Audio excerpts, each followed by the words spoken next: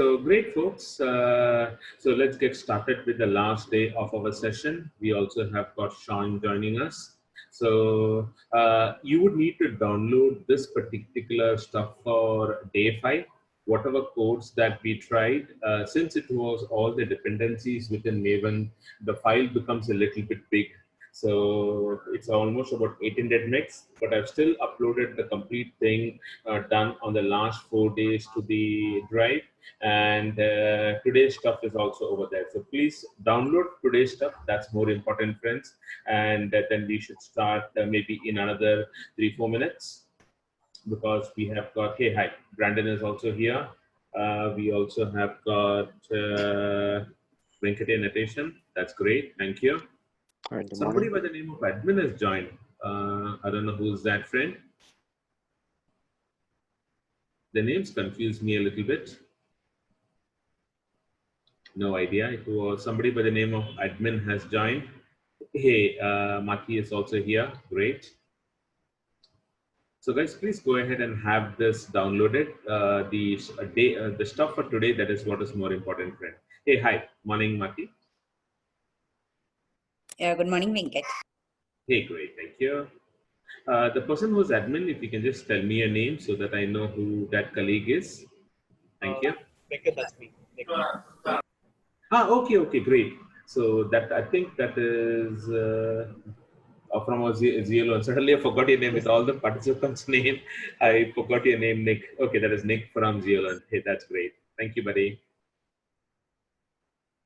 Okay, so let's wait for maybe another 2 minutes, and in the meantime, people who have already come in, they can download the stuff for day 5. Today would be the last day of our session. We also have got Venkatay Natation also. That's great. Sean is there. That's nice. Keeping a separate name, Sean. That definitely helps me. Okay, so once you have that, maybe in another 2 minutes, we will start. So have your image ready. I have already got my image started up. See here. And I have already started my daemons. So if you haven't done that, please go ahead and start your daemons. I don't need the history server, so the base system is what is required. The name node, the data node, the secondary name node, the resource manager, and the node manager. Have your WinSCP also started, because we are going to start with our Zeppelin today. So we need to start with our Zeppelin component. So let me quickly do that. Just once again, there was something. Hey, great. Sure. No worries. Thank you.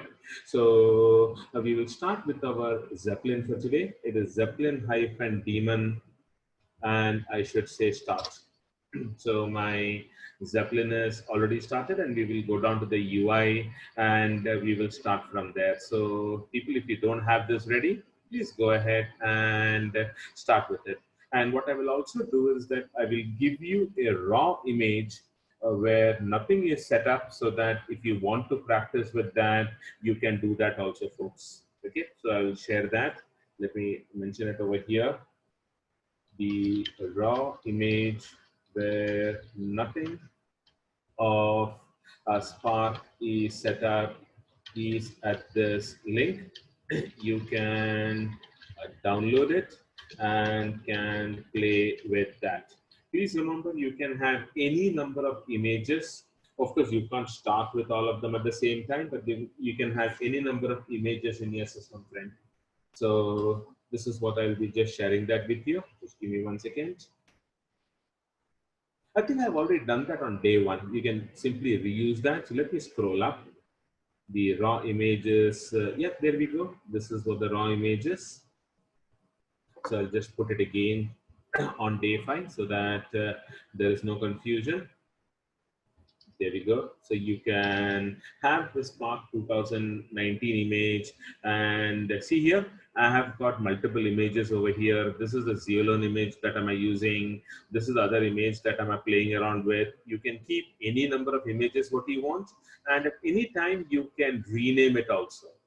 Okay, so that's the reason why it is always advisable to rename the image so that we know what is happening. So this is the image where what I did for Citibank, wherein we did Apache Storm, and we did it in a multi-node. So you can see that there are 4 nodes. So Storm is typically used. Today we will be seeing about streaming. So when you want to do something real time, your Spark provides micro batch. Whereas if you want to do real time kind of a component, you will use Apache Flink or Apache Storm. So City had done that, so that's why I have it over here. Cool, friends. Let me just see. I think almost everybody know we have, excluding Sandra and admin, we have got 3, 4, 5, 6, 7, 8. Yeah, 8 people are there. You still have got 2 people missing. Okay, Sean, I think what you will have to do is you will have to change the port number in your Zeppelin server. So let me tell you where that is. No, wait, it's working. It's working. Okay, great. It was just a little bit slow. Okay, thank you, Sean. So let me start with it. That's why I just waited for it to come. So let me go down to my IP. It's always advisable to get the IP for today. Although I'm using a static IP, IP won't change. So let me go to the browser and I will say 8080. It'll be a little bit slow, but that's fine. See, my Zeppelin server is up and running. Fantastic. The same thing would be there for the others also. So, Mati, can you just confirm, yesterday you were doing that? Were you able to set it up and is everything okay? Can you see with the UI coming on the page, Mati? Same thing goes for our other colleague, that is Ashima. Yeah, yesterday I was able to, Sharath also shared me the Zeppelin download, and I was able to achieve downloading it in our image. But I'm trying to start. I couldn't able to start it, maybe because of the step which I missed in the last. Sorry. Yeah, no worries. So I think what you will have to do is you will have to just ensure that you have really done all the steps. So you might have not entered the bash RC or something. So you have extracted the software. You have to make a change in the bash RC, execute the bash RC. Once you did all the 3 things, then you can start with the server. Maybe something would have been missing. Just check that out, Mati. That should be all okay for you. Okay. Sure, great. And just need a confirmation, Ashima. Yeah, were you able I'm to done do that with yesterday? that. Yeah, it's working. Fantastic. So that's great. So yeah, so let's start with our day 5, friends. So let me go back and tell you what we have to do. So the plan for the day would be let me make this a little bit more bigger. So I'll make it as 120% so that we can see it better. That's great. So the plan for today will be like this. For today will be, we will first go ahead and start our component. So we have already done that, but then we will start another UI page on the Zeppelin server. Start with another UI page on the Zeppelin server and see how that would work. After that, let me open up my document. Just give me a second. Day 5. Let me open up day5.dockets, the Word document. Because frankly speaking, so what has happened after 29 years of consulting and doing everything is there are so many things what would be there in somebody's plate. So I put everything into a document and I don't try to recollect everything. Okay. So I already have got 2 heart attacks. I don't want a 3rd attack. So I don't, as per what the doctor has said, I don't take anything in trying to remember what things are. You would have seen me saying in the last 4 days also, I don't remember. I know where things are. There is a document which will tell me how it is. After the session gets finished, I completely take myself out. And that's a specific thing that helps in not trying to correlate over something, you know. So that's the reason we need to go back and check what we have to do. So we will start with our MySQL, which is already installed in our image because we're continuing on with it. So we will try a SQL example with MySQL on the image so that you would know how to get connected to it also. So that would be the next thing that we will be doing. After that, this is the example. Of course, this is the actual hands-on through Zeppelin. You can see all of that. Okay. Then we will move down to the next one, wherein we are going to talk about streaming. So the third thing that we will be talking about is streaming in Spark. How does that work? So we have got an example of different two levels of streaming that we have in Java. Okay, so again, all the examples we are showing it in Java, and in case if you want to see a quick example in Scala, I can share that with you also. So that would be the third thing that we will be doing today. So let me go down. So three examples of streaming is what would be there. After that, we will talk about Mongo. So we will set up Mongo in our image. We are again going to work on the image. So we will set up Mongo and start the same on the image. And then we will see how do we do connectivity on the connectivity with Mongo via Spark. Connectivity with the Mongo via Spark. We will see that. So this is about setting it up, and then comes the doing it within Mongo, how to do it, and then we will connect to it and do some insertion and retrieval. Both the codes are there, so we will work on those things. So this is right into Mongo, and you also have got read from Mongo also. So write to Mongo, and then we will see how to read from Mongo. That's also there. Then we will talk about our ML part of it. So the next thing is the ML part, and like what was said, the very basic examples of how to do that, and we can discuss it also to see what are the other aspects that is there, what is the focus that you have to do, and if you are interested in that, Sharat sir will give you some pointers and see how to go about with it. So we will talk about the ML. We will have two examples, and those examples are primarily with the help of Apache Scala friend. Not Apache, it's via Scala as an example, because again, you know that when we talk about Java, the kind of API what we have is not that exhaustive. Okay, so for ML, we have got the examples in Scala. And then finally, we will talk about what is graphics and what are the things that it gives us. So we will have an example of graphics. Again, we will be doing through Scala. And again, we will be doing that through our notebook. So we are creating our Zeppelin notebook, right? So we will be doing all of these things in our notebook. So like what I mentioned yesterday, like your Scala notebook, we also have got the Python notebook. That is a completely different environment what is there. But since you guys are more into Java, Scala would be the closest, what would be similar to what you guys are doing. So, and that's what a couple of you guys said yesterday also, you're moving into that. And that is what even the training team said that, okay, they need to be exposed to a little bit of Scala. So this is what is the stuff that we will be doing. Then finally, there are two items that I remember. One is, I think it was Akhil. Let me just check if Akhil is there with us today.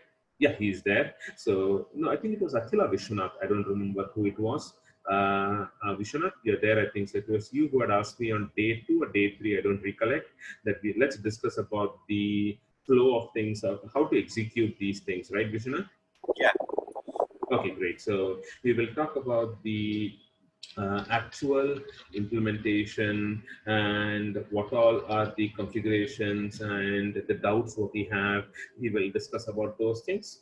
And finally, we will talk about what are the other things that we can do in our ML and graphics, that we can do in our machine learning and graphics. So just wanted to check with you, is anybody doing some course in Coursera or any other MOOC universities?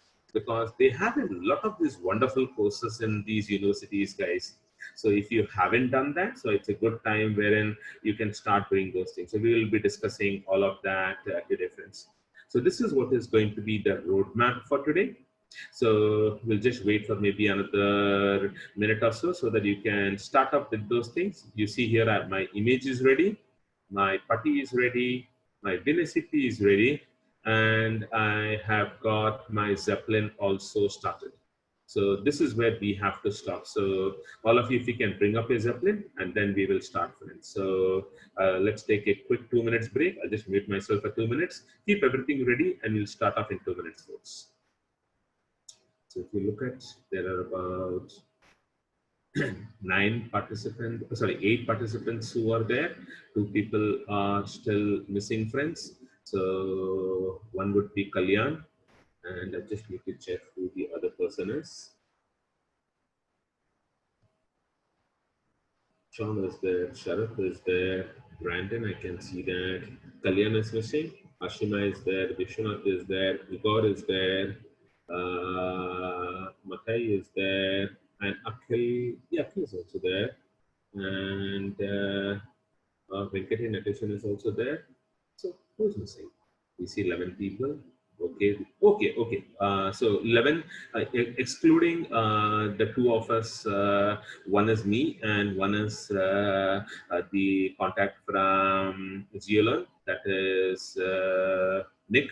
So we 2 are there. So that's how it becomes 11. So okay, perfect. So please get these things ready, and we'll start in a minute's time. Thank you. Venkat? Hey, tell me, Mathe. Yeah, actually, I am not able to, start means I did started my Zeppelin, but my browser is not launching even after I changed the Zeppelin site.xml. That's okay. It'll take some time, my dear. Go right to the URL and wait for about 2-3 minutes, and then start with it. It'll come up, because yesterday also you saw that it took some time for the component to start, and then only the UI will start. So that's the reason. Okay, thank you. Sure. You're welcome. Mati, just making sure you restarted the Zeppelin server on your.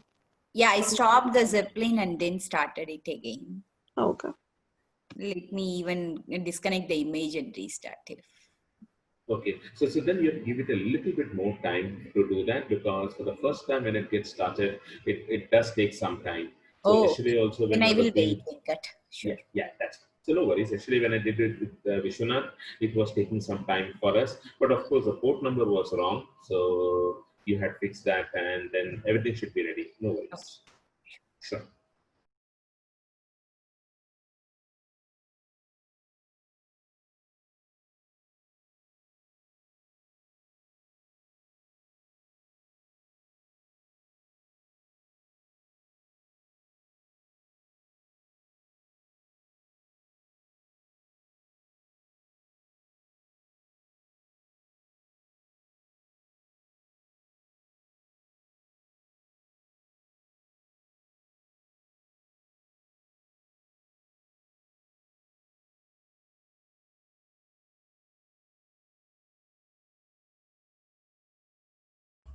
I think we can go ahead. I think almost all of us are there.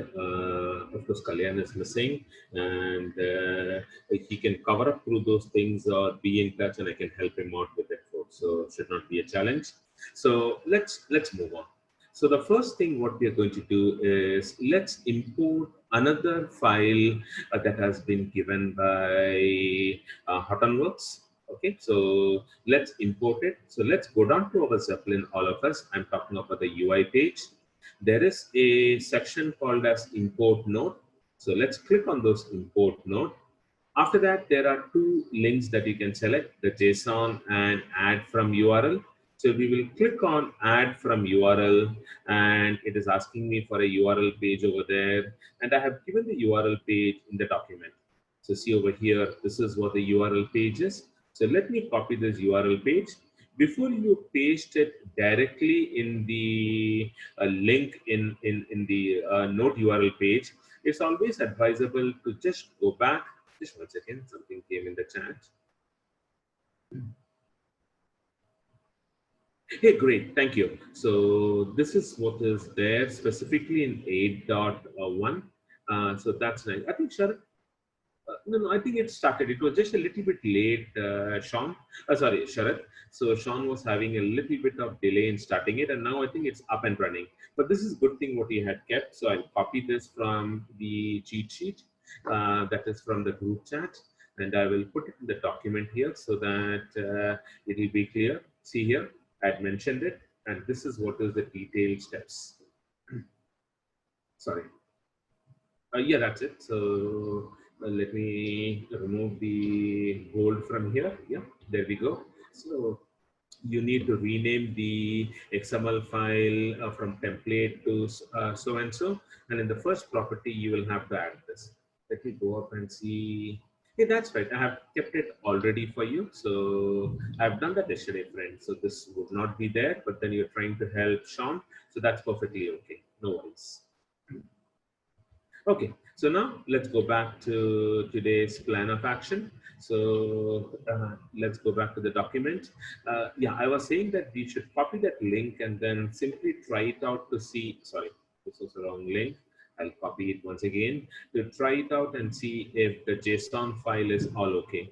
Because in some of the cases, I found the JSON not getting okay, even though they clicked the right URL. So this is what I do. Let me, yeah, now I see all the JSON file. That's okay. So let me not click it. I have pasted that link only, but somehow for some colleagues, it was not working some of the times, friend. I think there was a space that comes in, see. So let me copy this and ensure that the space is not there after JSON. Control C. Let me go back to the Zeppelin page in the node URL. And when I click on this import node, it will automatically come up with a page called as the name that is there for that, called as Learning Spark SQL. So this is how we can work with a notebook. And we are seeing the Learning Spark SQL. Just once again. Akhil, you're saying something to me, Akhil? No, no, no. So, Okay, that's okay. Yeah, sure, no worries. So that's perfect. So that's something that we will have once again. I don't know why there are two Akhils coming up, friend. So if you are out from one session, you can close that earlier session, friend. Because in the list of participants, I see that there are two Akhils coming. yeah, sure. Okay, great. Thank you. So yeah, you should see this Learning Spark SQL. So this is what should come. And when I click on that particular page, it will open up the Learning Spark SQL. And the beauty is that it will come up in a notebook fashion. So wait for a couple of seconds. There you go. So this is something that has already been done. You can go ahead and execute all of the commands. But this was done when Spark 2.2 got released right away. So one thing that you'll have to notice, instead of Spark 2, you will have to keep that as Spark only. So you will have to find and you will have to replace all the values. So I think it is this one, sorry. Yeah, you can search and you can replace the code, guys. So what I will do is I will find Spark 2 and I will replace that with Spark. So in all the places, the headings should only be Spark, and I will say replace all. So you see, for all of them, it got changed, and that's all, nothing else. So this is something that you will have to do. Okay. So let me just put it in the document so that it will become clear to everybody. So let me just copy this link and Control C. In the cheat sheet document, I would say once we load the Learning Spark SQL page, we should ensure that all occurrences of Spark 2 is named as only Spark, or Spark 2 is changed to Spark. For doing this, we can click on the, sorry, for doing this, we can click on the, I'll just go back, Control C and paste it over here.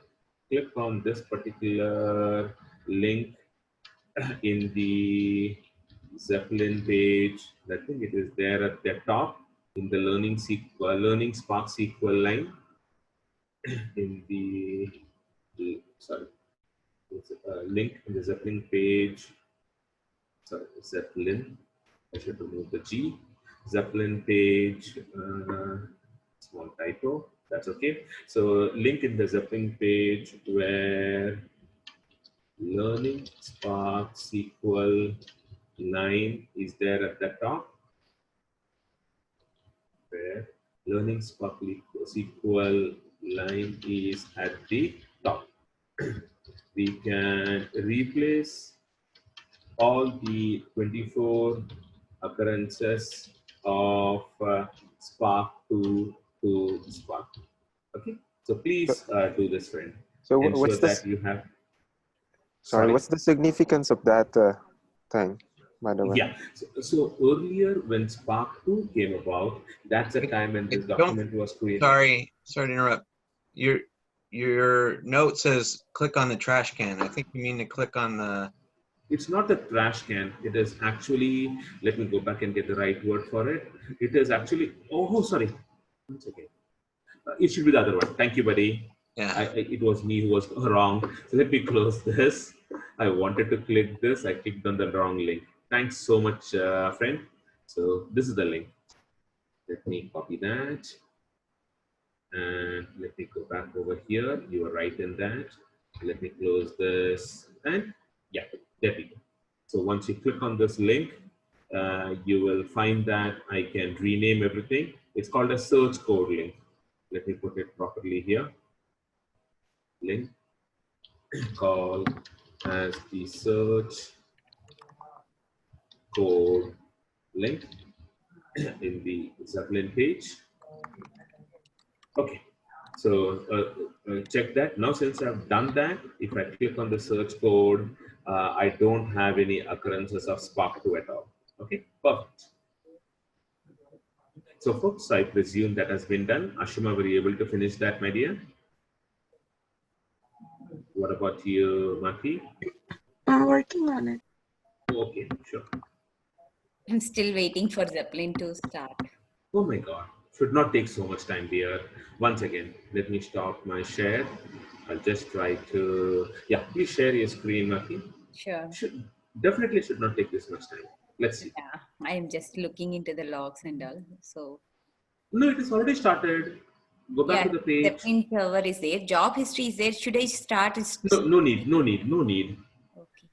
So Let's go back. No, remove the star. Just say 8080. yeah. Yeah, enter. Go back to the putty, do an IF config. I want to see if the IP is correct. Yeah, 8 dot, I can't see also. I think it's 5 dot something. Okay. So type writing, hold on. Let me just go back to my screen. That is surprising. And just say 8080. Let me go back. Yeah, HTTP, that's correct. So I have one question. So here I just changed using a Notepad++. Maybe the space issue. Is it 20 Which one? KB? Is it 20 KB? Zeppelin site.xml. Just say right click and do a right click and say edit. Yeah, it is 20 KB, Mati. Okay, that's also right. Yeah, just say edit or Notepad++. Notepad, come down. Yeah, that's also okay. Yeah, you changed. Look, show me the first link. Oh, okay. Yeah. Yeah, you've done that also. That's weird. Okay, why don't you try another browser? Copy the link and try it in another browser. Mm-hmm. Maybe restart the Zeppelin server. Yeah, if that doesn't work, we will try restarting it, but then should work maybe. So Zeppelin server restart, right? So here is the Yeah, Zeppelin server.daemon.sh stop.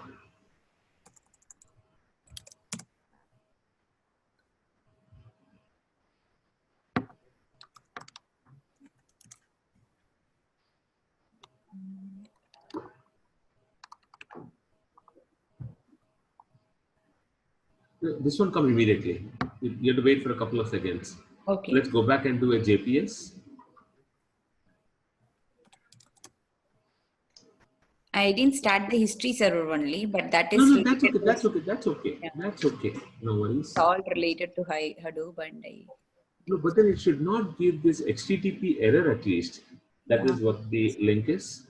And I So was looking into the logs of this one. So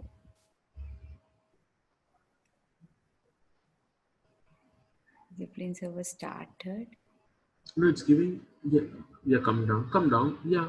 No, what is this null pointer exception? It should It's not give you any exception. Hold on. It says it's unavailable. What is unavailable?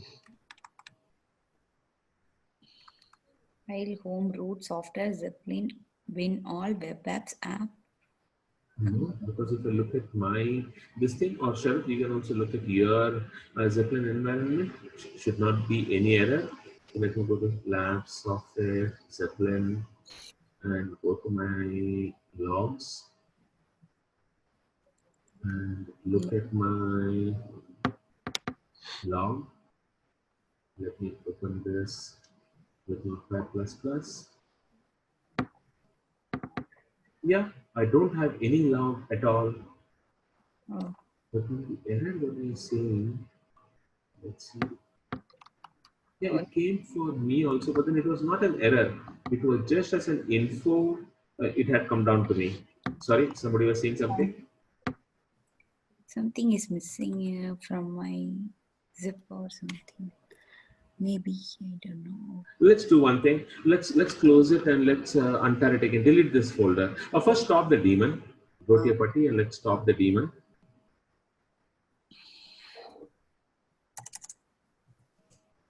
Perfect. Let's wait. To come to the prompt. Should I Yeah. stop Now, all the other things too? no need, no need. Come back to Zeppelin. Delete that folder. Yep. Go to your putty. And go to Go to lab software. Yep. slash dot Enter. Yeah. Okay. cd Yeah. dot slash No. down. You're in software. Tar space minus xpf. Oh, Tar. this command I can copy here from Yeah. here, right? This one exactly. The path also is. That's correct. Yep. Copy that. Paste it. Enter. Good. And while this is happening, go to Winicity and show me your .bash rc. Home not root. Sorry, I am taking a lot of time. No, that's okay. So this will just fix. Go down to the end. Yeah, So you have got. Yeah, that's also correct. There's no typo. I'm just checking that. Underscore. Yeah, everything is fine. Go back to putty. Go to putty. Yeah, it's just. it's done. Yeah. It's done. Now type cd enter. We will run the bash rc again. cd enter. enter. Yeah. Dot space dot bash rc. Oh, okay. Oh, I didn't do that. Oh. No, that's not needed. It was needed only yesterday. Dot space dot space dot bash rc. The name. No, once again. Dot bash rc. Yeah. Okay. This is how we exit. Yeah, that's done. And now say Zeppelin - daemon start.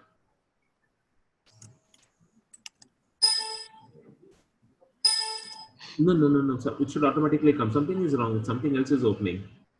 Zip details or something. Zeppelin ZEP. Okay. 1 second. Sorry. I can copy it from here. Yeah. That's fine. Yeah. Good. Now go to the browser.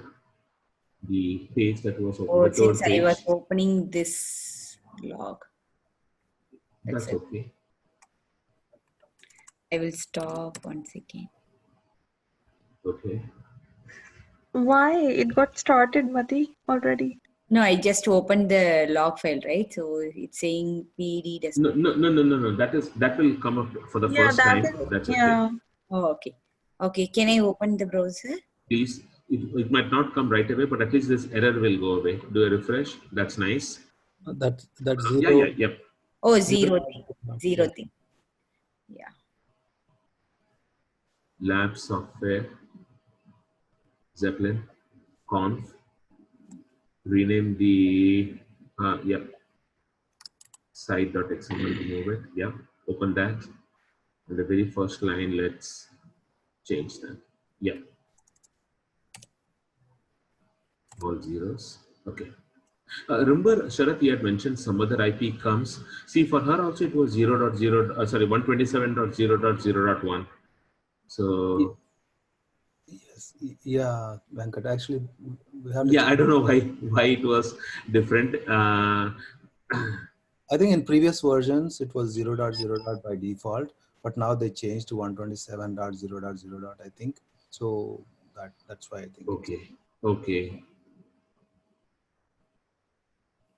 okay. We can start it again. It might not come immediately. Anyway, go to the browser. Yeah, I've already opened it. Just refresh it. Just refresh it. Yeah, it's taking some time. Yeah, press enter. Yeah, See, it's it's coming up.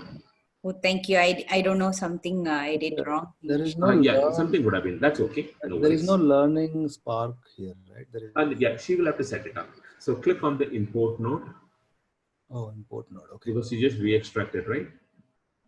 Yeah, click on add from URL. Second one. Yeah. Go to the cheat sheet. Come down. Not that. The other document, the Word document. Okay.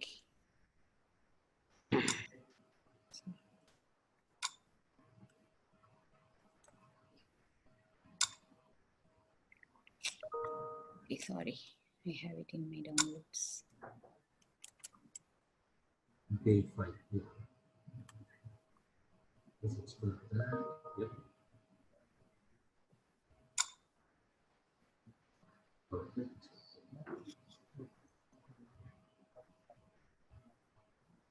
This After 3, yeah, that one. No, I think the space came. Just okay, I will. start it from the top. Or, yeah, remove it. And ensure that there's no space. Yeah, that's it. Now, go down to Zeppelin, paste it. Yeah, say import node and learning Spark SQL comes. That's good. Just click on learning Spark SQL. It's, yeah, that's the page. Now, click, go up, go right till the top and click on that, yeah, that icon. Yeah, in the find, say Spark 2, number 2, and replace it with Spark. Why is that? No, that's what I said. Click on all, because this is what was done in the earlier versions. Okay. That's the time when it was called as Spark 2, the version 2. But now since they have generalized everything, it has all. This is already the case for the last about 3 years. Okay. This document was done a little bit earlier than that, so that's how the reason it came. Oh, it's sure. Thank you. Thank you so much. You're welcome. It's ready. So yeah, no worries. So let's get started, folks. So we have got our Spark page coming in for all of us. It would be ready. So what we're going to do in this page is via the Zeppelin environment, I can do a lot of things, run my SQL scripts. I can do a lot of things. So the sample example that we are having, that is from a small data that we will download it. And the schema of the data will be what has been shared with you. It has got about 29 columns. It is for the air flights. So let's go back and play with that. So first step, what you'll have to do is let's check with the Spark version, and this might take a little bit of time for the first time. So go down to your Spark version and then do a shift enter. When you do a shift enter, you see here it was pending earlier, stopped earlier. Now pending will come. That means it's executing it, and see here, it will show me the commands that is executed. And once it finishes, it will tell me that the version of Spark that we are running, that is 2.3.0. So please go down to the first one, and wherever your Spark version is there, over there, do a shift and a enter, so that you're executing it.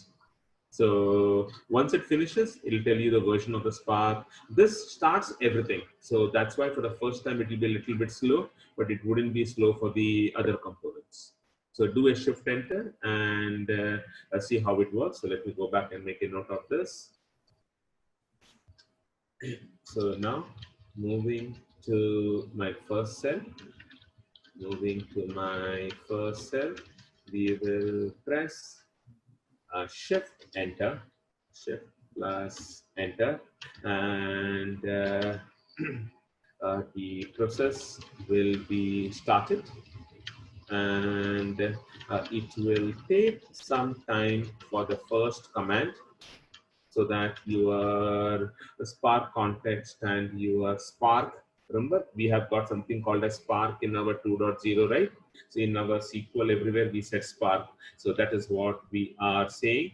So that will take some time for it to get started, and then it will execute. And for us, it will give me the output as 2.3.0. So I'm sure all of you would have already seen this. So this is the way how we can play around with it. We can execute some Spark commands. We can also execute my shell script commands. So let's move on to the next one. The next thing is we are downloading some CSV data from our GitHub account. Okay, so there is a data file for the 2008 flights, and this is the link where that particular data is. So what we're doing is we're doing a wget, and I'm giving the name of it. Okay, that is called as flights.csv, and I will download it and save it to a temporary location called as temp flights.csv. Please remember, this will be in HDFS. Okay, so that's the reason why we're doing it over here, so that this will be saved directly in your HDFS file, and then it will give me an output saying that it is downloaded. So let me execute this cell right now. So press a shift enter, and you see that it is starting with it, and it will quickly finish. There you go. It is connecting to it, and then see how it is started. See over here, becoming a little bit slow for me, but that's okay. Yeah, now it's picking up speed. Sorry. About 15% already done. 21%. Let it keep on going. It will finish at 100%. I think about 5 megs is what it will download. 37% downloaded for me. 46. And once it's finished, it will say downloaded. 57.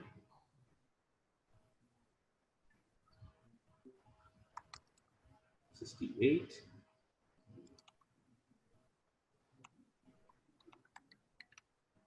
81. And 85. Ah, hold on. Oh, sorry. So it stopped for me. I have to start once again, friend. For the others, it should not be the case. I don't know why my bandwidth seems to be a little bit low today. I don't know. I'm starting it once again. So it will get connected. There should be no challenge, friend. It's about 9.3 megs. You can see over here. It will download that 9.3 megs and put it into a folder in HDFS. So that's the way how you can do it in an interactive mode. This is what is called as REPL, read, evaluate, print loop. Let me just scroll down. Come on, friend. It should not break for me now. Let's quickly check. I think with others, it should be done, right? Can anybody confirm? Yeah, it's done, Venkat. That's great. That's great. So yeah, so not an issue at your end, but for me also it should be finished. 72%. When we have an issue. What's that? I have an issue. Sorry for my bad throat. That's okay. What was it? In the first one, when you said press shift and enter, Right. it didn't work. It says connection refused and it showed error. Oh, okay, that's okay. Let me just check why it is. Let me stop sharing, and if you can just start sharing, please. Yeah. Over here. So I press shift enter. Hey, your services are not started. Go to your putty and do JPS. You didn't start with your services. That's right. Oh, No JPS. right. That's fine. So say start hyphen all dot sh. Okay, I got it. Dot sh. That's all. No worries. You're all set. Okay, perfect. Thank you. So you're welcome. So let me stop sharing. And a little bit of a concern for me, my dear. So it is hanging for me at 87%. So what should I do is, let me stop my, because it's of the other processes running, friend. Hold on. Let me close my Google Drive, right click and say quit. Yeah, I think that should give me a little bit of space. Let me try it one last time. And let me do a shift enter. So it should definitely work for all of you. Okay. So let me scroll down. For you, it's working. For me, let's go back and check.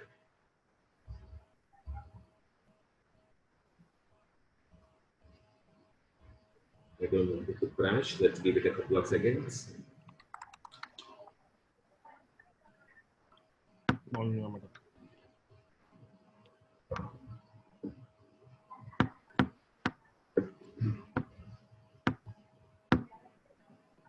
Okay.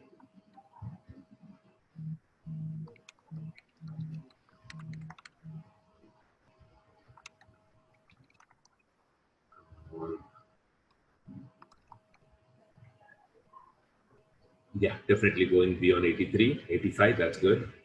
So 100 should be coming in soon. 91. Irritating. It hanged at 91. Just give me 1 second, friends. So I think it's this is the culprit. Too many things running on my system. Let me power it off, and I'll power it on again. So the memory is a little bit less. So that's the reason, friend. Let me close this. Yeah, now it should be better. Let me quickly run this once again. Sorry, friends, but then we have to do that. Hey, great, Sean. Thank you. So I'll just wait for me to go ahead because there's a small teething issue. Shift enter. No, why am I doing? Yeah, that's right. I can run this. What's happening? Did it get downloaded? No, 100% was not done. That's what it received. It stopped in between. Come on. Let me press enter.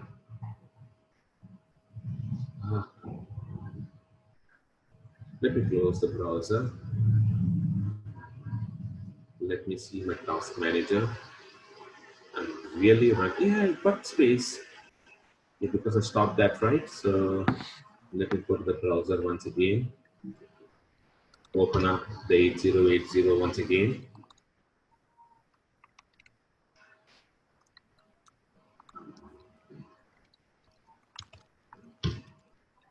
Yeah, it's loading. Wait for a couple of seconds.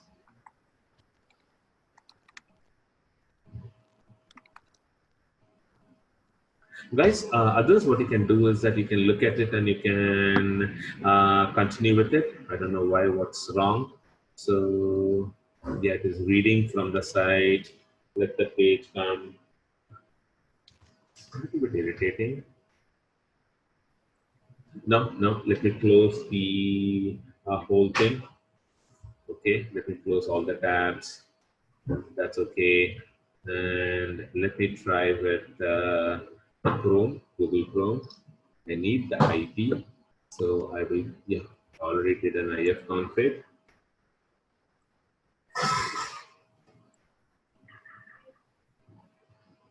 Yeah, there we go. It got started. Let me give the IP :8080.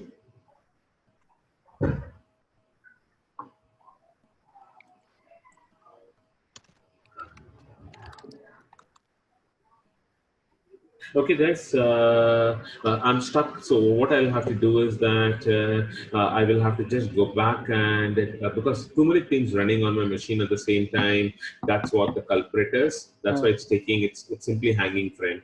Yeah, tell me. One of you had it out. Please go ahead, Vishwanath. This is, oh, What's that, Vishwanath? Go ahead, Viswanath.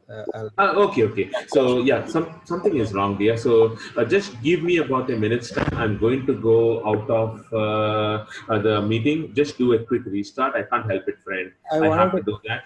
I wanted to mention if there is a disk space in that image. Can you check if?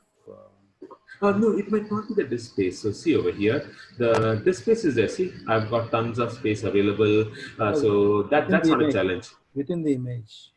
No, within the image also you will have space. So I've got about 20 GB that has been given. So it won't run out of space. It is basically because too many things was running. And today, before the session, normally I restart.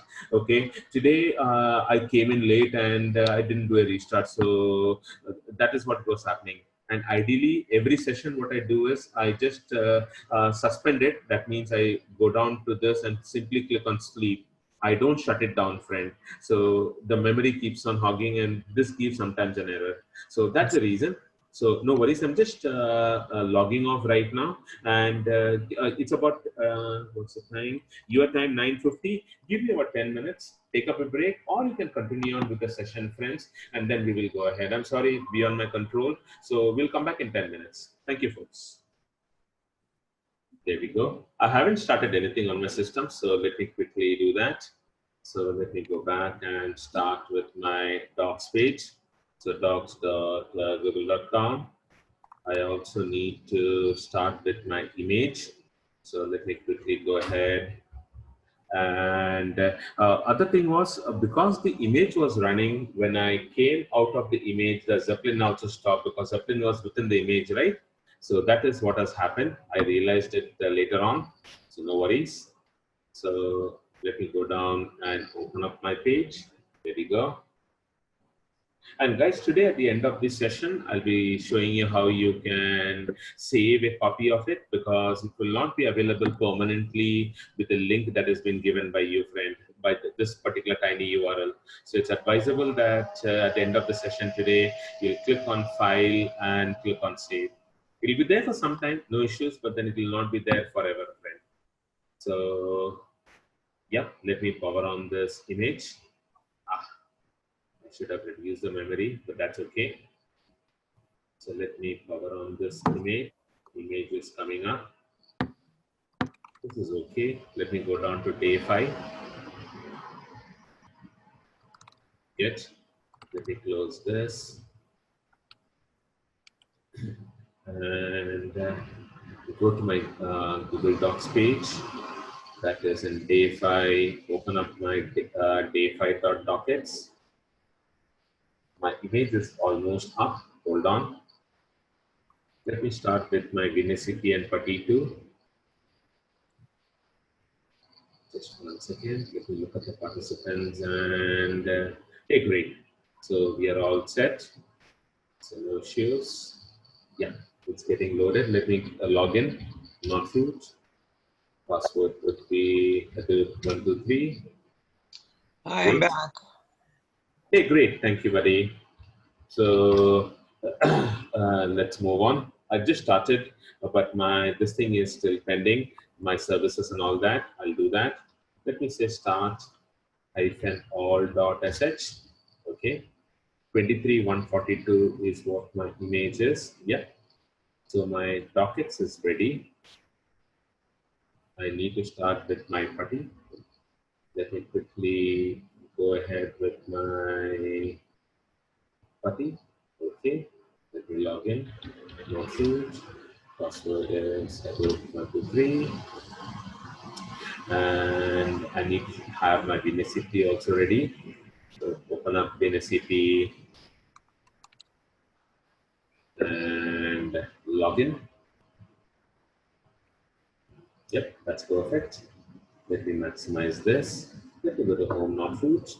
Let me check if the demons are up. Yep, my node manager is up. I will do now my Zeppelin -demon start, so that Zeppelin will be up. 23.142 is what I need. So minimize this.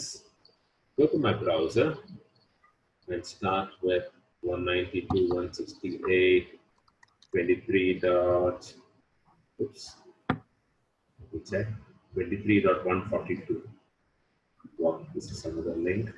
23.142 8080. So that my Zeppelin page will come. There we go. Hold on, still running. That's why I don't see the link for the learning spark. Not finished. Give it a couple of seconds more. I'll just do a refresh once again. Okay, let me do it once again. Zeppelin is starting. Hold on. Still not completely done. I'll simply press enter.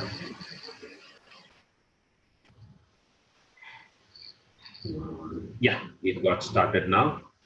Hold on, where is the other list? Surprising. I thought it normally persists. I got no clue why it did not persist right now. So let me go down to the link that will be there in my Word document. And this is that link. Let me open up that link real quick. Control C. Go to add from URL. And when I say import node, learning SQL should come. That's it. Good. Let me click on this learning SQL. I think I might have to do it again. So please bear with me.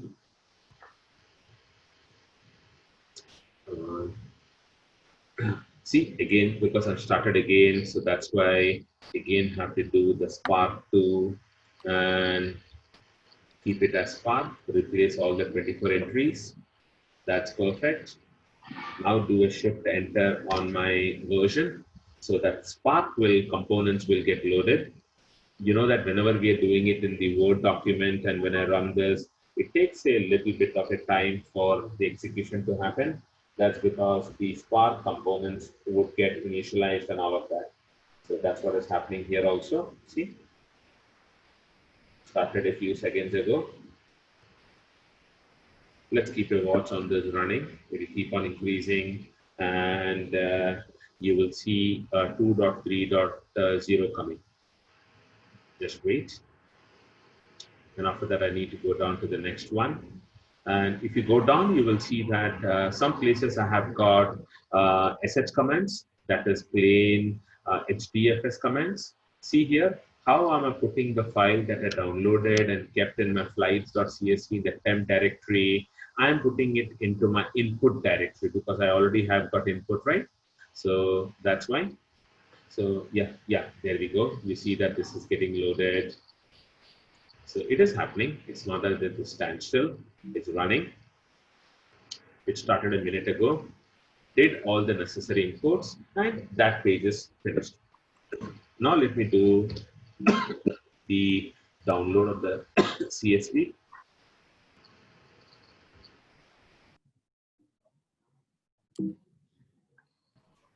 So, okay, it has started the download.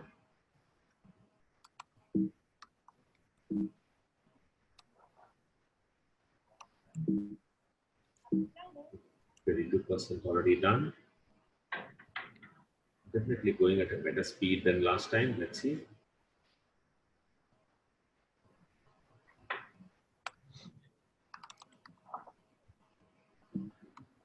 In the next screen, what we are seeing is I'm printing out the contents and seeing the head of it. That means I'm seeing the top section of it. It'll print it out for me. Then in the next step, moving it to HDFS. That is, if the file is already there, I'm removing it. See, -rm, -r is recursive, and -f is force. And then putting the file into HDFS. So please remember, I will put it into my input directory because we have got an input in our HDFS, right? So please change this thing to input. In the meantime, come on, painful for me. I don't know what's wrong today. So hold on. I can't stop my components, other components. So let me close this and see what is eating away my memory. Still got about 4 gigs of RAM. Let me do it once again. Or otherwise, what you can do, friends, is Sharad, if you have got flights.csv, I'll just give you my mail ID. If you can, I think I should have that as a backup, not try to download this. You will have it in your HDFS. Can you just mail it across to me, Sharad? Sure. Would that be fine? Yeah. I'll just share my email for you also. Once that is done, I don't have to worry for downloading. So in the meantime, let me try one last time. After that, I'll give it up. So shift enter. I closed whatever things I don't need. So I have done that. Because once it reaches, because it's a small file about 9.3 megs, right? So once it reaches a step, it will stop. Let's see one last time. If it doesn't, I would expect you to send me the email, which I will then put it into my HDFS. So this is unnecessarily irritating. 42%.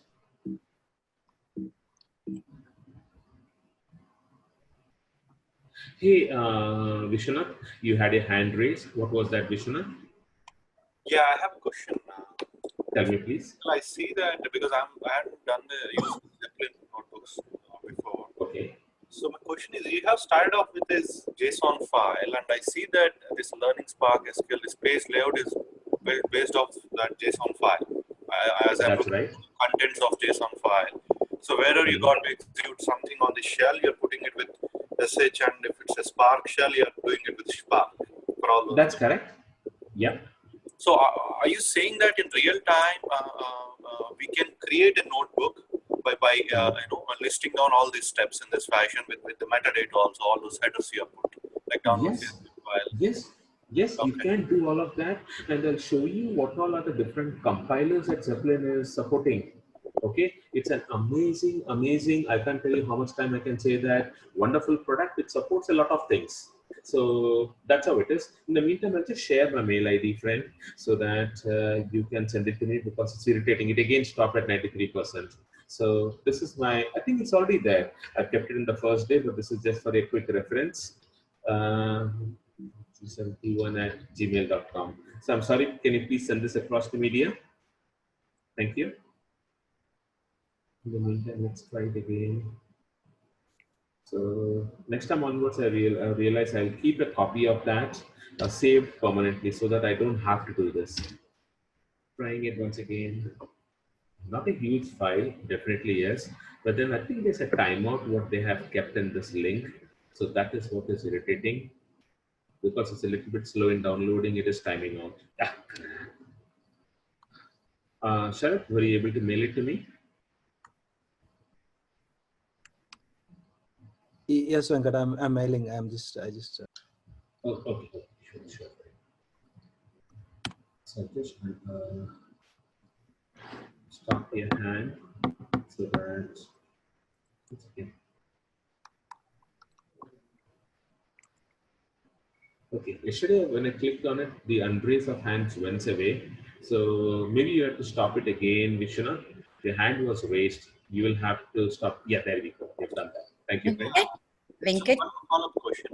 Sorry, go ahead. Sorry, no. It's related to the download. We can just pass that command on the image. You will get downloaded on your image directly, Venkat. This the wget HTTP. Hey, that's right. Okay. Yeah, that's another thing. No, do the wget in your image directly into our image. Because Windows, right? Yeah, even you can choose that temporary directory name as well. It will create. That's correct. Yeah, that's correct. Yeah. So I think I will do it at the root only. Silly on my part. It didn't strike me at that time, dear. So yeah, let me try it in this way, so that timeout will be avoided. You're right. So yeah, it should get saved over here. That's nice, Mati. Really appreciate that. It didn't strike me, dear. So yes, it is possible. Because when some problem happens, the line of thoughts doesn't work properly. So that's why. Thank you. Okay, this is the easy way. So good. And I'll save it permanently in some location so that this doesn't happen again. Good. Let's hope it doesn't stop at 93. It won't. Fantastic. I'm done. And Sharad, thank you if you have sent it to me also, my dear. But I got it over here. Yeah, great. So I have got the slides, and this is there at root. So just one second. So I'll just refresh this. I've got this, and just one second. I want to put it permanently. I don't want to have this error again. So let me go down to my Spark stuff because I do it on day 3 normally. Where's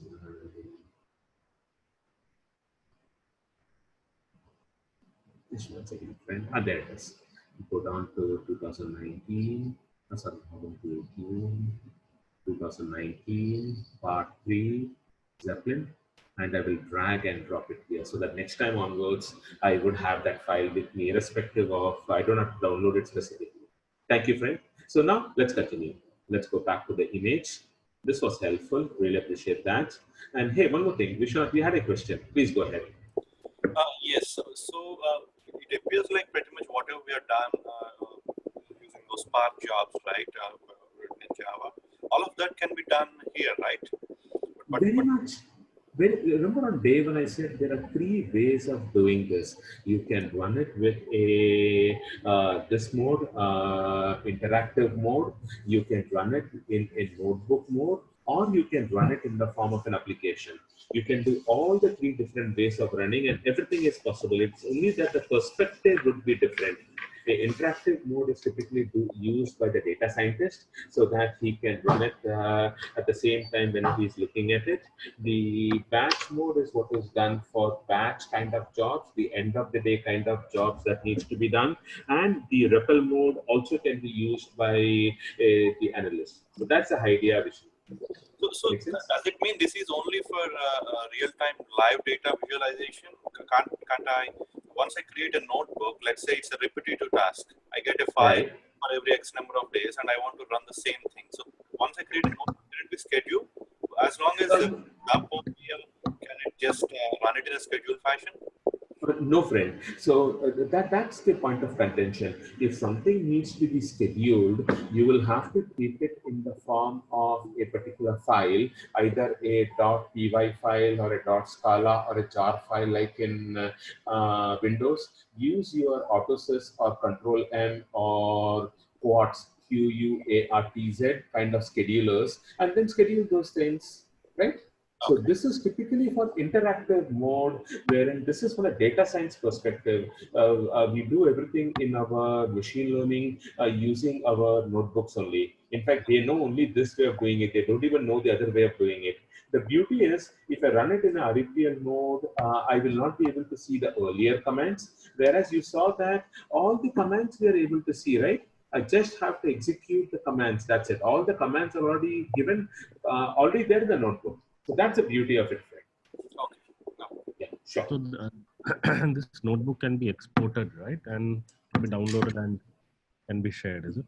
Yes, yes. So what typically what JP does is for work that is there in multiple time zones, like we have got some people who will be doing some part of the work in Singapore time zone, which is 2.5 hours earlier than India. Then we have got some set of people who's even before Singapore in Australia. Then India comes, then your UK comes, and then your US comes. Okay, so what people do is that when they are in a completely different thing, like for example, you are in Australia and somebody is there in Pacific time zone. It's a completely odd time of hour, because you will never be able to be working in a Australian time zone because it's dead in the night. Same thing for them also. So for those kind of things, what they do is, if you're working in a collaborative kind of an environment, every day they will work on the notebook, share that notebook. The other person will start making a copy of it and work on it. At the end of the day, he will pass on the copy to Australia so that the work continues 24/7. So that's the whole idea, my dear. Make sense? It's not a deployable version, it's just that shareable version. Yeah, not only shareable. After this, I can test the codes, right? So whatever is shared, I can test it out, right? So the concept of deployment from a Java perspective, a big set of code I will write and I'll deploy that big set of code, that is removed. because when we do in the REPL, what we do line by line output and see, right? So the same way over here, we can do line by line output and we can test it out. Okay, great. So let's move on now. So let me go back over here. And what I need to do is, I won't run this preview the file. Hey, once again, let me put it into another location in HDFS. I can do that. This is for me over here. So I will directly put it into my input directory. So let me test HDFS, DFS, -ls, and /inputs. I know the folder is created, just being doubly clear on that. Yep, the file is there. I will put the flights.csv into that particular file frame. Just once again, I just somebody was a mute friend, I think so. So just wanted to mute them. No, okay, everybody's on mute. I heard a beep sound or something, so that's the reason. No worries. So let me see HDFS, DFS minus copy from local flights.csv,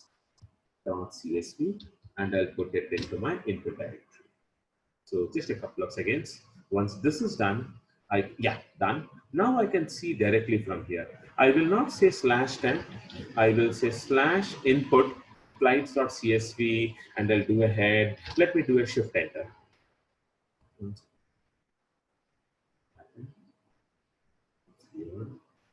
So hold on, I'll go back over here. Yes, the file is stored in my input directory, and it is with CSV. That's weird. But you should use HDFS, DFS. That's correct. Sorry. I realized it. Thank you, buddy. This was a shell script.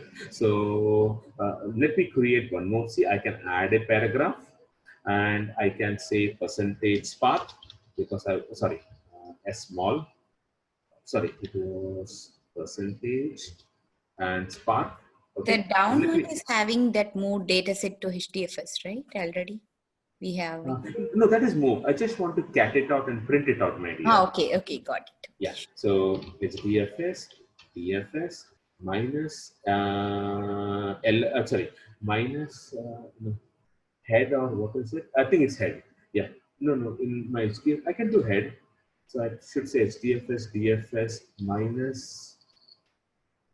head. One second, I'm missing. What are the steps? Minus. Is it? How do I write head, my dear? Is it minus head or head, my dear? Suddenly forgetting. Doesn't recollect. So anyway, so what I'll do is we can do it from here. So I will just directly see the file. So this step also I'm going to avoid. You will have to do this step. If there is something of flights.csv in my temp, I will remove that, and I will copy from another location into my input. This is what I have already done in my command prompt, right?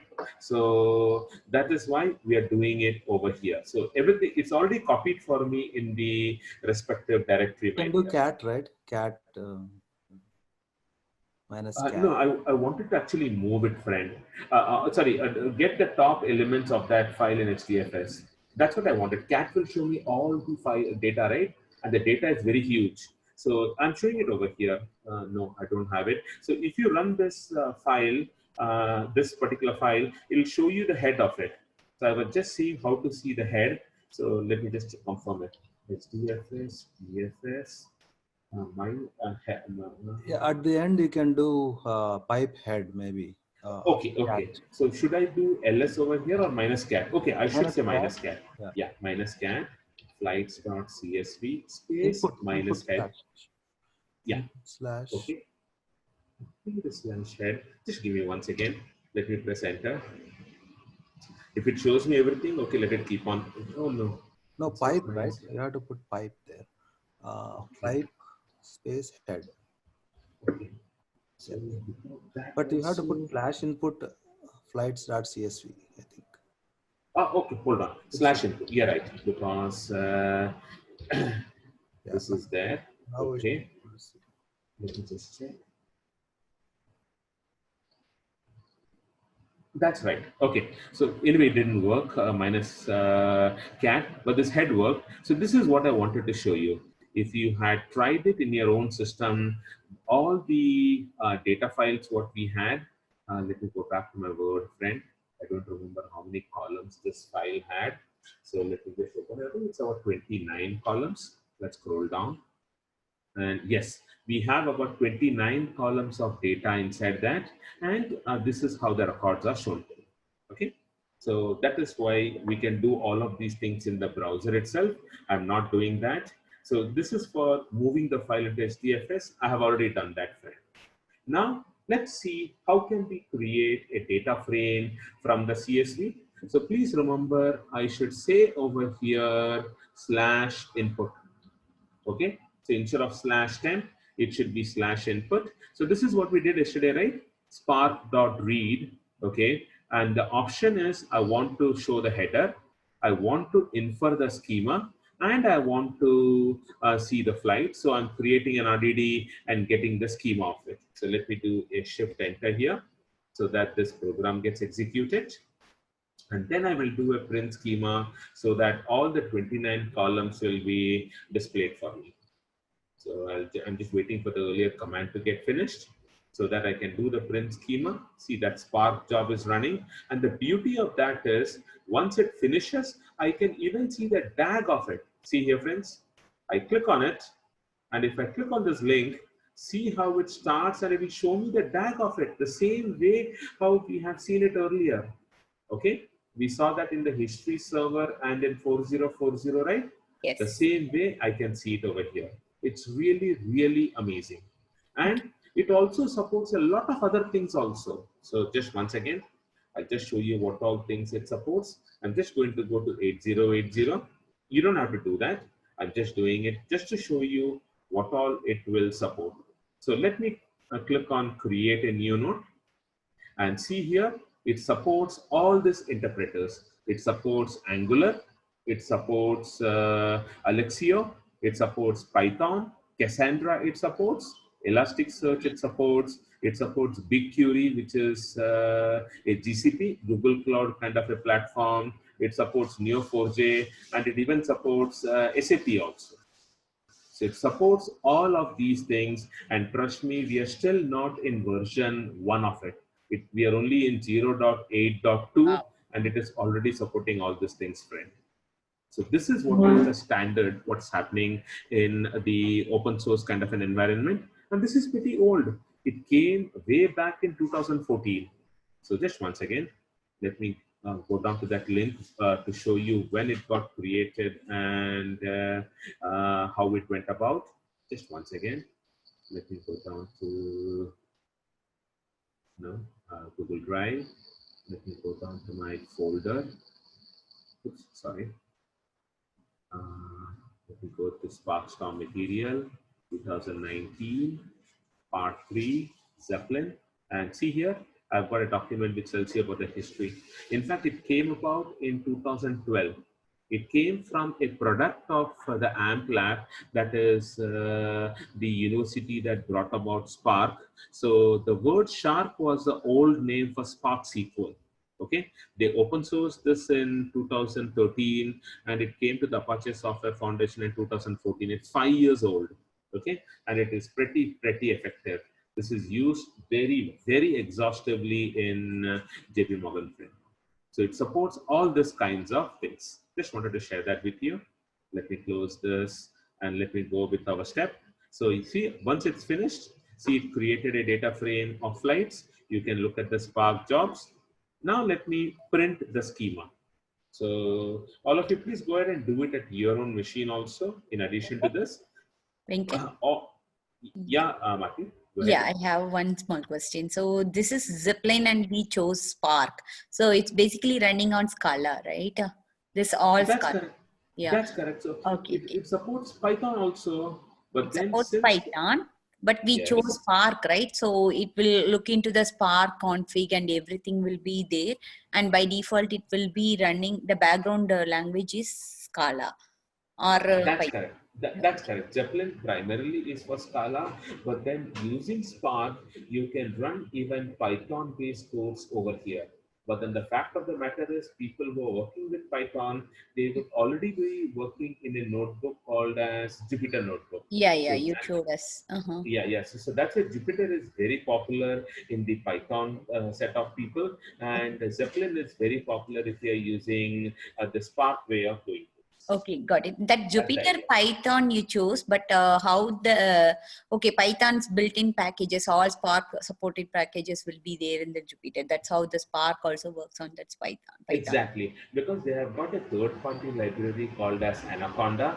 So you will once you set up Anaconda and start with your Jupyter, all the libraries will be there, and you can add the libraries also. You don't have to specifically have it by default in the environment. You can keep on adding your third-party libraries also into the notebook environment. Okay, got it. So one more question, sorry. So this is okay, data frame you mentioned, but it is basically data set or We are data. not in Java, we are in Scala.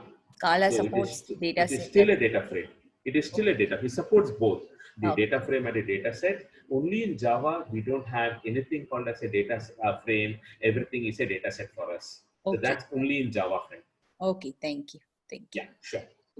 So we saw how to get the schema of it. Let's continue.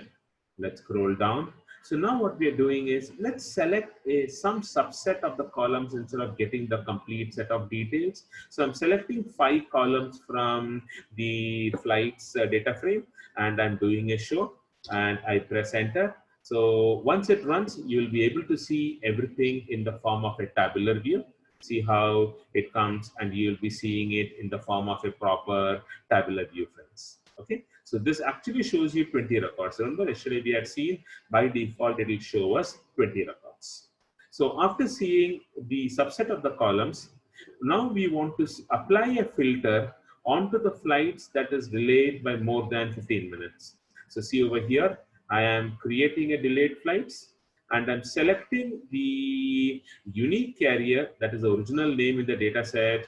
I'm giving a new column header called as departure delay, and I am filtering it based on that particular column with a value for more than 15 minutes. And then I try to do a show. So let me do shift enter. So that particular piece of code gets executed, and we will be able to see how much percentage of the flights were delayed. Okay, 15. So you can see here more than 15. There were quite some set of flights. Now we might want to have a percentage of it. So that's what I'm doing it in the next step. I will get a count of all the flights. I will find out how many flights were delayed, and then I will get the percentage of the flights that normally gets delayed across the complete data set.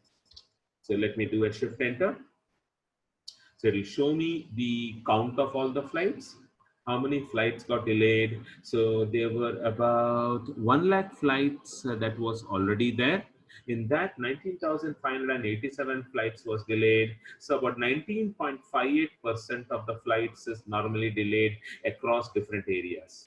So you might be wondering the machine learning part of it, right? So it is just an extension of the SQL for analysis. See, we got this kind of analysis. Now I would want to say how the flights are delayed across each state, and how many airports you have, and how the flights get delayed. So that's how we can go ahead and do the analysis.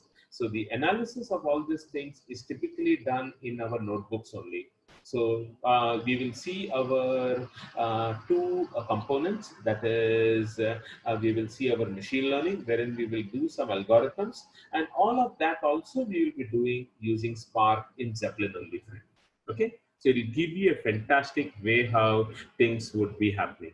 So when we get about machine learning, Sharath, you had discussed with me yesterday. So there are two ways of looking at it. One, you are trying to create those set of algorithms. So it would be a data scientist, typically a person with a mathematical or a statistical background. He will be creating an analysis on those things.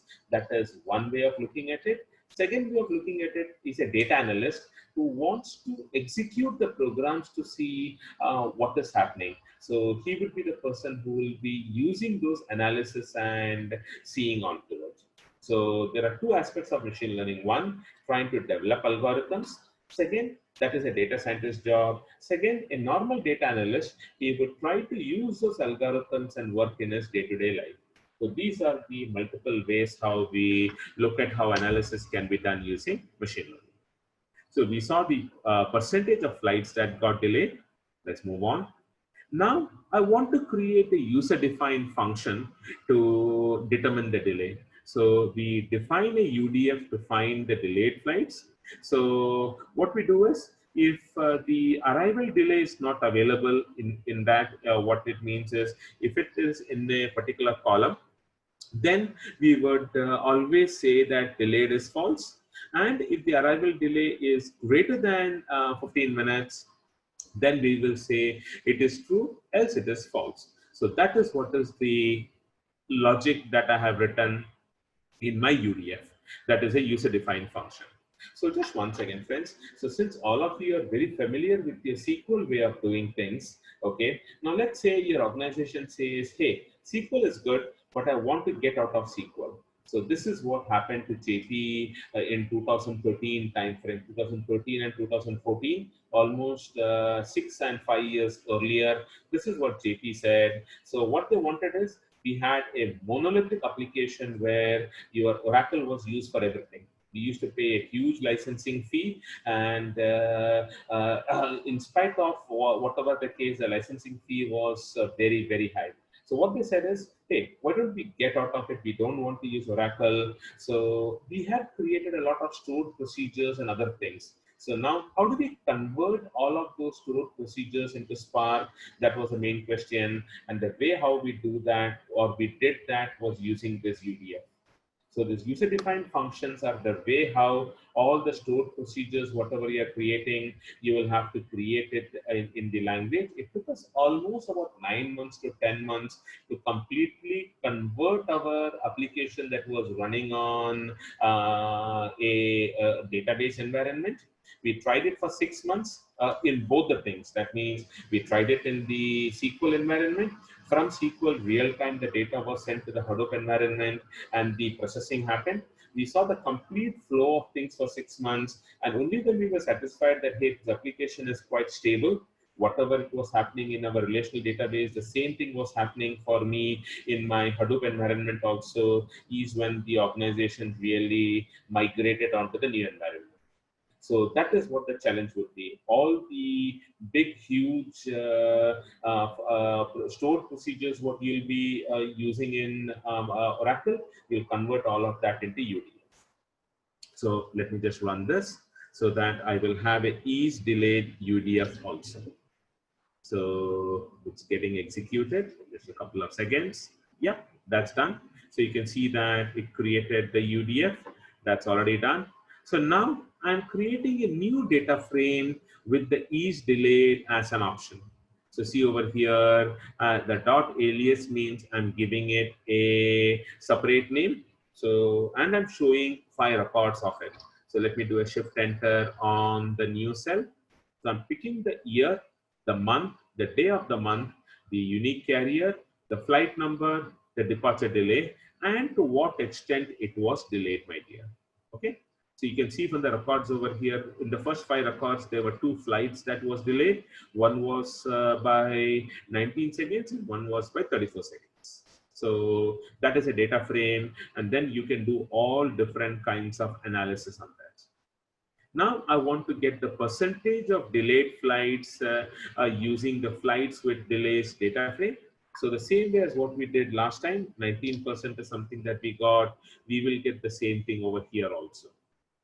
So see here, 19.58%. So this was using our aggregation and the Spark core. So now they wanted to see, hey, by using Spark, I wanted to get some details. I will do a group by, I will do an aggregation. I will convert that into some other name. I will do an order by in a descending fashion, and I want to see top 10 records. So the beauty of Spark is that instead of creating multiple individual RDDs or data frames, I can use a dot operator to do it together, friend. So see over here, I'm doing about 6 operations on the same original RDD called as flights. Okay, so I'm getting the average taxi in time. Let me do a shift enter. The reason for showing this thing is I can split my individual cell into 2 cells, and I can see that also, see how it is running. And you will see a graphical interface, or here also it's showing a table. Your graphical interface will be coming in later on. So we saw some flights, the top 10 flights having all these details. Now I want to find out the average taxi out time. So let me press enter and see what is the average taxi out time. That will also give me 10 records, and you can see all of those things. There you go. So I can see these values. If I want to convert it into a chart, I can do that also. So that's what I'm going to do down. So first step, I'm going to convert that into a temporary view. So you can set some data out of a RDD and then create a new temporary view. Let me run that temporary view. So yeah, that will be done because this is finished. Now I want to preview that data. So I created a data frame called as flights view. I want to get about 20 records from that flights view. So this will show me those 20 records, and this is the beauty of it. So now you can not only see it in a tabular fashion, by default, you can see it in a bar chart. By default, you can see it in a pie chart. You can see it in an area graph. You can see it in the form of a line chart. You can see it in the form of a scatter plot. Okay, and you can even download those things as a CSV or say PSV file also, friend. So these are the 6 options that is by default in Zeppelin. We have created another 14 options. So totally 20 options are there for a user in JP, how he can see the SQL content in a tabular view. Okay, so this is what I told you yesterday, right? You can see the visualizations also over here, friend. That's the beauty of it. And of course, if you want to see it in a tabular format, go back and you can see the whole contents in a tabular format also. Okay, so this data was really huge, 29 columns, right? So that's the reason why it came in like this, friends. Can you show me the charts, the first chart, the bar chart? So, yeah, so only thing is the data is not complete, friend. So that's the reason what why. Is the X and Y? How did it choose? Can we choose X and Y? Yes, so you can go to the, this is a group chart. So if you want to change that, go to your settings and see here how you can specify your keys and your values. You can add multiple things over here. Okay, and you can add those. This is the year, which is, sorry, I should have put it inside. Excuse me. There you go. So see, I'm getting a combination of my year and my month in my keys and the sum of it in my values. So you can simply drag and drop it, and you can see whether you want to see it in a group fashion or you want to see it in a stacked fashion. So this is what I was talking yesterday about visualization. The kind of data that gets visualized, you can see pretty much all of that data in a Zeppelin notebook also. This becomes really helpful once. So what in JP, what they have done is the developers will create these kind of charts, what they want to see, and then they will publish this notebook. The managers will have to just download those things or click on those things, and they will be able to see the groups and the charts. And if they want to do something, depending upon if it's a techno-commercial kind of a person, he can also create his own charts and all those things. So that is the reason why existing tools also have added all these capabilities, because if you don't have this, then these things will simply take over the complete market, you know. So nowadays you have got Jupyter and a lot of visualization factors coming in a lot of this UI tools also. Cool. So sorry, I have one question. Yeah, please tell me. Yeah, so this is the chart of, so if this is for this query, right? Select star from flights view limit 20. So That's this correct. chart is about like the how flights the view performance. data. This is about the flights view data. Okay. These are the available information. Because I said select star, right? So all the information is shown to me over here, and then you decide what you want to have it in keys and in values. Okay. Right? So how much of data available on that for this field? That is right. That's correct. And what you want to show, because if you saw the complete chart, what you saw, it was just 2008 one. That means it was just keeping something. See, if I move my mouse across the chart, there was only one field that I collected. Okay, see here, the month and the Yes. sum that I collected. So you add in other fields and this chart will dynamically change depending upon what all fields that I'm adding. That's the beauty of it, friend. Got it. I have one more question. So if I'm Please. preparing this zipline and I'm sharing with multiple people, right? So in case if I want to know who did some changes, and is there any track we can do on this? Or No, that wouldn't be possible. So what would happen is you will have to see when we created our chart last time. See, let me go back. In case if you want to create something, all of you can create it with your own name and timestamp and all that. So this is what we have in JP. So see here, depending upon something, I can create a new notebook. I can modify a notebook. I can import a notebook like what we did now. And then after importing, I will rename my notebook. So I would say that this notebook is for a particular date, and this is what is done by Maki. And then somebody can say this is what is done by Ashima, this is what is done by Sharat, and so on and so forth. So we will have to bring about that aspect of that into our notebooks. Right? Okay, got it. Sure. Okay. Hey, since I was in the chat window, I saw that Brandon also had his hand raised. So tell me, friend. Okay, then maybe that's a false alarm. You still have your hand raised. Sorry. I have a couple of clarification actually. Sorry, I was on mute. Okay. Yeah. So number one is the I was while running this, I was looking at I was expecting to see like a history server, from the history server. The history server is a different component that is a part of Spark itself. We are talking about Zeppelin, which is a completely different component. So I will not be able to see any of this thing that we are running. We will not be able to see this in any of those. No. Okay. Okay. No. Yeah. So there are two things, Brandon. We have So okay, good. So just want to make sure because I was actually checking if I can see, all those what's happening here by the script, if I can see it from there. So yeah, thanks for that clarification. Now, my second question is about this. So we are running like this script individually, right? So you'll first run to load into data frame, and you're basically acting on that data frame, doing some queries and all, right? So at this point in time, at this stage, where are those data kept actually? Is it still in memory or somewhere in the? Is it no? Everything is persistent? in memory. Everything is there in the memory. Depending upon the object that you have created, it is there in memory when we are running this trend. That's how it is. So when will that be cleared in memory? If I say this is it's just a browser. It's like a browser-based application only, right?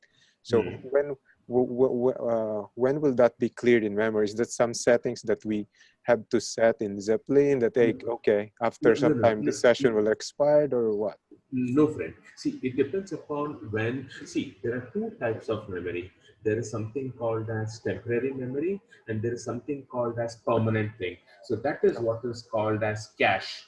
So if you put something into a cache, or if you persist some data, this is something that we have discussed on day 2 or day 3. So if you put it into a cache, it will be temporary. If you put it as persist, it will always be there, and it is our responsibility to unpersist that particular data. Otherwise, the data will always be there, friend. So this is always the cache, automatic. This is always the default cache. That's right. Okay, got it. So this is the way how it works, friend. Okay. I am got this. Somebody's already executed this. They gave me the chart. Let's say the Spark server is running at the same time and all these things are happening. Suddenly somebody did some processing in Spark because of which in the Zeppelin notebook, the images what I have kept, those needs to be discarded. So what will happen is when the person sees this, he will not see the chart. So what he will do is he will select this particular page and he will do a shift enter once again. So that means this is re-executed, my dear. That's the whole idea. Okay, that's a good. So as a follow-up to that, and make sure I understand that correctly. So if you and me is working on the same image, for example, you know, and then we're running in the same. So even if you executed it, I should be able to retrieve the same data. You know what I mean? I should not be loading the data from the beginning again. I can use whatever you have already for Yes. this data. Yes, yes, the answer is yes, because if you're working in a shared environment, if somebody's already did some processing, so let's say that it's a big Interesting. sheet and I'm working on the cell number 6 and you're working on cell number 12, we can run parallelly. But imagine we are on cell number 9, okay? When you're on cell number 9, if you're working with a notebook, we'll have to be very clear that let's see if somebody else is working on it. If nobody is working on it, and then that's a time when I would want to change something. Otherwise, we will always go ahead and create something called as new cell, add paragraphs to it. We So really don't want to touch somebody's work, my dear. That's the whole right, idea. I understood. But how does Zeppelin know that I am not working on a different file and you are working on a different file? What's The name of the file, my dear? so that's the primary indication. So as long if Yes. even if it's the same file, I change the file name. So everything starts from that, whatever that file name is. If it's the So you're same making a file. copy of it. You're making a copy of it, Brandon. So I have got something called as Venkat running, and Brandon wants to make a copy of everything what Venkat has now and start working with it parallelly. You create a file called as Brandon. You're making the changes in your file, whereas my file is completely allowed for me for it to be executed by me, friend. Okay. That's the thing. No, yeah. So that's what I'm trying to understand. So if we use the same exact file name, then everything loaded into memory, if you have loaded it or into the cache, I should be able to reuse it. No. Yes, Okay. yes, So yes. that's the primary identifier is the file name. Is Okay. the file name. That's correct. All right. Okay, sure. Thank you. Thanks. Yeah, Venkat, sure, I buddy. have the follow-up question on it. So you mentioned about caching and the persistence. So if Right. when we executing in the Java, the persistent of that, you mentioned it utilizes JVM memory, right? Right. This is on Scala. Scala also has memory similar to this. Same JVM memory, because at the end of the day, Scala code also gets converted into a byte code, right? Yeah. So it Yeah, has the its, same. okay. Yeah, it's the same memory, my dear. So when we talk about the memory from the perspective of the programming part of it, so that's one thing that we are talking. But other than that, the memory would still be the same. You'll be using its own dedicated memory over here also. So same thing will happen for Scala and for Python also. Okay, got it. Got it. Thank you. Cool. Yeah, sure. And one more thing, friend, I'm sorry, I didn't see the time at all. So I think it's almost about, once again, it's only, what's it, 9, 10, 11. Yeah, we still have got about 10 minutes. I got scared when I saw 11:20. No, Okay, so at ours is 11:30. 10:50. Yeah, that's right. Sorry. At 10:30, we normally have a break. So I was right. My God, I will go mad but with the time zones here. Okay, so let's do one thing. Let's stop it over here. Once we come back after the break, let's talk about what is a UDF and how do I work with a UDF, and then continue on with the work, friend. So let's stop it at this particular page where I have created a temporary view and I have reviewed the data. So let's take up a quick break for 15 minutes, folks. So it's almost about 10:50 your time because we started off at 9 o'clock. So after 1.5 hours, we normally have a break. So take a break right now and we will start again at 11:05. Okay, thank you so much.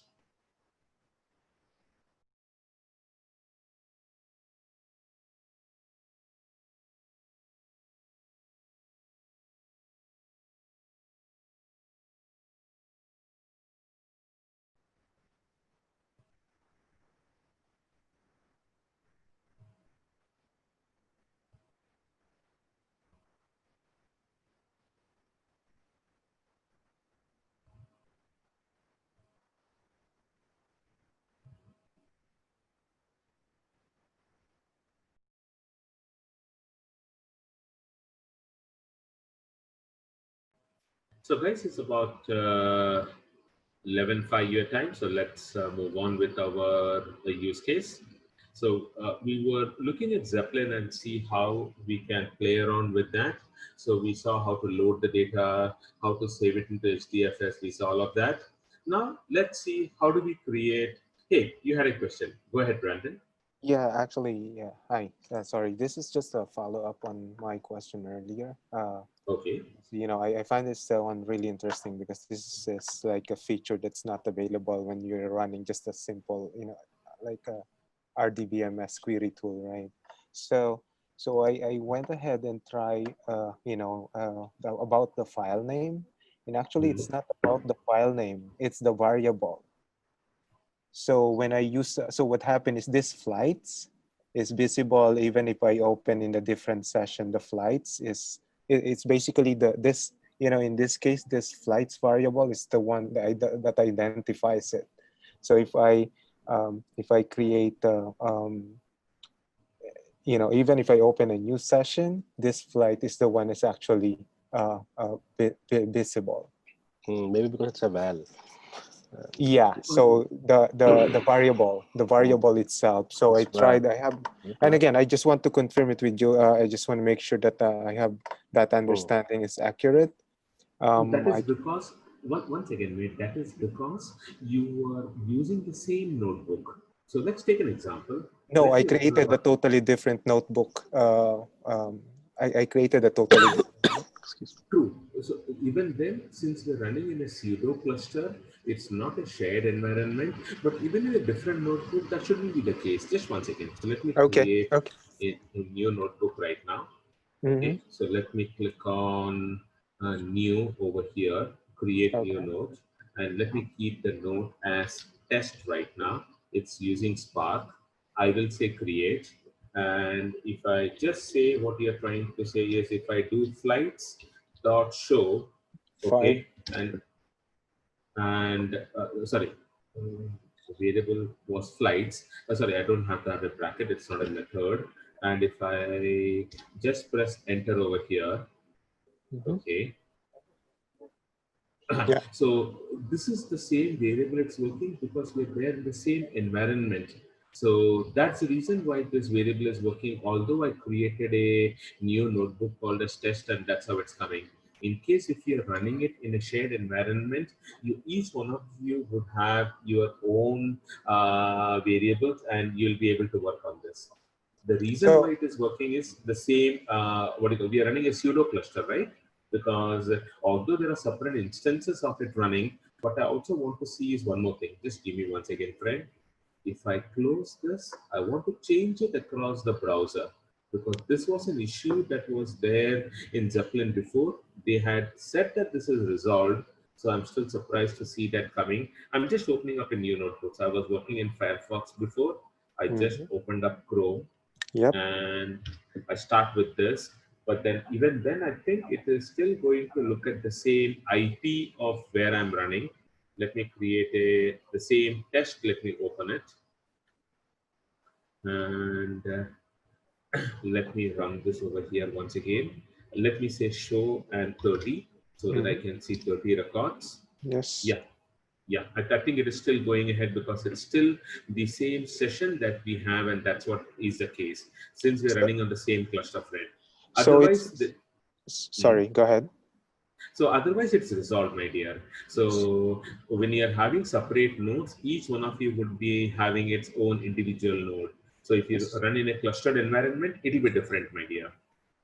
Right. So, and again, I just want to. So basically, this is it boils down to a session, if I may, of the user. That's correct. It still boils down to a session of a certain user. In this case, anonymous. So if I created a session and there is a variable, all those variables that I created will actually be visible as long as that session is alive. But if you log in differently, because in the upper right there says anonymous, and I see you can define a user, right? So if you log in as a different user, even though you're using the same file name or the same file, you will have your own sets of working area, basically. Exactly. Separate set of data will be there. That's correct. But me as the individual user, I can basically make use of everything that I have preloaded, no matter what I use it. And again, I guess that's what I'm trying to understand. So it's cache. So how long does it stay in the cache? Is that something configurable? No, one thing. Let's do one thing. So this this thing is loaded right now. The Zeppelin server is running. In case if I stop the Zeppelin server and just do a show, let me prove that to you. So I'm going to close this on this particular browser. I'm going to just keep this control C. I'm going to close this. I'm going to restart my Zeppelin server. So that would be Zeppelin, ZEPP hyphen daemon.sh stop. Okay, so I stopped that session. So all the variables that was there, that is being stopped. Just once again, I will start it again. I will go to the browser and I'll directly call show, and I wanted to see what will happen. So this is what was earlier happening, but they said that they have removed it. So let's cross check it right now. So I started with my session. Go down to a browser and directly call show. Okay, so that's what I'm trying to do. Okay, close Firefox. That's good. So that instance is completely closed. Just once again, it's coming up. There we go. And I will paste it. Okay. Why it's not pasting? Let me go ahead and do an ifconfig. Control B colon 8080. So now I'm going to go down to test. That's the notebook that was there. Okay. And I'm going to run this once again. Shift enter. And let's see what happens. Because by default, your Spark context and Spark was available for you. Okay. Let's see what will happen. Let's wait. So this is something that they had mentioned that the session will not be carried forward. Let's cross check this once again. A couple of seconds. Because since I stopped and started it, that means I'm creating a new instance. So presumably I don't expect it to run because the instance is new. Let's confirm that. See, it loaded the Spark by default. Okay. And see, that's what I expected. Okay, yeah, that's good, good. Okay, so thanks. I mean, I just, sorry, I just want to make sure that I fully understand how these things work, because I think it's a powerful tool. So I just want to make sure that I know how these things work. So. Perfectly fine, friend. Absolutely no issues. And to be very frank with you and for all the others, this is the kind of questions what I would expect, because when we discuss and share with you, we want you to be open and ask the question so that you understand the things, because the more you understand, more you'll be able to perform. That's the whole idea. Thanks, mate. Let me start with the other session, that is the Learning Spark. Now, the only sad point what is there is I will have Venkat, I have a question. So yeah, a follow-up question on Brandon's question. So you cannot share the Zeppelin environment then in that case, right? You need to have, like, for example, Zeppelin is running on non-prod environment, and people will be running different commands on their commands, right? And so that means you want everybody to use like their own variables that doesn't clash between doesn't so how do you expect so how do we manage that situation, like So the word of caution what we have is that when we talk about your variable names, we should have some consistency as to how do you name a variable. So ideally what we have at JP is you will have the line of business. The first three words will be of the line of business. After that, you will have your organization, your internal, like you have got asset management, within that which team you belong to. The next three variables will be for your third section, what they have, and then you will name it in a different way. So we ensure that even if people in the same team are working, they will be using separate variables and the amount of clashing will not be there. So we have to ensure that. But otherwise, if we don't ensure that, if they're running on the same image like a shared environment, there's a possibility of the variables clashing, my dear. That's definitely a yes. Okay, got it. Thanks. Sure. Okay, so I have done this. I think this is already done because the Spark context was loaded. So those things are already there. I need to do this. My variable is already there. So yeah, let me just try this. I'm sure this will be there too, because I'm just continuing. And what I did was I stopped my session and started again, right? So that's why this confusion. So I loaded this. It's running. Wait for a couple of seconds because I had already put it into my HDFS. So I know that it is there in my HDFS. Yeah, it is running. Very good. So let's confirm. Yeah, that's done. So flights is already there. Let me move on. Then we had flights.select. That's okay. Then each delayed flights. Let me just really create it once again. Shift enter. So once that is also created, then the percentage is okay. I'm not using the percentage. Yep, that's done. The percentage, I'm not using it anywhere. The UDF, I would need it. So let me run the UDF, shift enter, so that the execution of the UDF will be done. It's running, that's finished. And flights with delays, shift enter. I don't really frankly recollect whether I'm using it down or not. So just to be on the safe side, I loaded that.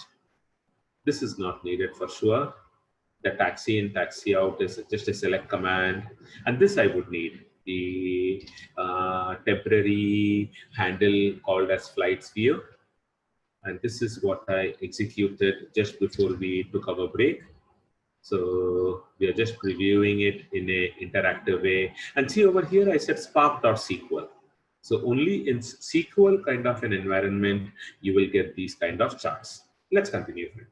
So we are creating a UDF now, a Spark UDF, whether it is delayed or not. So the same thing what I did earlier in Spark core, I am doing it. Hey, sorry. So I think I have to change that Spark to Spark 2. That's weird. In some of the places it was removed. In some places it was not removed. So Spark 2, I want to remove it with Spark. Yeah, that's correct. 11 variables were not removed. Now everything is removed. That's great. Sorry. So how come I lost is UDF or the Just is delayed UDF? Once again here. So let me go back to this one. Okay, so what we're doing is we saw in UDF earlier also. So this was the earlier UDF that we created. There we go. This one, not this one. This one, each delayed UDF. That was done in Spark core. That's why I just said Spark. Whereas in the new UDF that we are doing, we are ideally planning to use this in our Spark SQL. So that's why I created one more UDF having the business logic shown. Does that make it clear, dear? No. Okay. Can you just repeat it? Spark. You're in Spark right now. Okay. So what is this doing is I'm creating a UDF by the name of ease delayed, very different from what we have done earlier. So this ease delayed is what I'm going to use in my Spark SQL, whereas the other UDFs I have used it in my Spark core only, my dear. That's what I was saying, friend. Go ahead, Sean. So can you just repeat once again Where what you were saying? Where are we going to register is delayed UDF in Spark SQL? We are going to use it later on in the code. See here, I'm going to see this is the ease delayed UDF. No, Got it? No, I don't. So I thought I already registered is delayed UDF. No. Okay, so if you look at the steps, what you have registered earlier was flights with, sorry, yeah. So the name is the same. The is delayed UDF that I had created earlier, that is what I had used for usage in my Spark core context. You remember we had something called a Spark core and Spark SQL, right? So you're right. With the name being similar, you're thinking, why am I trying to do it again? I presume that is what the question is, right? Yeah. Okay. So see here, after running this, this is what the UDF is there. And this is how it was the function that was created, the user-defined function of this. Then if you scroll down, we are going to go ahead and create these things. So let me just copy this, Control C. We are creating this UDF, and let's see if both of them are the same. Frankly speaking, I don't recollect. So let me just run this. So see the difference. The first one, I created the is delayed UDF. It was in the form of a UDF. Yes, the business logic was the same, okay, but it was a separate object. Okay, whereas the new thing that I register is with spark.udf.register. So the earlier one was still treated in the form of a normal UDF, whereas this was done with the form of a separate UDF. So see here, the syntactical differences are there in both of them. So this one, when I created it, this is for usage in Spark core. And the second one that I'm creating it down in the hierarchy is going to be one that is going to be used in our Spark SQL friend. So over there, I wouldn't be in a position to use this directly because the first one had only something directly called as a UDF and you had the business logic. But yes, the business logic is the same. In the second one, I am saying spark.udf.register. The name is the same and the business logic, what we did is the same. But look at the syntactical differences between both of them, the way how you register it. So that's the difference and that's why we are doing it again over here. Make sense, friend? But the second one isn't in Spark SQL. How is Spark SQL going to use the second one? See, then if we have to use something in Spark SQL, if you say udf.register and give this particular name, I can use it in Spark SQL with this particular name. That is whatever name that we are having. So if you want, I'll deliberately change the name and show that to you. Just one second. Let me scroll down to our No, piece I of think code. you explained it pretty good right there. But yeah, that's not obvious. Okay, so I remove the is and let me run this once again. Okay, so now it is called as delayed UDF and see here, I can run this delayed UDF in my code. So what am I doing? I'm using it in my SQL. I'm selecting the unique carrier.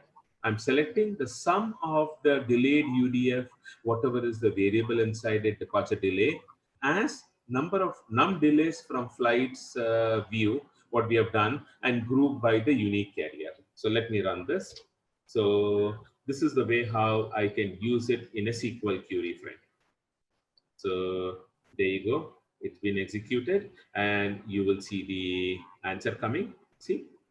And because this is in SQL, it comes in this different kind of pie chart and the table graph and all of those things. Okay. So now if I go back and say this is again is delayed UDF. Okay. Because am I using it here? No, I'm not using it here. So I don't have to run it now. So if I run this right now, so I'm just comparing the total delayed time in minutes by carrier, and it will give me the answer here also. So again, using a bar graph and seeing how the answer is, I can convert that to a line chart and still see the same thing. Okay. So just playing around with the different utilities and showing how it is. Let me go down. Now I'm trying to find, yeah, go ahead, Sean. You renamed it to is delayed UDF and register a user defined function. You changed that? I just changed it right now, friend, because earlier it was delayed UDF. because after doing, see, it is still delayed UDF here.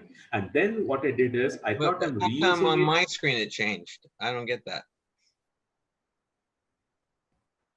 How can that happen? Because all of us are having separate IPs. That's what I'm asking. No, the name was each delayed only, my dear. Okay, just to be sure, I'll change it to 1, 2, 3 delayed, just for the heck of it. I'll do a shift enter. And now check if it is on your machine, it is getting changed to 1, 2, 3. It wouldn't. Got it?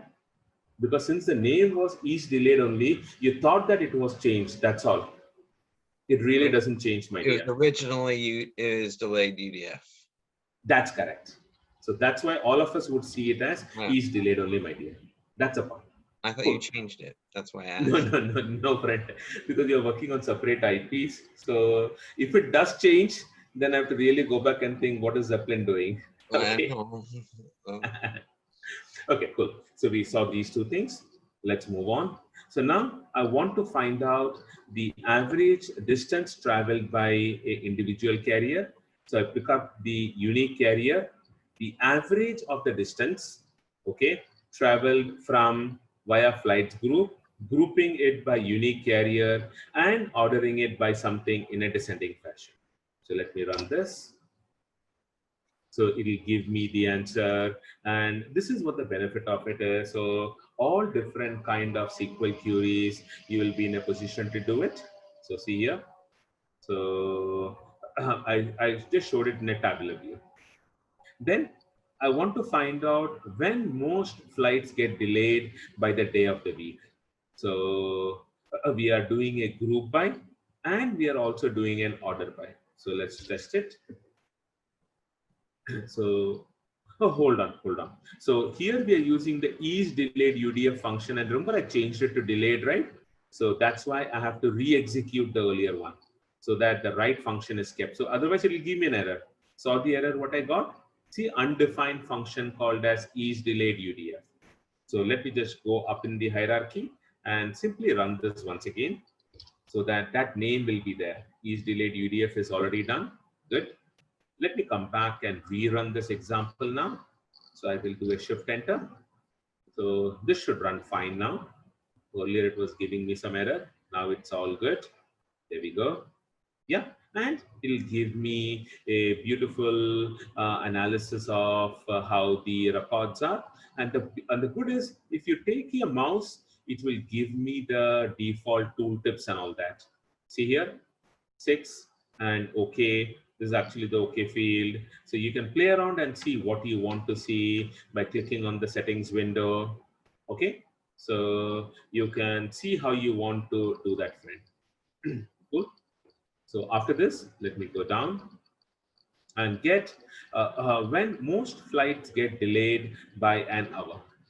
So let me check that analysis. Let me press shift enter. And it will give me the answer. And I can give it in the form of a chart also. You can see here. So based on the various fields, and you can see the answer also, how it is changing. Okay. So good. Now I want to save it in the form of an ORC. Remember yesterday we had did the example of ORC file, right? So I'm saving it in the form of an ORC. I'll press enter. So the result in ORC, this is the best form of encapsulation. So it's doing it and it's finished also. Now I want to load it back from the ORC file, okay? And then do a test and then try to do something in the form of an assert. So trying to do an assertion. So guys, just wanted to let you know that as developers, we are responsible for our unit test also. So in case if you try to do some assertions and all that, those things can also work here. Okay. So let me run it again. And this is in Spark. We are not doing it in SQL. So I have ran that and you see the answer. Yeah, tell me, Mati, you had a question? Yes, Venkat, like I understand that we created an audio for, data RDD? frame. Yeah, RDD, and also a data frame, right? Like we are running SQL queries on Data frames. data frames. Right. Oh, okay. I was under the impression that we are having some data in the database and we are doing this is all on the Excel sheet which we downloaded on the flight. That's correct. That's correct. Everything is based, and that Excel sheet we have kept it in our HDFS, right? Yeah. So I can run all kind of queries once the data is stored in your HDFS friend. That's the whole idea. Oh, okay. So we can pass a SQL. This is all normal SQL queries, or is there any syntax, or how we can get those details like group by? These are common, but some aggregate functions. Sometimes it will work in SQL, and sometimes it will not work in SQL Server. No. So the short answer for that is the ANSI SQL, the Spark SQL doesn't match the proper ANSI SQL way of doing it, friend. So majority of the queries would work over there, and they have got some other different ways. And if you look at the way how Spark has progressed, a lot of things is there in Spark which is not there in our standard Oracle.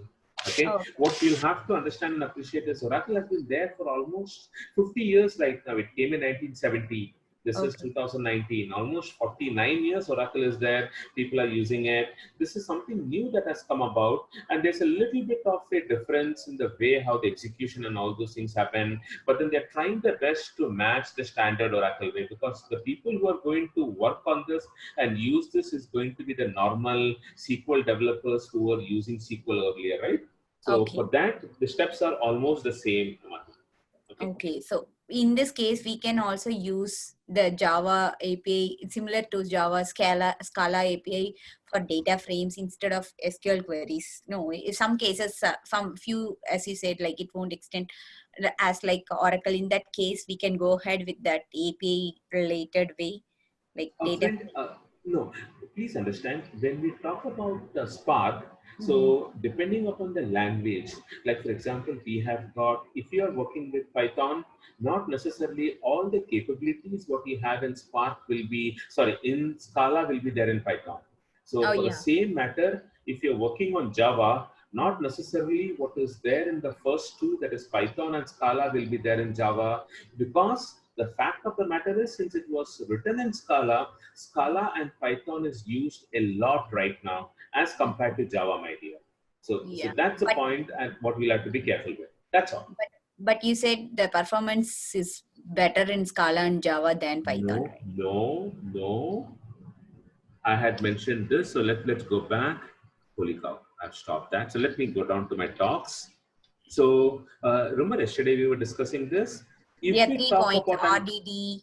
Exactly. So if it is RDD, your statement is right. But then if it is SQL, what would that be, Mati? Yeah. RDD and data frame.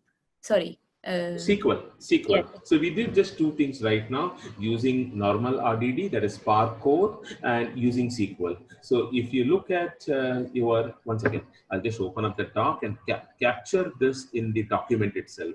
I have mentioned it in the document. I definitely remember that, but a little bit of a confusion. I don't want that to happen. So that's the reason. Hold on, friend. Let me open that and put it permanently in the document so that there wouldn't be any confusion. So let me go back to my part 2, go down to my SQL, that particular image. I'm going to scrape it and put it into my Word doc. So that will make it very clear to you as to what it is. Once again, let me scroll down. And I have captured that for you also. It is there. Yeah, there we go. This is that diagram. So where is my, just once again, my fast tone capture was off because I didn't start it today.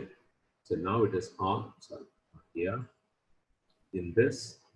Let me go ahead and capture this for you. Okay. You will see, and go back to the document and paste it permanently. Control N and see here. So if you look at RDD, your Python is very slow. Java and Scala is fast. But if you look at data frame, all the three different languages are the same. The reason why they are same is because we are using two components, that is catalyst and tungsten optimizer. So that's the reason there. Got it. Got it. Okay, perfect. But So now, this is, sorry, I didn't finish my, I want sure, to. no worries, no worries. Go ahead. In Zeppelin, we are using Spark, which is of Scala native, right? So Right. you're using SQL queries. In Java also, similarly, we can use SQL queries. But in our examples, we used all the APIs to work on Java, like Spark SQL. In Scala, in Zeppelin, we are using SQL queries. So instead of SQL queries, we can also use API in Scala as well. That's my Yes. You can definitely use API in Scala also, because since it's a Java based and we are looking at how Java guys will know, because we know more about object-oriented programming style of it, right? Whereas if he's a pure SQL developer, he will know only SQL queries, right? So that's the reason why they support both those things using Scala. Okay. Right? Yeah. Sure. Thank you. Sure. You're welcome. Let's go back to our SQL. So now what am I doing is I'm going to load back from the ORC file that I just created earlier. Okay. And I did some assertions and printing some records.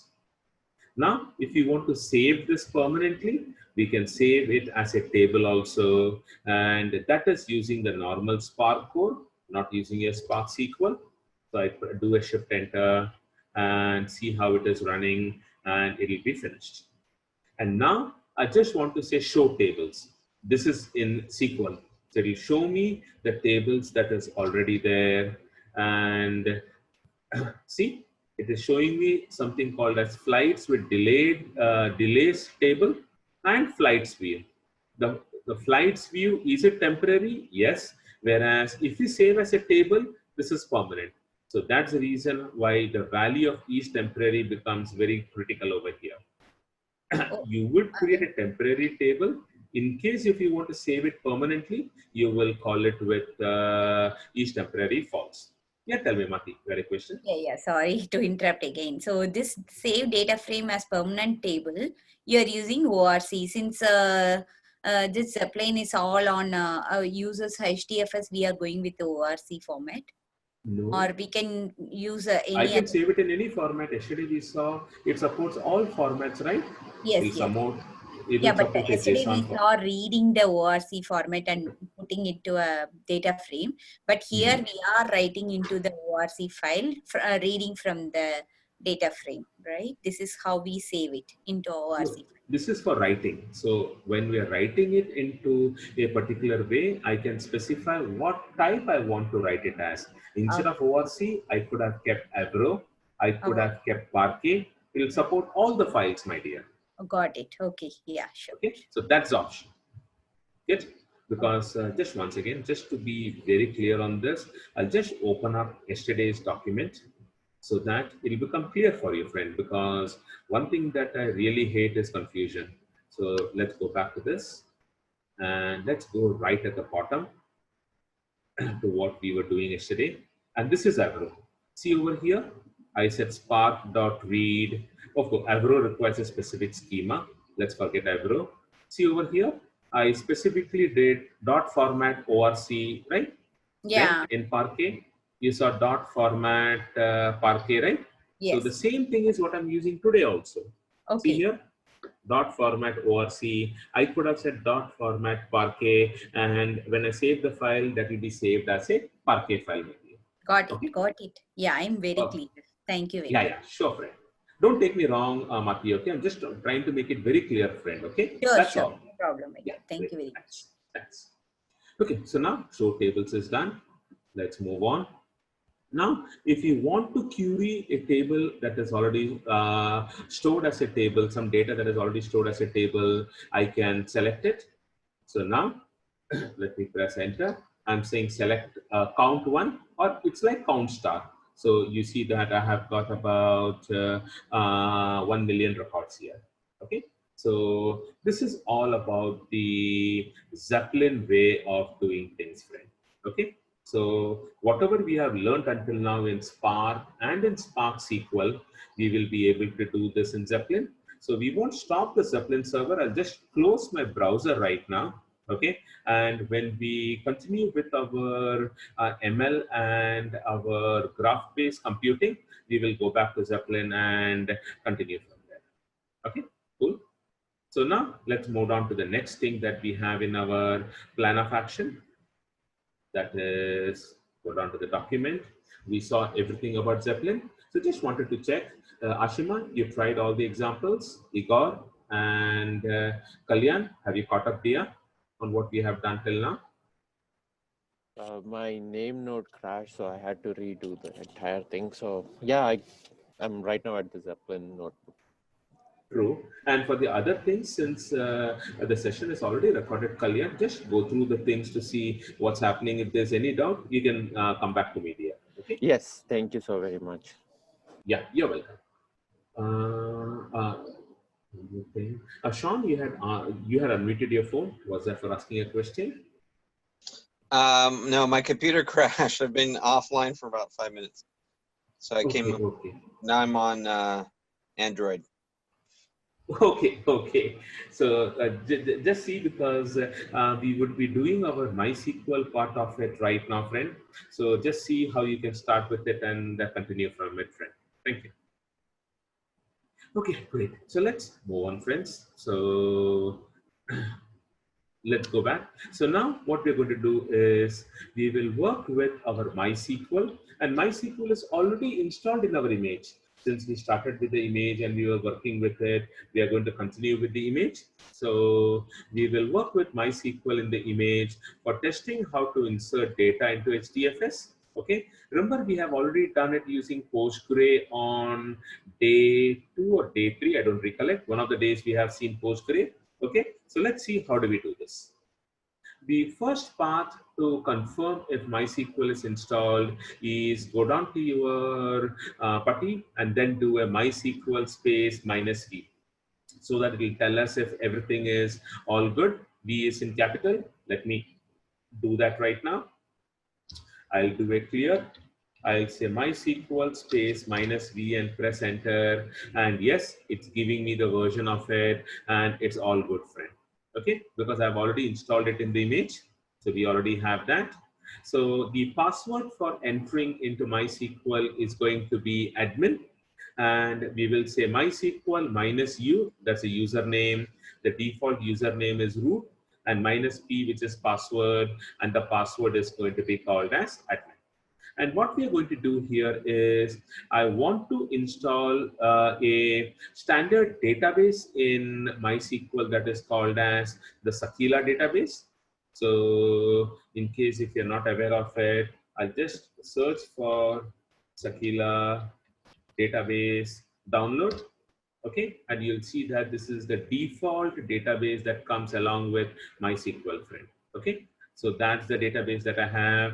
And if you look at the folder structure of what I have already shared with you, you can see that I have also already given you the Sakila database tar.gz. That means we'll have to untar it. And I have already given you the PDF file for it also. So those two things I have shared with you. So let's see what we have to do. So let's go back and see how do we continue with it. So first step, what we'll have to do is please untar the database. So this is the database that you will have to untar. So let me do it in my current location itself. I'll just say extract to that particular database. And if you go inside that database, you will see that there is a file which will automatically create the schema and the data for us. Okay, so that is already there with us. So this is what we are going to do. So I will say, I'll first go into my MySQL prompt, and then I have to move these files into my location in my, this one, what do you call, WinSCP. So please go to your WinSCP, go down to your lab and programs, and see here, I have already got that Sakila DB extracted and all the 3 files over there. So this is what you'll have to do first. So let me make a note of this.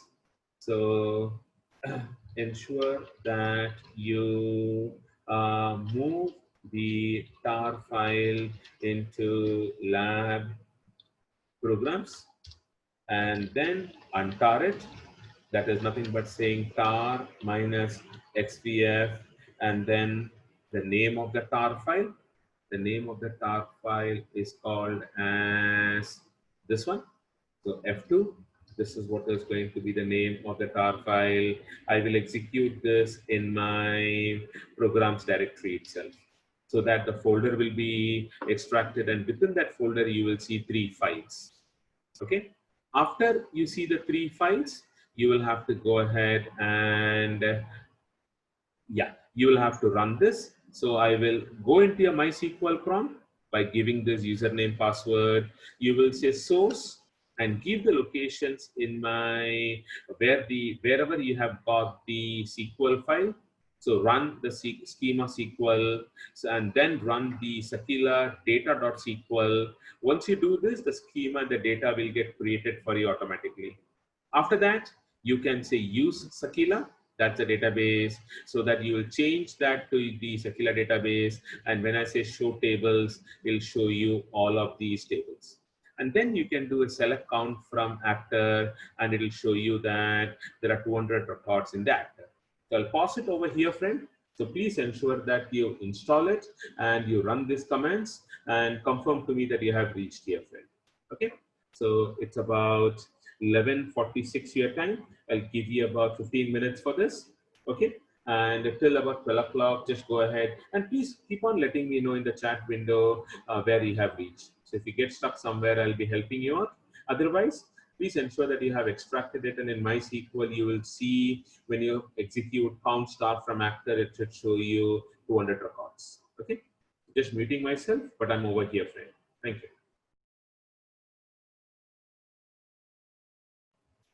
Okay, thank you, Igor, and thank you, Vishwanath. They have already finished it. I'll just quickly wait for the others. Thank you, Mati. I really appreciate this way of communication so that I know that that's done. So really don't have to wait till that time, but I'll wait for the others. Thank you, Ashima. Great.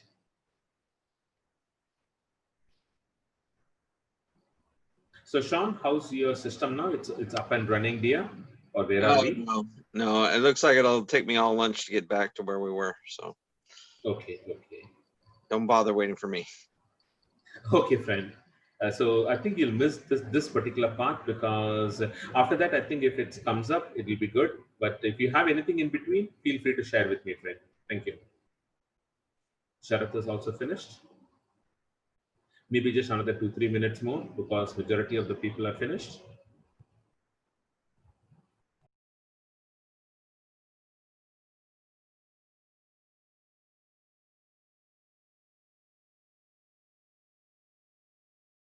So I had a question. So what is the POM XML that is being used for this project? The one below. Sorry, I was on mute. So we will create a Java code for this, friend. So yes, that's why I got through the MySQL part and I just then go back to Eclipse. Okay. You will create a new project called as example 23, a POM file. Yeah. You'll use the same code like yesterday, but add this new components in the POM.xml, friend. Got it. Understood. Thank you. Perfect.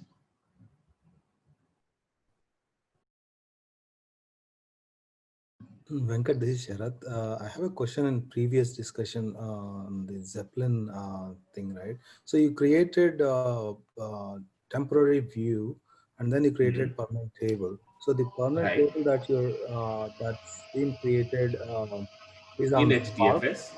Oh, in HDFS. Okay. Yeah. And okay, one more question. So this is for everybody. So guys, when we create a table, can you tell me where the table is stored in HDFS, right? That I'm not sure actually. yeah, no worries. I'll let you know. If we create a table in Spark SQL, where it actually creates it in HDFS. So the background is from the Hive perspective. Okay. So when we create any table in Hive, it gets stored by default in user warehouse and slash hive. So this is the place where it will be created. So when we are using Spark, we are using the same functionality of Hive only. So you will not see user warehouse Spark. You will still see all the tables of Hive being created in the same location. So to confirm that to you, let me open up a browser. Let me go down to the, I need the IP. So just once again, ifconfig. I get my IP, and then I will say colon 50070. So going to show to you, Sharad, where the table is actually. So go down to utilities, browse the file system, and you will see a new directory being created called as user. See, user, then not root. Once again, this got created as an ORC because that's the reason it got created in the not root location. So let me go back to the code actually, because I don't recollect what that code was. So if you create a normal table, that will be created in our user home not root. Because it was an ORC file, it got created with wherever you ran it. We ran it in home, not root, right? So once again, let me open up my Zeppelin. There we go. I just want to open and see where we got it created. That's all. So go to your Learning Spark. Go way at the bottom. Just once again. Yeah. Go down way at the bottom. And still down. Let me scroll down. Let me scroll down. And see here. So when you said using ORC flights with delays table, okay, so that is what was there in the default database. And if you look at this browse HDFS flights with delays.orc, if you create a normal table, okay, that will always be there in user hive warehouse. So let me do one thing for you. Since you asked me this question, Sharad, let me go down, create one more paragraph. And this is spark.sql. So I want it as percentage sh. That means I say, once again, shells, HDFS, I did it as a shell script, right? Yeah. So I will say percentage sh. Once again, I want to create a table. Hold on. So I will tell you the syntax of it also. So I think what I'll do is that I'll share that document with you, so that because I'm using a lot of that document over here, friend. So it will be good in case if you have this document. So I will share this document with you also, friend. A very small document of 25 KB, but this is very good. So let me go back and look at the syntax. Yeah, see here. So this is what is the syntax of how do you create a table.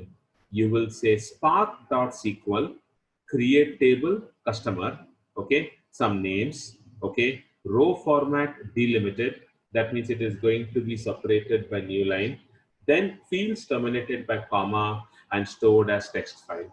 You can store it as ORC, Parquet and all that. So let me copy this, go down to my Notepad++, and ensure that everything is in one line. Just once again, friend, this Zoom is irritating me. Okay, so that's okay. That's okay. Okay, so I create a table. Control C. Let me go back. Hey, sorry, I should say Spark. SQL context doesn't work. I will say spark.sql, Control C, and where is my Zeppelin? And for doing Spark, I think I have to say spark.sql.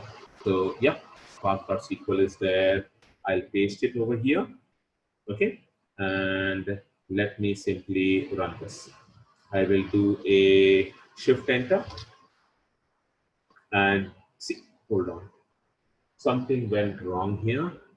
This is crazy. What is wrong? Create table if not exist customer. Looks to be correct. Oh, okay. I think the single quotes is missing. Okay. So once again, let me check here. The single quotes is correct. What is wrong here?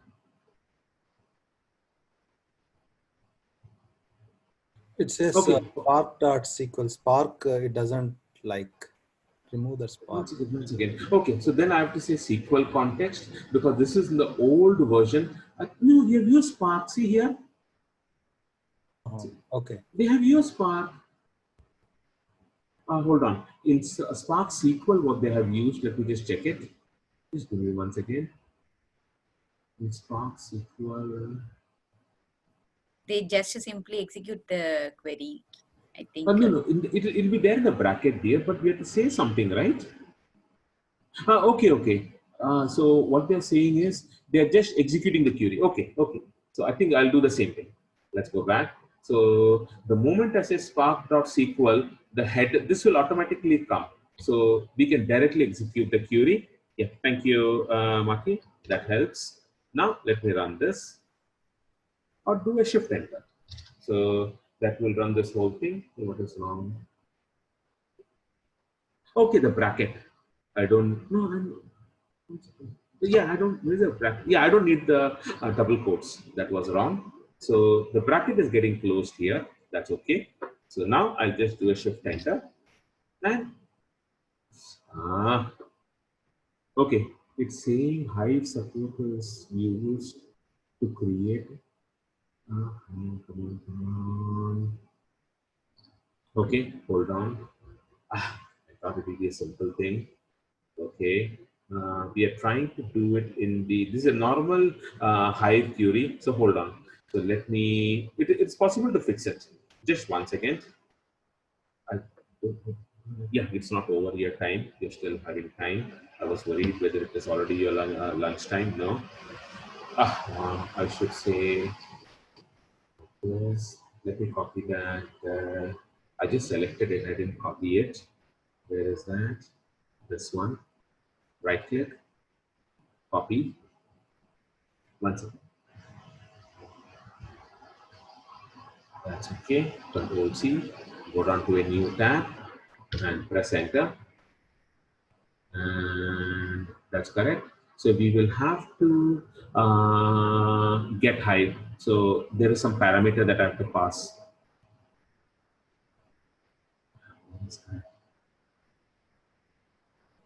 Yeah. So what is the parameter?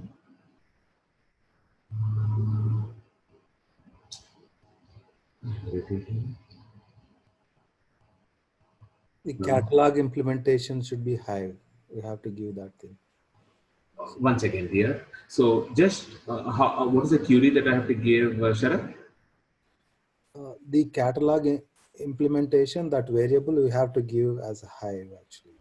Okay, once again. That's what. That's okay. So I'm just checking simply Hive. So how do we do it?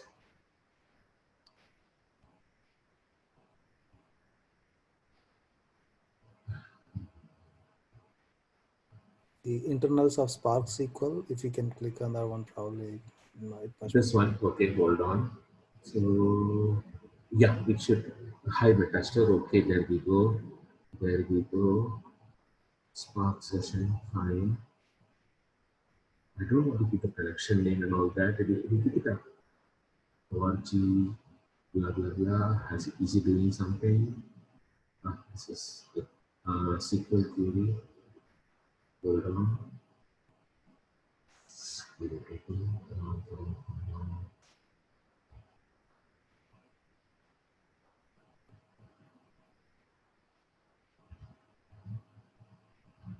Sorry, friends, I have to let it go right now on this. But then what I was trying to say as an answer to your question is, so whenever we create a table using Zeppelin, you will actually see the table getting created in user Hive warehouse.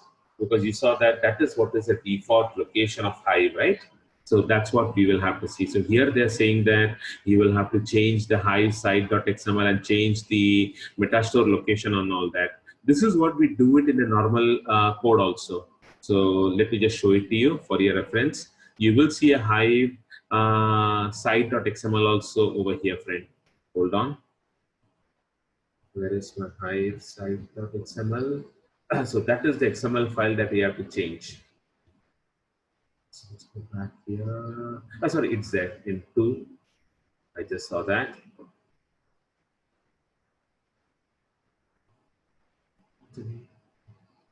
Oh, sorry. Okay. 1 second. Here. Was it in 1? Crazy. So here, sorry. See, this is the XML file that we have, and this is the connection URL. See, we will have to specify that this particular file, we will have to keep it inside the conf directory of Hive. Yesterday we changed our parameters, right? We will say that the database name is going to be at a fixed location, that is metastore_db. In case if you are using the database. So folks, just one more question. If you are using the default implementation, what database is used by Hive, guys? So that's the question. Let's go back. I'll ask it. So if we are using the default implementation of Spark or Hive for that matter, because they are the same, what is the default database that will be used? Yeah, friends, anybody? Which database will it use, friend? It's a very, very popular database. It's called as Derby. Derby is an in-memory database, in-memory and embedded database that it will use. Okay, so that's how, because it's in memory, everything will be stored in a folder called as metastore_db. Okay, in Derby, the final output will be stored in a folder called metastore_db. Okay, perfect. That's it. So let's go back to the, let's close all these things. Try to show that to you, but then it's a little bit more challenging, friend. But where is that hive-site.xml exists? Do you know where? No, see, this is a default deployment descriptor of Hive. So we are keeping the same name, and you will have to create that file, friend. So see over here. Okay, where do we need to put that after creating? It will be there in the conf directory. So conf directory of Spark. That's correct. Yeah, no, Spark, because you have got Spark. So in the conf directory, yesterday we changed our defaults.conf, right? You will have to put the file over here itself. And then when we go ahead and run, it will understand where the default directory is, and you can go ahead with it. Okay, I'll try. Thank you. Yeah, just try it. I'm sure it'll work. In case not, just let me know what the case is and we can fix it out, because this is what we do in a standard course when we go ahead with the Scala and Python, right? So we want to create a table and all those things like what they do in Hive. So in Spark SQL, I cover these things. Sure. So let me close this and let me go back to our contents. Let me close this. This is also finished. And yeah, so I presume all of you would have done this. So we already have got the Sakila database already there. So now let's create a new project in Eclipse. So let me start with my Eclipse. Just one second. Just one second, need to have a little bit of a water, throat is drying out.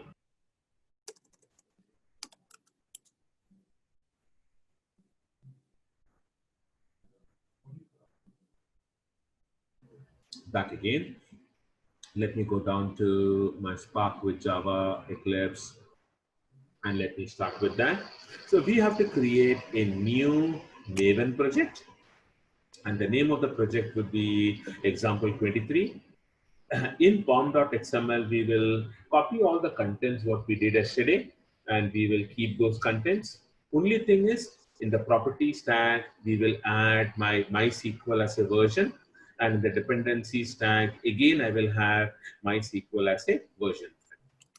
And this is what that MySQL to dataset app will do. First step, it will create a logger, then create a Spark session, call get or create, then Remember in our PostgreSQL also, we have used the properties file.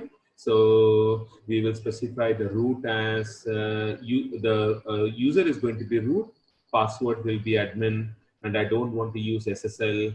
The property will be MySQL driver. And then I will say spark.read.jdbc. Okay, I'll connect to my Sakila database and it will return me a data set of row. So Mati, just wanted to check with you, what is this object that it will return here? When I say it is a data set of row, what is Data, this called as?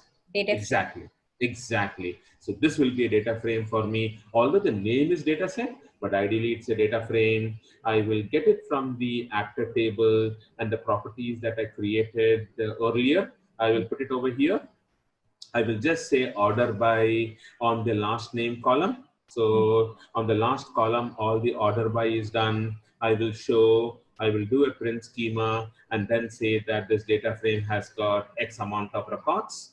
Okay. And then we will create this as a jar file because we are going to execute this in our image, right?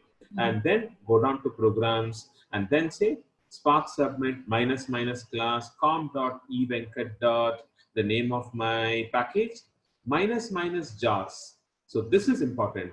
I would need the jar file to be there. Just once again, if you look at day 5, I have already given, oops, sorry, I have missed that, silly on my part. So you would require this jar file. Okay, the standard jar file, my dear. So from where do you get it? I need to give you a link. Just once again, my dear. So you can download this. It's a very simple thing.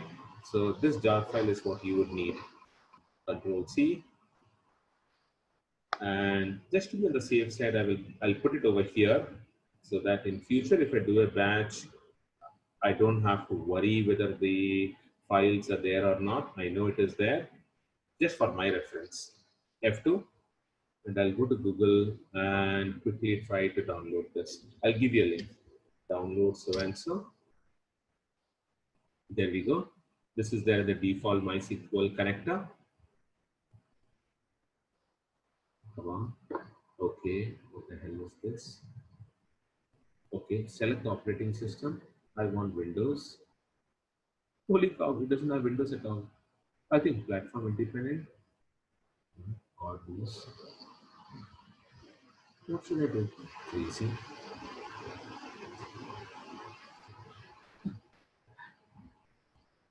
Let me select platform independent. Ah, weird. Hey, that works. That's good. So MySQL, what was that? What I had? It was called as okay, move from here by mistake when I copied it. I'll just say copy.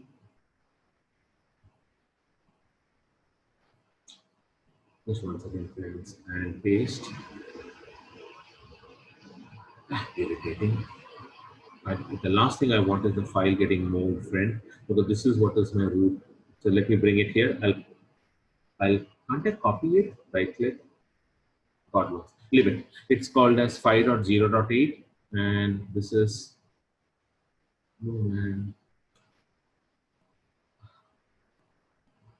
Guys, anybody else? If you can tell me how to get the file, my dear, the normal connector, Windows connector.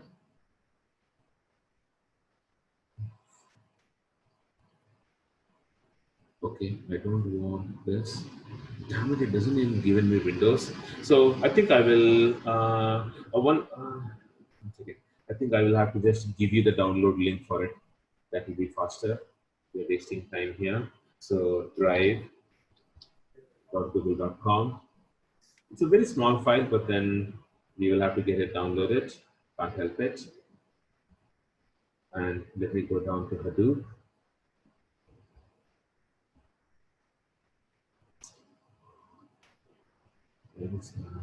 Hadoop. And inside that, I want the MySQL connector. There it is. Right click, get shareable link. Control C. I'm putting it in the cheat sheet. You can download it from there. Download the MySQL connector from this particular link. Okay. So please, that's what you will be doing, friends. So create a new project. Okay, and you should have this MySQL connector in a particular location. Okay, so it will be there in a programs directory. So if you see here, if I go down to my programs, I have this MySQL connector here also, right? So you have to say minus jars, and then you will be able to see these results. So this is what you will have to finish, friends.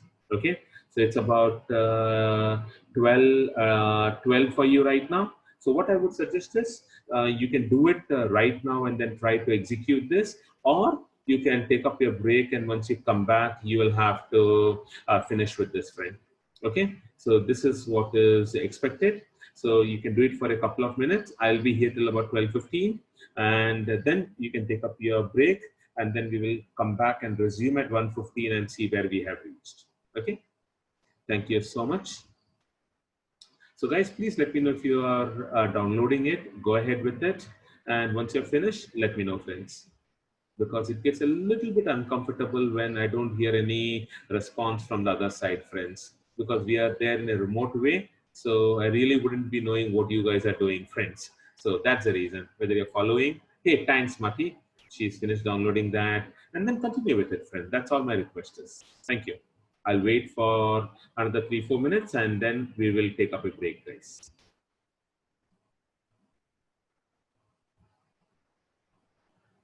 Sure, Mati. Appreciate that. Venkat, this is Sharath.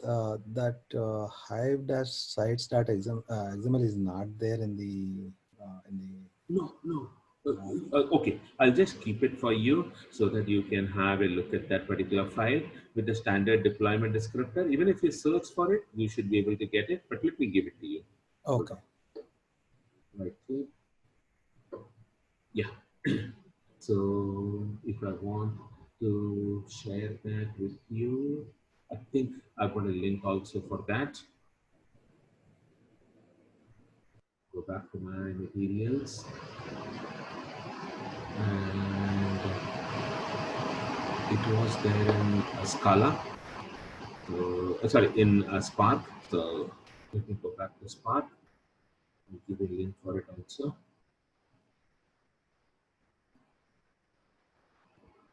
Yeah.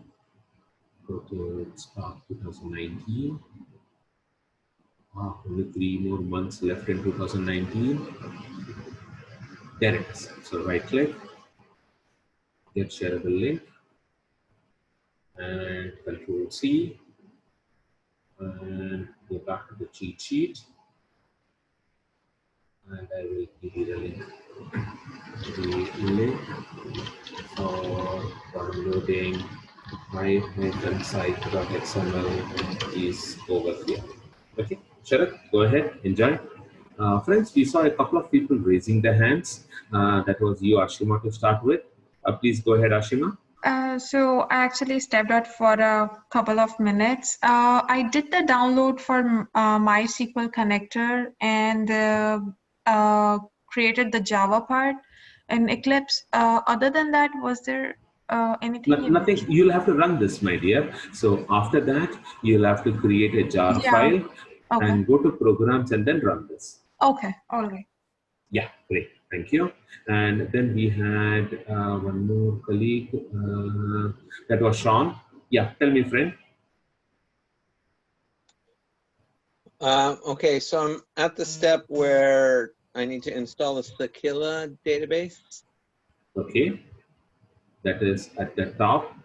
Okay, so you will have to, let's go back.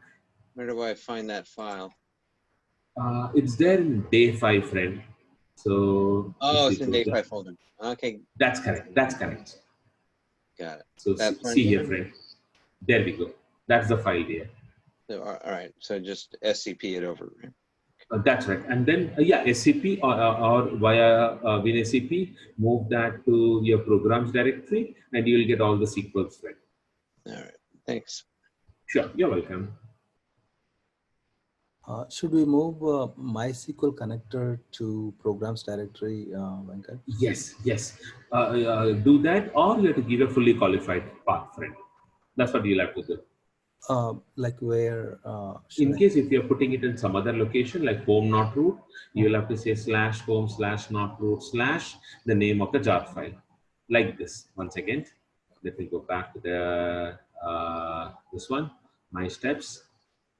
Let me scroll down. See here, I'm saying minus jars. I'm not giving you any path because I'm already it's already there in programs. Okay, okay. Because my example 23 is also in programs, right? So if it is in some other place, you have to give a fully qualified path, my dear. Okay. Oh, thank you. Sure, sure. Hey, great, Vishnath. If you finished it, that's fantastic, friend. So you don't have to be in a hurry to come back. No worries. 1:15, we will start again. That's good, friend. Thank you. Sure. Yeah. So it's about 1:15 right now. So I mean 12:15 right now. So let's take up our break, friends. So go for your lunch, and once you come back in about 5 minutes or so, we need to finish up this particular example, the first variation of it, and then we will continue on from there, friends. So let's take a break now, lunch break, and we will resume again at 1:15 your time, friends. Let me put that into my list here. So we are in a lunch break till 1:15. So I'll just mention it here. We are doing exercise 23, and we'll create a jar file and execute that jar file in our lab programs. lab/programs depth. Okay, perfect. So let's take a break and we will come back and we will catch up again in about an hour's time. Thank you so much. Quick question. Yeah, Sean? Yeah, I don't know tar. How do I untar the file? Okay, I'll tell you right now. So you will say tar space -xvf. You will directly do this in lab/programs/ that's it, lab. Hold on, where is your tar file? So let's assume that you are keeping a tar file in lab software. Okay, and then you will say tar space -xvf and the name of the tar dot and the name of the file, name of the zip file. So that's what we'll do. Let me stop sharing. I can quickly help you in 5 minutes and then I can take a break here. So I stop sharing. Just share your screen, friend, so that I'll know that what you're doing is correct or not. Okay. Well, that's fine. I got it untarred. Okay, okay. So you can do that. So this is the way how you will untar it. So no worries. So go ahead and try it. If there's anything, I can help you out once I come back, friend. Okay? Okay, thanks. You're welcome. Hey, Sean was asking me, what do we do with MySQL connector jar and the hive site.xml? So MySQL connector is basically if you want to connect to some other environment like MySQL. So we would require that at the time when I'm running it. See here, Sean. So when I say minus jars and I give a name of a jar file, right? So that is what is the use of the MySQL connector.jar. Okay, and hive-site.xml is primarily when we are going to use Hive as an environment for working. So when Sharath was asking about which environment are we using, so that's Hive, friend. So that's the difference, Sean. Make sense? That's okay. So no worries. I think there's some echo coming out of the system, but that's okay. I'll repeat it, Sean. So once again, I just needed to mute you, dear, so that the noise doesn't come. Yeah, that's great. So Sean, the reason why we have got this MySQL connector is for connecting to my MySQL database. So when we connect it from any front-end system to my database, I require this jar file. So that's the purpose. And you see here, I'm using the MySQL connector when I am inserting this into my database. So that's the purpose of using your MySQL connector. the second purpose of the hive-site.xml, right? So see over here, what is the purpose of this was, because Sharath was asking me, how do we ensure that we give a database location to Spark also to use some other database other than the default database. So that is what is the purpose of this. Okay, make sense? Sure, Sean. The MySQL connector will be at the location from where you have to run it. So I will put this in my lab programs. Okay, so let me mention it for you. This jar will be put in my lab programs directory. Okay, or else I have to give a fully qualified path location. Okay, so if it is there in the same location, I don't have to give a fully qualified path location. Make sense? We can use Yeah, chat, my that's all I dear. needed to know. Thanks. Hey, you're welcome, buddy. So that's what, friends. Anytime something is not clear for you, please let me know so that I can help you. So let's move on with our session right now, friends. So there are two things that is important. One is the Spark SQL PDF that I was mentioning, right? So this is very, very useful. So I have given that link to you so that all of you can download that. Then remember we were talking about the various configuration files what Akhil and Vishwanath said we will be doing it today. So I have already uploaded that file for you, and this is something that we will be discussing today after we finish up with our standard default course contents, friends. So I'll be discussing about this Spark configuration, what are the various options what we have, and this document tells you about how we can look at IBM, how do we deploy this in AWS, how do we deploy this in GCP, how do we deploy this in Azure. So all the configuration, cloud-based configuration platforms, I've given you some link, which is going to be very, very helpful to you. Hey, tell me, Vishwanath, you had a question? Yeah, so is there a password for Spark SQL 2019 PDF? Trying to... Hey, that's right. So let me mention that. Thank you so much, friend. So if the documents ask for a password, we should give it either 123 or HDP. Hey, the reason why I had to give a password was I have to put this in subversion for JP Morgan. So when I put it in the subversion, that means every year we come out with some changes here and there. So this was Spark 2019, right? So that was for this particular year. Their objective keep on changing, friend. So I don't want to remember all the passwords. For the last 8 years, I'm using either 123 or HDP, friend. So that is the standard password, Vishwanath. Sure. Look at it and confirm if we can open it here. You will be able to open it through either one of them, friend. Yeah, I go with HDP. Okay, great. Fantastic, friend. Okay, so now let's continue. So you guys have actually done the example that we were supposed to work with. So let me go back and look at this. So this is example 23. So let me show you the example 23 over there. There we go. And you would see that we have got a MySQL to a dataset application. So what do I do is, as usual, put in the logger instance so that we get only the logs. I'm giving a single core, using a get or create. And like what we did last time, the properties, I think I've explained this to you. And there was the suggestion that was put in the chat window. I think it was via Kalyan. So Kalyan, if you're here, can you let me know why do we have to give the other options? You had suggested that let's use Unicode, use JDBC compliant time zone shift, use legacy date time code and the time server. But why do we need all of those things? I really don't think that is required. Okay, so even with this basic stuff, you should be able to work with it. So once you're back, Kalyan, just let me know why do we need that, friend. Okay, so that's what we have done here, and then you will see that it gets uploaded into our database. Okay, so what are we doing? We are retrieving the data. So the data is already there, so I can actually run this. Let me go ahead and run this. and we should be able to see the answer, friends. So for me, the execution has just started. I have already made changes in my form.xml file to add these values. And hey, I wouldn't be able to run it from the Windows. I should have a jar file, and indeed I have, and I have already moved the jar file into my programs directory. This is the jar file, and let's run this and see. Back again, friends.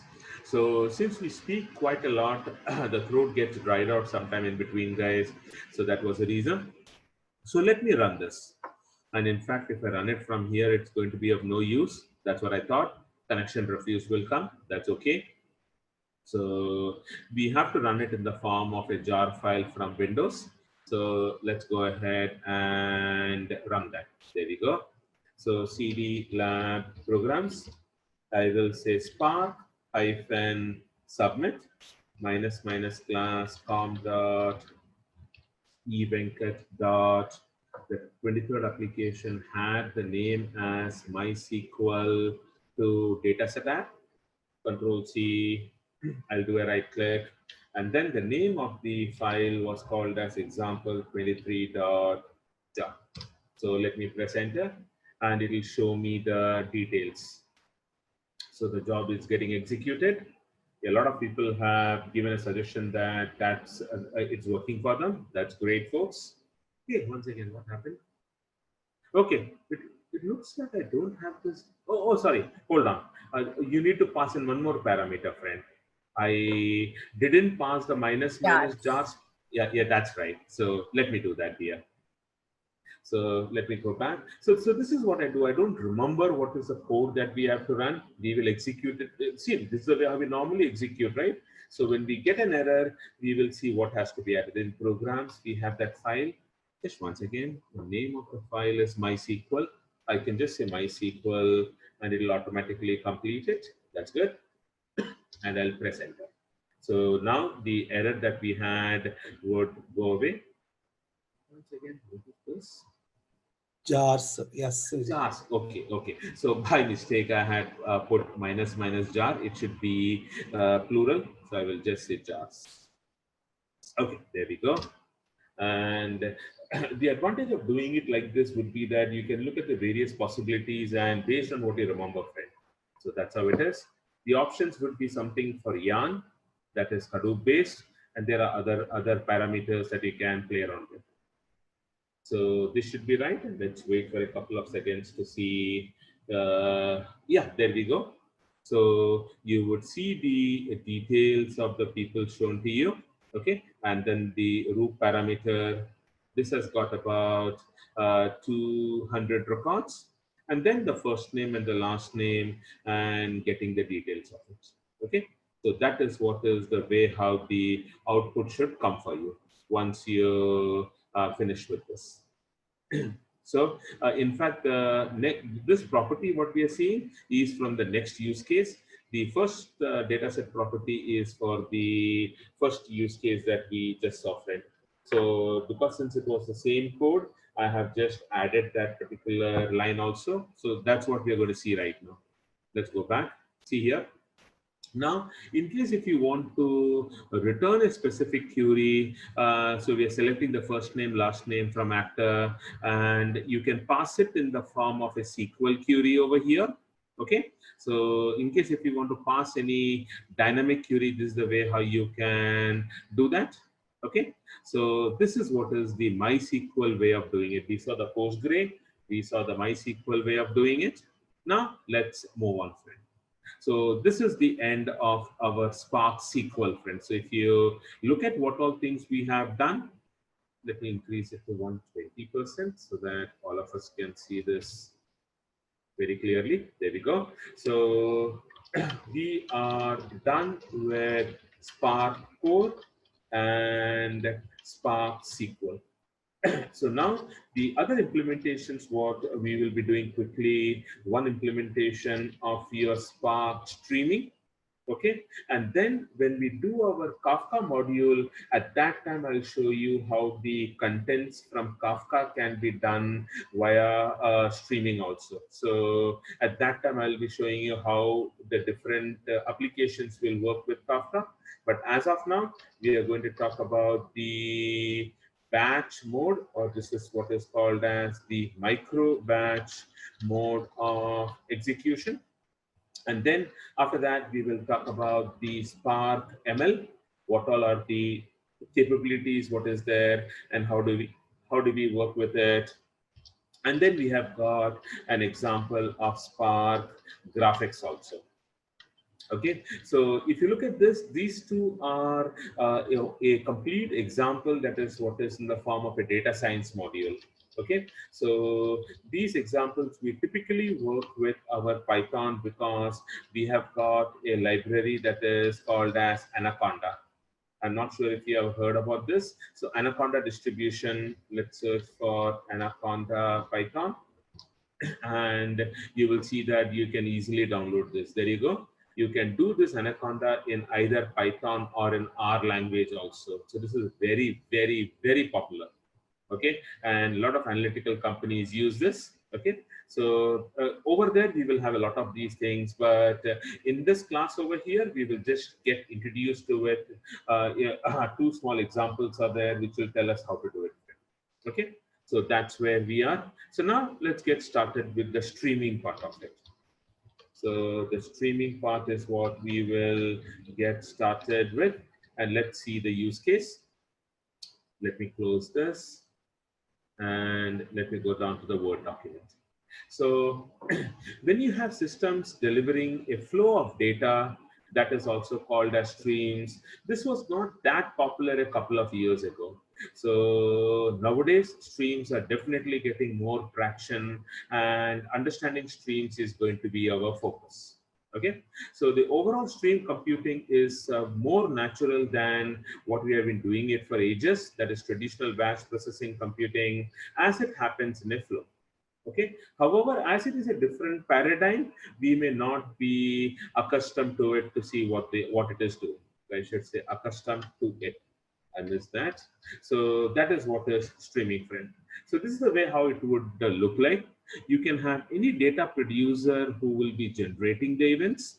Okay, and the data is being streamed. Then you will put it on or go to a data transformation phase, wherein you will apply you will see what kind of data you are getting. You will apply your data quality rules. You will detect your anomalies, logging, auditing. You can do all of those things, and then you will push it on to your process data. That is, you'll stream out of it, and this can be stored, or this can be displayed in a screen for you, or it can be given to a third party. A lovely example of this is what is there in my Spark SQL PDF. So that is what JP typically does. So let me just quickly open that. All of you have got access to that document, friend, so you can see that. So let me go back and open this document. Open this with Firefox.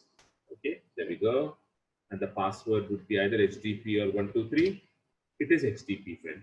Okay, so let me go back and show you where this is going to be used. Let me go down.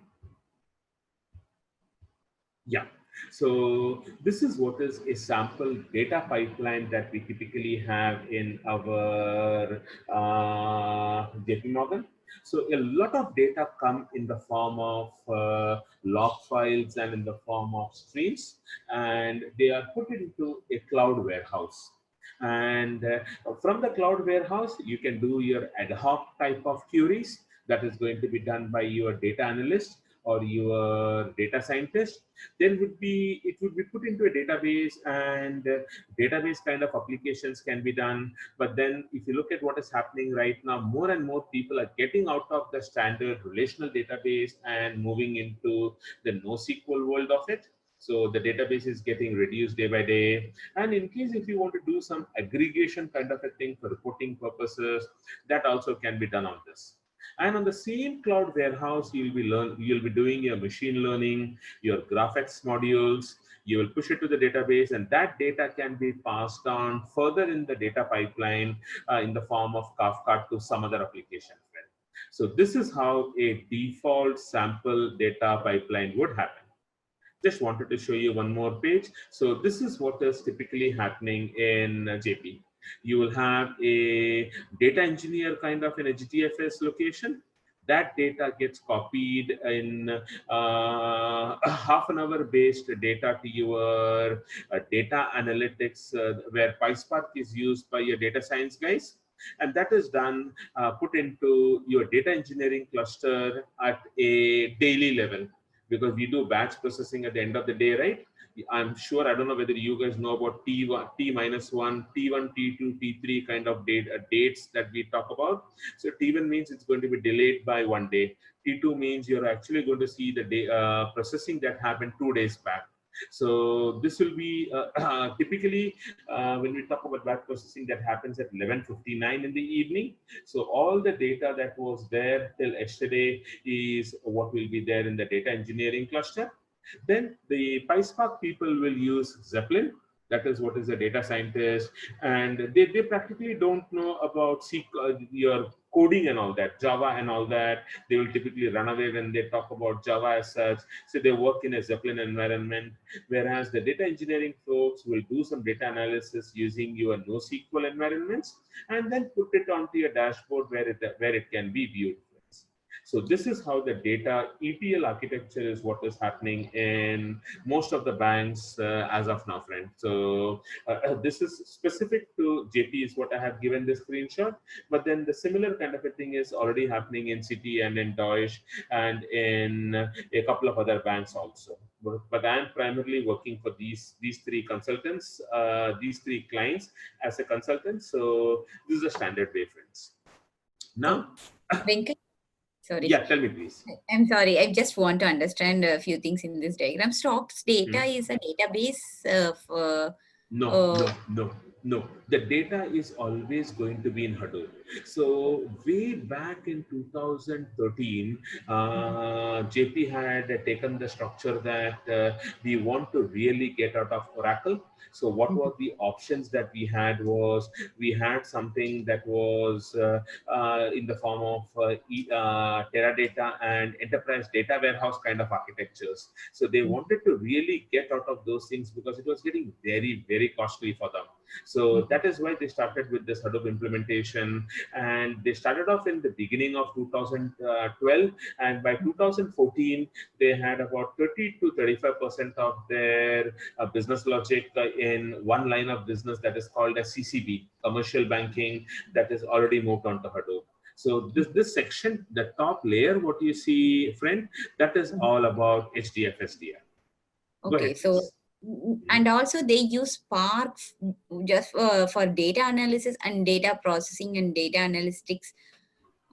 Yes, they started doing that from 2018 onwards. See, they were using almost everything in the Hadoop platform. It was in 2013 that I have already moved to Hadoop, and in when we said 2012 to 2014, they already started using Hive, wherein the data was completely moved. This one, Citibank, came about 3 years back, and Deutsche Bank about 2 years back. So if you look at the banking domain in India right now, most of the clients have already moved on to this big data part of the environment. Then when Spark came in 2014, it was not that popular. It gained a lot of traction, and they started using it, playing around with it in some projects, because the benefit of Spark is it is happening in memory and it is very fast as compared to Hadoop, where the data is stored in HDFS and it becomes slow. So let the data be there in HDFS. They wanted to process the data in Spark. So in 2018 and 2019, a couple of applications started moving over there, and all the processing part of it, they started using your Spark. So that's how the picture is as of now, dear. Okay, so in this picture, we can just take off that HDFS and we can process the data directly from there to Spark and put it into NoSQL. Is that possible? Yeah, you can do that. You can do that, but then see what would happen is that's what yesterday I spoke to Sharath, and Sharath also said that you guys are not using it, or somebody is already using HDFS. You're directly trying to look at Spark. So, frankly speaking, that might not be the architecture, but that's a decision what your organization has taken, my dear. Okay, but then ideally, if you look at the pipeline of this, it's already there for 13 years, right? So people have already started with Hadoop. They have got saturated with Hadoop. They understood what Hadoop is. It's becoming a little bit slow, and that's how Spark came in picture, and that happened here. That's a whole roadmap. Okay, thank you. Okay, you're welcome, dear. Cool. So now that is how this thing happens. So now let's go back to our code, friends. So let's talk about streaming now. So when we talk about streaming, let me just talk about this and then go down to the Spark page and talk about streaming also. So for your first stream ingestion, we will be using files. So files are going to be in the form of source of data. So it is generated in a folder. Spark is taking them as they're generated. So the simpler scenario avoids dealing with potential network issues and will illustrate the basic principles of streaming. That is to consume data as soon as it is available. So file streaming is a very common use case that we have it in the healthcare industry or the banking industry, where a hospital that is a provider can dump files on a FTP server that is picked up by an insurance company that would be a payer. So in this scenario, we will be having two applications. The order in which you start them, it is immaterial. Okay, one application will be generating the stream and which contains record, which is describing people, etc. And the other application will use Spark to consume the generated stream. So we will have a producer and a consumer over here. So these are the terms that is very common when we talk about streaming. So get started with it. So over here in a streaming application, in any streaming application, we will always have two components. Always have two components. We will have a producer and we will have a consumer. Consumer is a place where you will have your Spark written. The producer is a place who's going to generate the event and give it to you. Now, since we are talking about port number, so he's going to write it into a particular port and the consumer will get that particular event and see. But what did I say about Spark streaming? It's a micro batch. So you will have to specify the duration. It's not real time. Okay. So for real-time computation, we will have to look at Spark Storm. Okay, sorry, not Spark Storm, and you will have to look at there's one more component. There is Apache Storm and Apache. Shucks, I'm forgetting that right now. So Storm. Flink. Sorry, somebody said something. Flink. That's right. Thank you, friend. And you will have Apache Flink, friend. So these are the ideal components, which is for real-time computation. Whereas if I say it's a micro batch, the meaning of that is, if I say a batch is for 2 minutes, if the data comes in the first 1 second, it will have to wait for the balance 119 seconds before it can be taken for consumption. So that is what is a micro batch, friend. So for real-time computation in City, they typically work with Storm only. They haven't gone to Flink, and they're trying to look at what is Flink, friend. Okay. And now also for real-time consumption, people are looking at Kafka. Okay, that is what is used in all the banks. And there is a component similar to Kafka that what JP is using. Just 1 second, friend. I forgot the name of that. Let me Google it out. Suddenly I don't remember, dear. So just 1 second. This is Citibank. Citibank. I can't publicly say Citibank because there will be no documents saying Citibank is using it. What is the option for, what is the alternative for Kafka? Alternative for Kafka? Rabbit, but No, friend. Shucks, it's at the tip of my tongue. Kafka.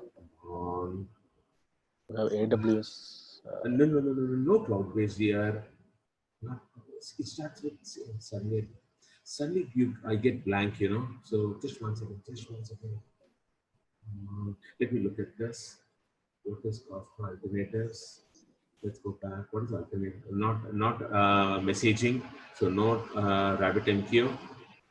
I don't even know what is this Raygun. Not Flume. Come on. It starts with C. Too many technologies, my dear. So just once again, not Logstash. Come on, why is it not there in the top first one? Okay. No, none of these things. If you look at it, it's really an alternative to Kafka, what this one is using, what we call City is using. Come on. Just once again, friend. If I don't get it, I will have to just check and I'll let you know. But hey, when will I let you know? Today is the last day. So, sorry, friends, I don't recollect right now. But no, enough of putting pressure on my head. So during the break, let me just go back to my cheat sheets and I'll tell you what are the things, friends. Let me just go to the end of it. What is alternatives? Go to the next one. Is it celery? Celery? Come back. Celery? Which one? No. Ah, shucks. It is almost like RabbitMQ. Of course, RabbitMQ. Confluent. No, see. No, yeah. I'll leave it, friend. I frankly don't remember it. It's there, there in the head, but then I just can't remember the name. So leave it. So I'll tell you definitely by today during the break. I'll have to just go back and look at the alternatives of what I have done. So I'll see that, friend. So that's something that I will just check once again. No, not Cloud MPQP. To be very frank, I haven't heard about that. So no, friend, not that dear. Okay. Yeah. Anyway, leave it, forget it. So I'll come back to that. So if you look at alternatives, this is what is there. So for in the middleware kind of a location, in the middleware kind of place, instead of your normal MQ, you have got Kafka, and I'll put in a dash. I'll come back to you, dear. Don't worry. So just once again, I just can't let it go like this. Let me go down to YouTube. Let me go down to my channels, and that channel is listed. That company is listed in one of the channels that I'll have to see. So hold on, not subscription. Let's go down. Yeah. Let me just check this. Just give me half a second, friends. I know it is here. So the moment I see it, I'll come to know. Confluent is, of course, Kafka. Of course, you can see what all channels are subscribed to also. There's the other positive side of looking at this. Shucks, here it completely slipped my mind. Data stacks, no. Oh, come on.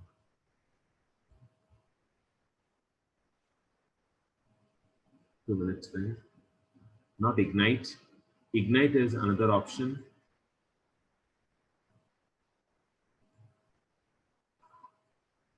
Solus. Okay, so apart, just say Solus as an alternative to Kafka. Okay, see here. So you literally compare Solus and Kafka. See, Solus has got a very good comparison kind of a thing, and you will see how Solus pops up compares with Kafka. See here. So that is what it is. And City, for some reason, have been very pro Solus based. Okay. And if you look at JP or if you look at Deutsch, they're not even looking at Solus. They're only looking at your Kafka. So that's the term, friend. Kafka and Solus are the alternatives. Solus. Okay, great. So let me close this, friend. So that's the thing. So now let's focus on the Kafka, on the Storm part, on the real time, that is Spark streaming part of it. So for this, first let's go down to our docs, Spark documentation, and let me go down to see here. We have seen RDDs, we have seen SQL data frames, data sets, and now let's talk about streamings. Okay, so this is the page that you will have to start with. So Control C, I'll just put it over here so that if you want, you can go through this. So see here, so Spark streaming is an extension of Spark core, which allows scalable, high throughput, fault tolerant stream processing of your live data streams. The data into Spark streaming can be ingested from various sources. It could be a Kafka, it could be Flume, it could be either HDFS or S3 of AWS, it could be from Kinesis of AWS, or it could be a Twitter application. Then your Spark streaming layer will be there, and the end component, you might want Spark streaming to push the data to your HDFS, to a database, or it could put it to a dashboard also. So whatever work you want to do in that small period of time, you will be doing it in Spark streaming, and you will have to persist that particular event. Otherwise, that event is considered as lost, my dear. So Spark streaming responsibility is to persist that particular event frame. So internally, this is the way how it works. It receives a live input data stream, divides the data into batches, which are then processed by the Spark engine to generate the final system of results. Please remember, everything is in the form of a micro batch. So it provides a very high level abstraction called as D streams, okay, which is nothing but continuous streams of data frame. So a simple thing of Spark streaming would be, you will have to import your streaming context. Let's get to Java. You will have to import your streaming context, and you will have to create an instance of Java streaming context and give the duration. That is, what is the time when the batch has to trigger. So in our example, we'll see what is the batch duration that we are triggering. And you will have something called as a streaming context. So using this, the D stream creates a streaming data from a TCP source. So that you'll say Java Spark streaming context, that you will use an input D stream. So this is actually nothing but a object that we are getting it periodically.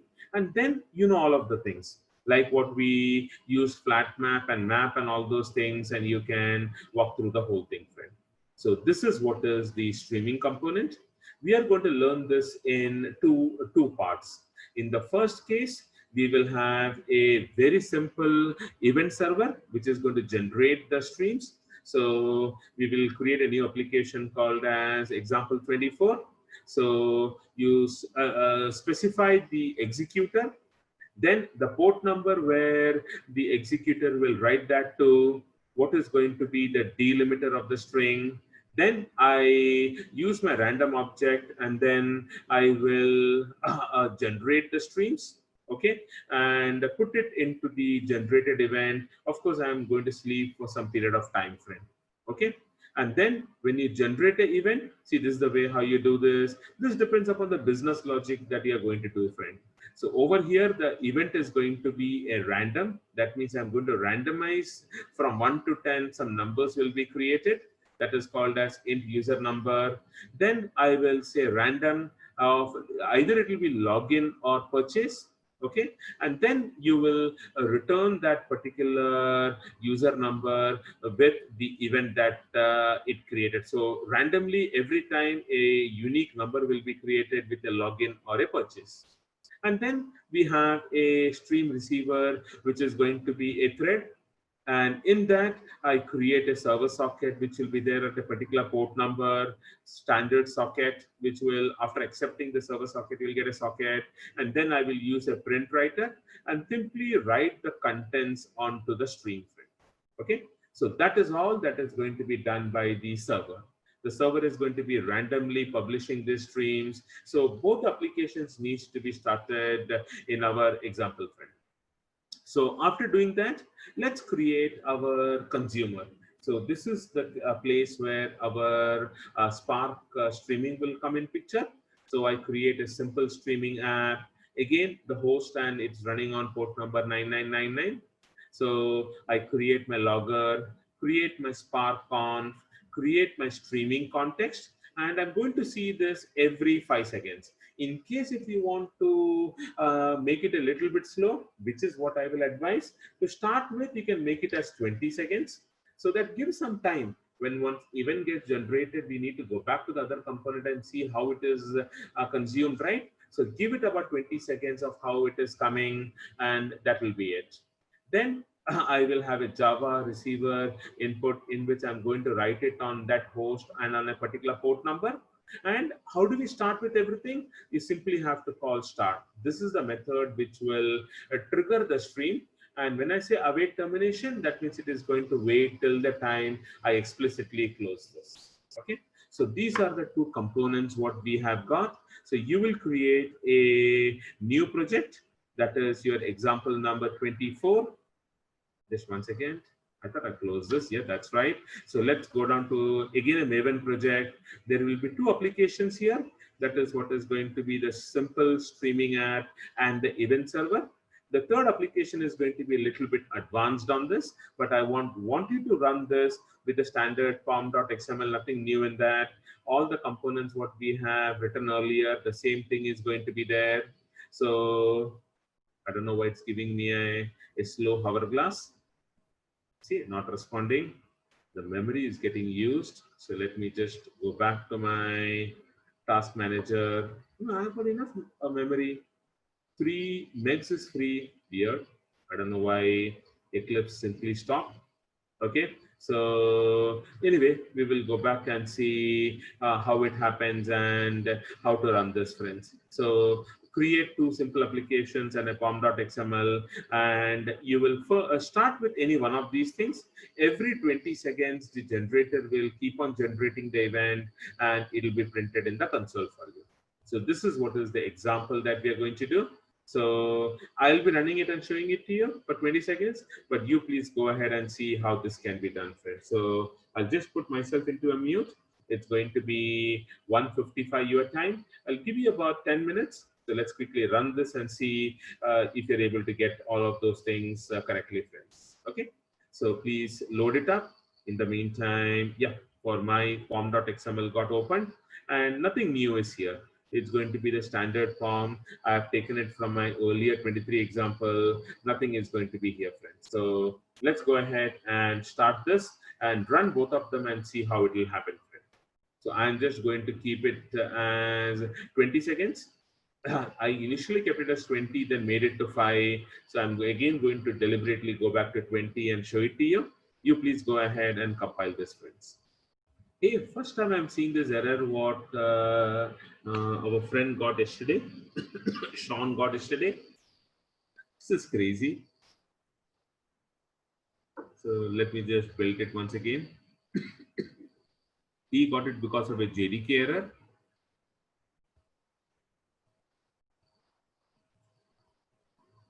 I had never seen that error. It's the first time I'm seeing this error, friend.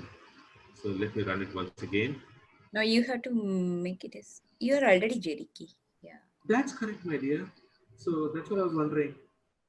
Anyway, I'm just recompiling it. Using system library, you can point it to your JDK location too. It's No, I think already I've already done that. Yeah, it's already JDK location only. So that's what I was surprised to see that error. So I'm just building it once again. See how randomly events are created. And if I go down to my streaming application, it will wait for all those events to come. See, all those events came in about 2 minutes. A lot of events came and it kept them together in one line. After another 30 seconds, the next output will be coming. So this is how you will have to go and try with both the things. Let me see if I can, yep, see, this is the second one. So it'll tell you what is the time when you see this. That means this was the first batch and this is what was the second batch. So run it on your own and see for yourself, friend. Just muting myself. I just needed a little bit of help from you. In case if I want to keep the side by side, any way how I can do that, friends? Of course, I have to go here and keep on toggling between both of them to find out how it is happening. But any way how I can keep it side by side and see it, friends? In Java?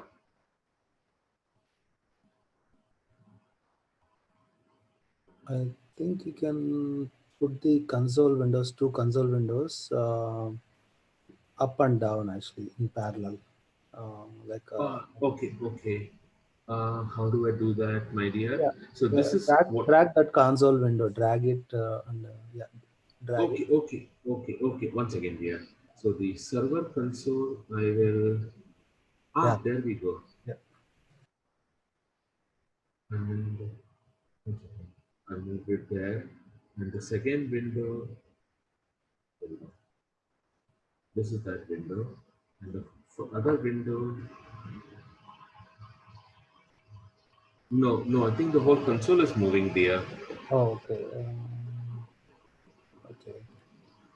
Because if it's side by side, you can actually see it happening, right? So that's why I tried it for some time today when I was running this example testing before I actually came, but then I didn't find a reason how to do that here. Just checking up it here if there is a way. You click on the last right icon and no, the arrow. Yeah, the arrow, please. Yeah. Here, new console view. Yes. So you can Okay. Now you can drag drag on. independently. Okay, fantastic. I got it. Thank you, dear. So this was this open console and then do it. Okay, this is what I wanted. See, for the event server, I have deliberately increased it to 10 seconds because otherwise every 1 second it was generating. 10 seconds looks to be a little bit slow, okay? Whereas the other streaming applications are reading it every 20 seconds. So that's how you see 2 in almost every one frame. See here? So that's the analogy. It. This really helps. So this is the way how you can keep them side by side and you can see how they are moving. So this is what has already come. And after some time, it should show me the user 6 login. Yeah, there we go. See, you would see these two values. These two values already came.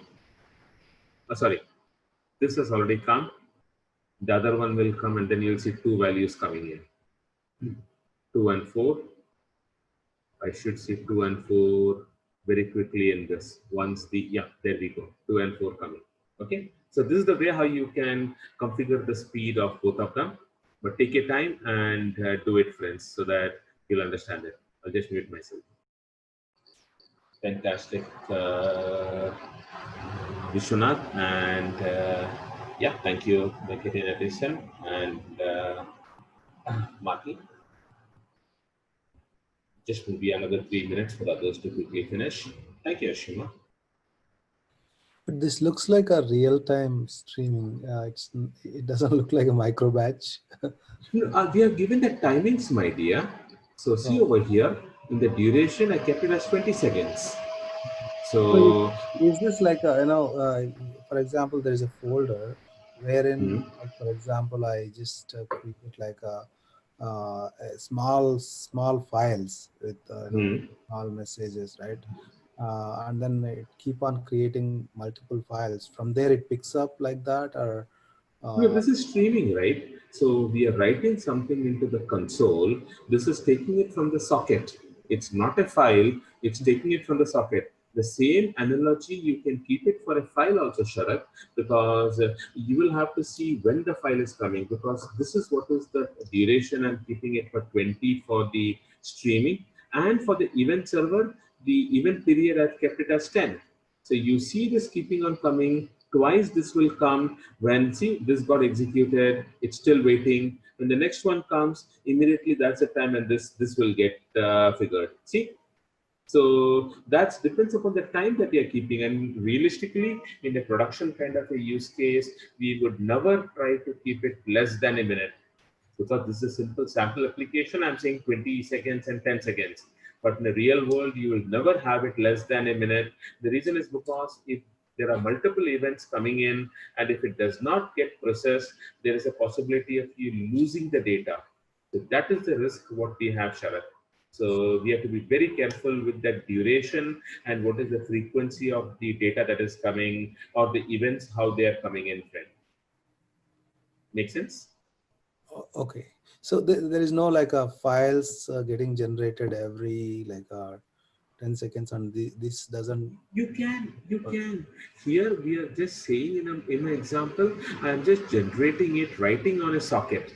So you can, if you want, you can have a file getting created. Okay, the file can have some contents, and you can decide when do you want to process it. So in fact, to be at a very realistic kind of a use case in JP, typically the events comes in the form of files, and then they go ahead and process it. So in every 10 minutes, I want to see what is the chunk of files that has come, and then I start processing it. Since files will be a little bit more lengthy, I just created a socket and I dumped into the socket as an example, friend. Okay. It could be anything, sir. So in that case, how the Spark streaming, the context looks like if it is a file getting generated? There wouldn't be any change. So what you will be doing over here is you will create a streaming context. Then you will see over The here socket, sockets. there is no socket, right, for the file. Right.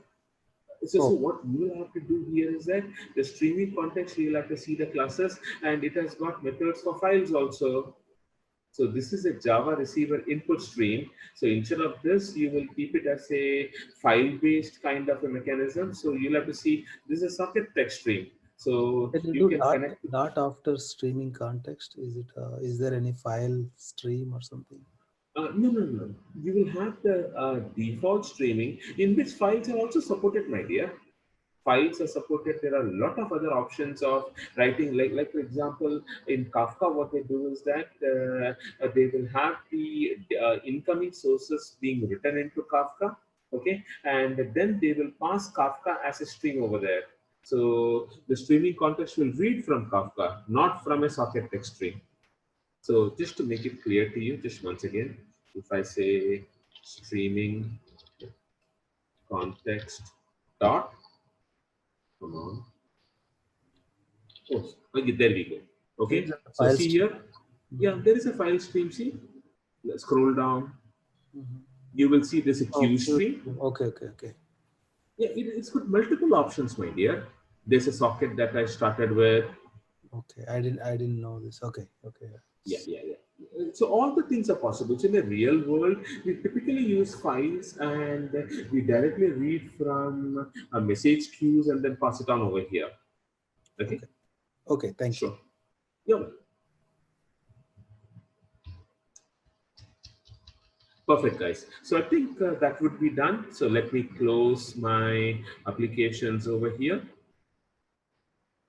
Okay, so that's good. So now let's go down to a little bit of a different variation in our example and see what we will be doing. So let's go back and see what we are going to do. So moving on to a little bit more complicated application, we will collect the aggregate results from all the data that has come in on the stream so far. For this, you will have to do something called as enable the checkpointing. Otherwise, Spark would have to keep a full history of the stream to recreate the data that is lost because of the failure of some worker node. So with checkpointing, Spark can simply pick up from the last checkpoint. So we are recreating the Spark application below, which parses every event in the form of a username event type pair, and then segregate all the events over the life of the stream into per user data, which is done through a method called as update state by key. Okay, that method is there in our paired D stream. Okay, So here we just print the output. In production calls for each RDD, we would like to persist the data to a database or do something different. Maybe write it to a message queue, or it could be any use case. So that's what we are doing over here. Okay, so again here, the checkpoint duration is going to be your D:/temp. So if you look at your D drive, okay, see there is a temp directory, and see there is a lot of received blocks. See, when I have tested this, I had got this RDDs. You got the details of that, right? Okay, so can somebody tell me why am I having 7 part files, friends? So you have 7 cores running in your 8 system. cores. It starts from 0. Yeah, because I7, right? So I've got 8 cores, and that's the reason, friend. So that is the way how I'm persisting. Checkpointing means persisting it and then continuing on from there, dear. So the location I've kept it is D drive temp. The checkpoint duration is going to be every 5 seconds. Just once again. Hey, that's okay, friend. So no worries. So continue. But then try to cover up what I was missed, my dear. So that should be fine. Thank you. So now coming back to this, we will start with the logger, Spark conf, the Java Spark streaming. And here I specify the batch duration and the checkpoint diff, streaming context.checkpoint. I will get that particular data. Okay, and then I will map to pair that particular data and see how am I getting my tuple, etc. And then print new events that is received by this batch, wherein we are seeing the output of how the new events come and all of those things. Okay. Finally, you can combine the new events with your earlier running total of events for every user. Okay, so the user total holds a pair of the user and the map of the events to the number of occurrences of that event for that user. And then using your paired RDD, I'm just doing an update map and all of that. Okay, so you can either print the final output, or you can just store it into a location like what I had done and then see that. So see here, instead of printing this, that's what I'm doing right now. It will be a good place to write something into a database, and I'm simply printing it out. System.out.println, and then I call my start and my await termination. Okay, so this is what is the use case what I have. So let's go back to the example and let's start with my event collection, which is going to be a stream. Okay, the source is going to be the same. So I will have the event server, but the streaming application would be a checkpoint direction where the data would be checkpointed. So please go ahead and create that, and let's run it also. I'm also going to do the same thing, friend. The main thing is understand what is there in the code, so that when you look at it at a later stage, it will be easy for you to identify what is happening and maybe pick and choose. Because when we look at an actual production code, you will have to see what are the snippets of code that I can reuse. We will always have a repository of snippets of code, what I can reuse depending upon the use case. In some case, we have to write from scratch, but then as you keep on going, you'll have a repository, friend. So that is what is the example what we are trying to look at. So please go ahead with it and try it out. I'll just mute myself, and I'm also going to try this out. Thank you.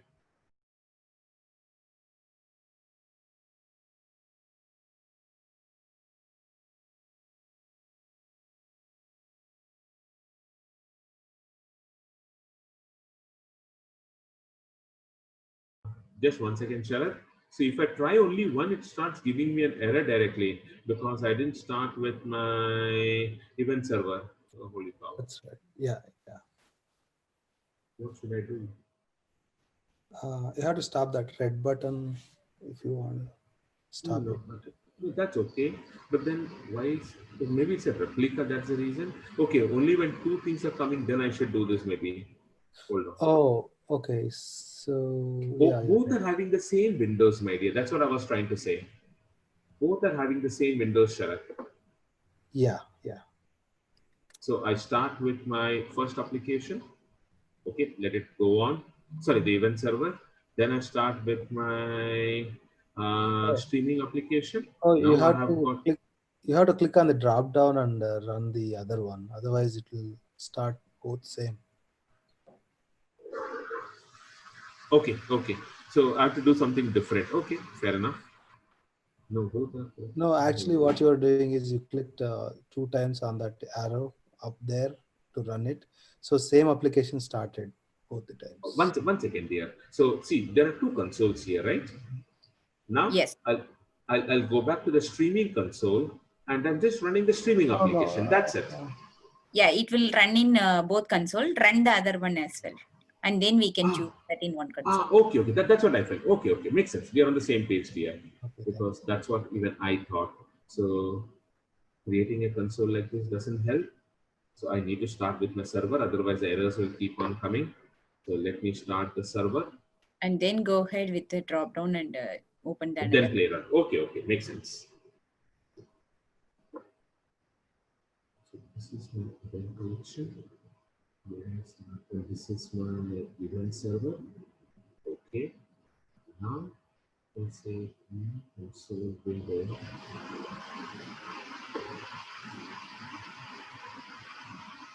I would want to show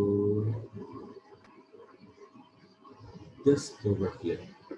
And this will be different. Okay, got it. And now I have to just rearrange it like what we said. Okay, perfect. Makes sense.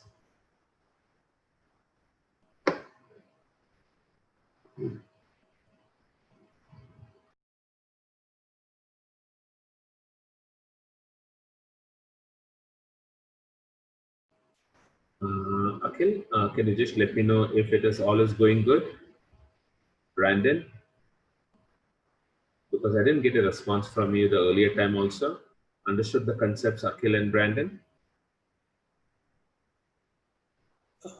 I have a question. This is Sharad. Yeah. Go ahead, Sharad. So the events are getting generated and we are consuming them using Spark streaming. But okay, Spark streaming we just stop it, for example, right? So I mean, it just goes down or something, and then how do you lose it? You lose it, know friend. the last checkpoint, the point where we stopped receiving? Right. Like for example, the event. So got your point here. So okay. Look at this, Sharad. So real-time events are happening every 2 minutes. My Spark streaming application got stopped for 4 minutes. So what would happen to the two sources of events that came and my Spark streaming was down, friend? Oh yeah, they'll stay there on Kafka. Okay, got it. Okay, they'll stay there. Yeah. In Kafka they will stay, but in a console-based application, I will lose it, right?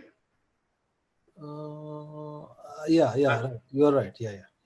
Yeah. So I think come back again, Sharad. What was the last for thing? Kafka, I mean, those events will be still there. So when we restart it, it's going to start from the place. Exactly.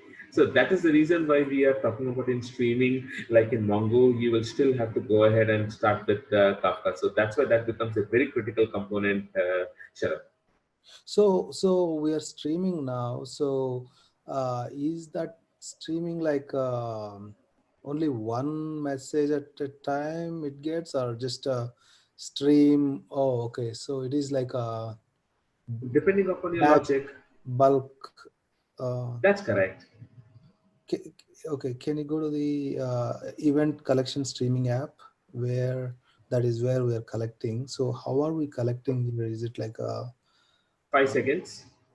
5 seconds, but 5 seconds is fine, but it won't be like individual events, right? There'll be how much ever is already over there. You can just pick them. Just like take it from the checkpoint directory and add it to the new event. That's what we're doing. Checkpoint direct. Oh, I didn't see that. Okay. Yeah. Because the crux of this thing is you are getting it from the checkpoint directory, right? I'm checkpointing that, and the streaming context is going to read that. So this is going to receive the streaming context, which I'm going to convert it into a map of user events. I'll print the events received in the batch and see here. That's why I give you comments also so that you will see how I combine new events with the running total of events for the user. Mhm. So it will cover that, and that is how you see this output. If I go back again, you see in the output that this kind of a thing comes, right? See, as of now, only 9 and 1 got generated, but then see how the everything was there. See, new events came.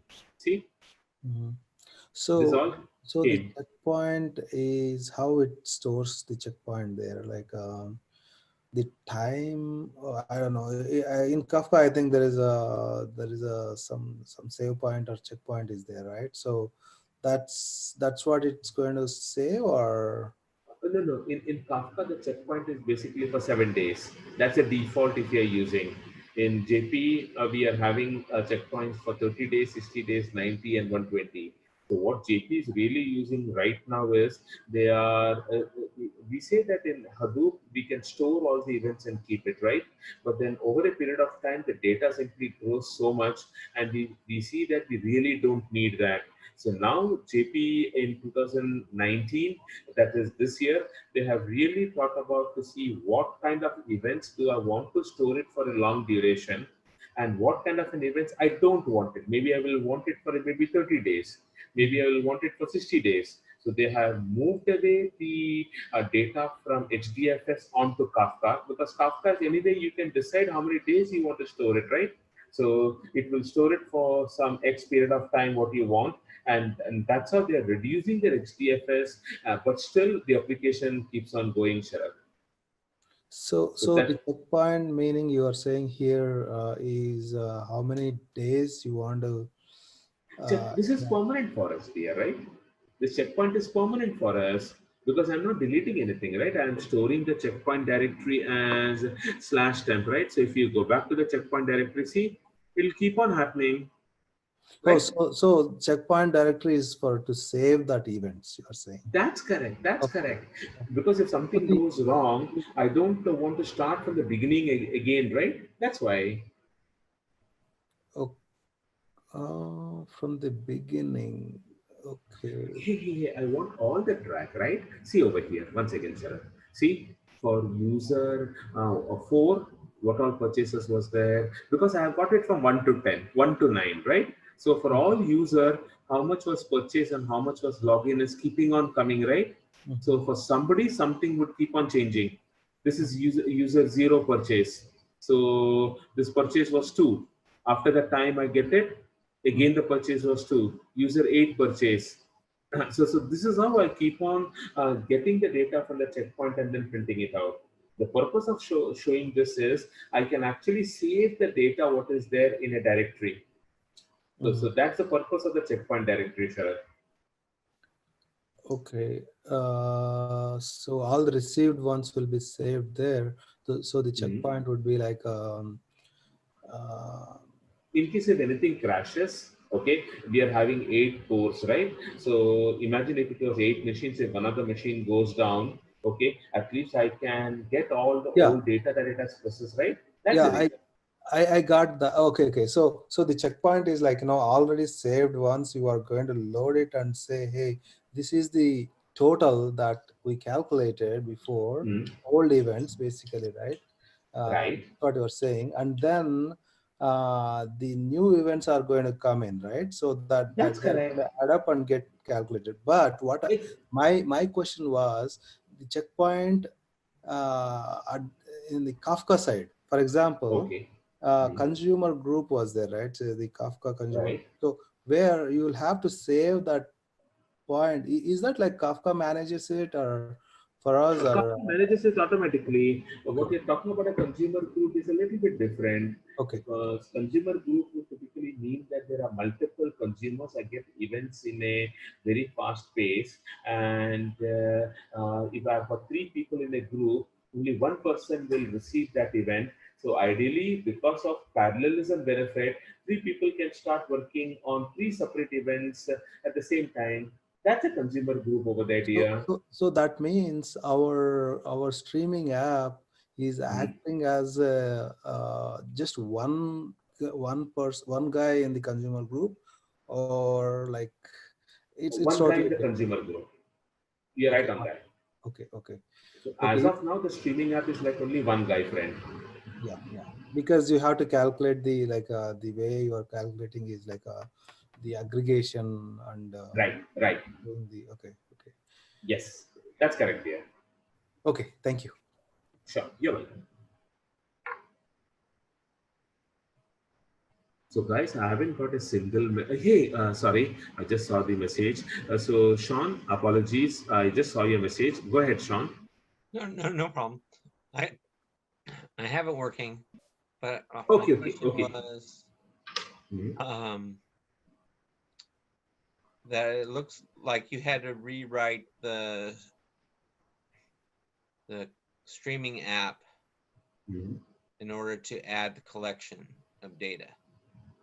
That's correct, because I'm reading from the persistent collection. So whatever is there, so this is like saying, hey, I have got 5 people who have come. I save those 5 people. That means in 5 minutes, I've got 5 people coming. I'll save it somewhere so that in case if something crashes, I still have at least the earlier data beyond some particular period of time. I won't lose everything. So that is what is the concept of checkpoint directory that we have used in our example here. Make sense? Right. Well, I just was wondering if maybe it's just more of a complex thing, is that if somebody had already built the server and collector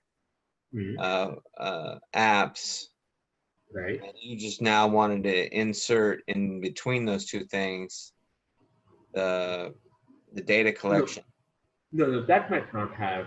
So what we need to do is that when we are changing this, we should have a kind of a deployment mode where, okay, this is what was executing before. Now I'm going to execute this, and this is what will happen. So if you can't do it dynamically and the events automatically, the events will start going. So that wouldn't happen, friend.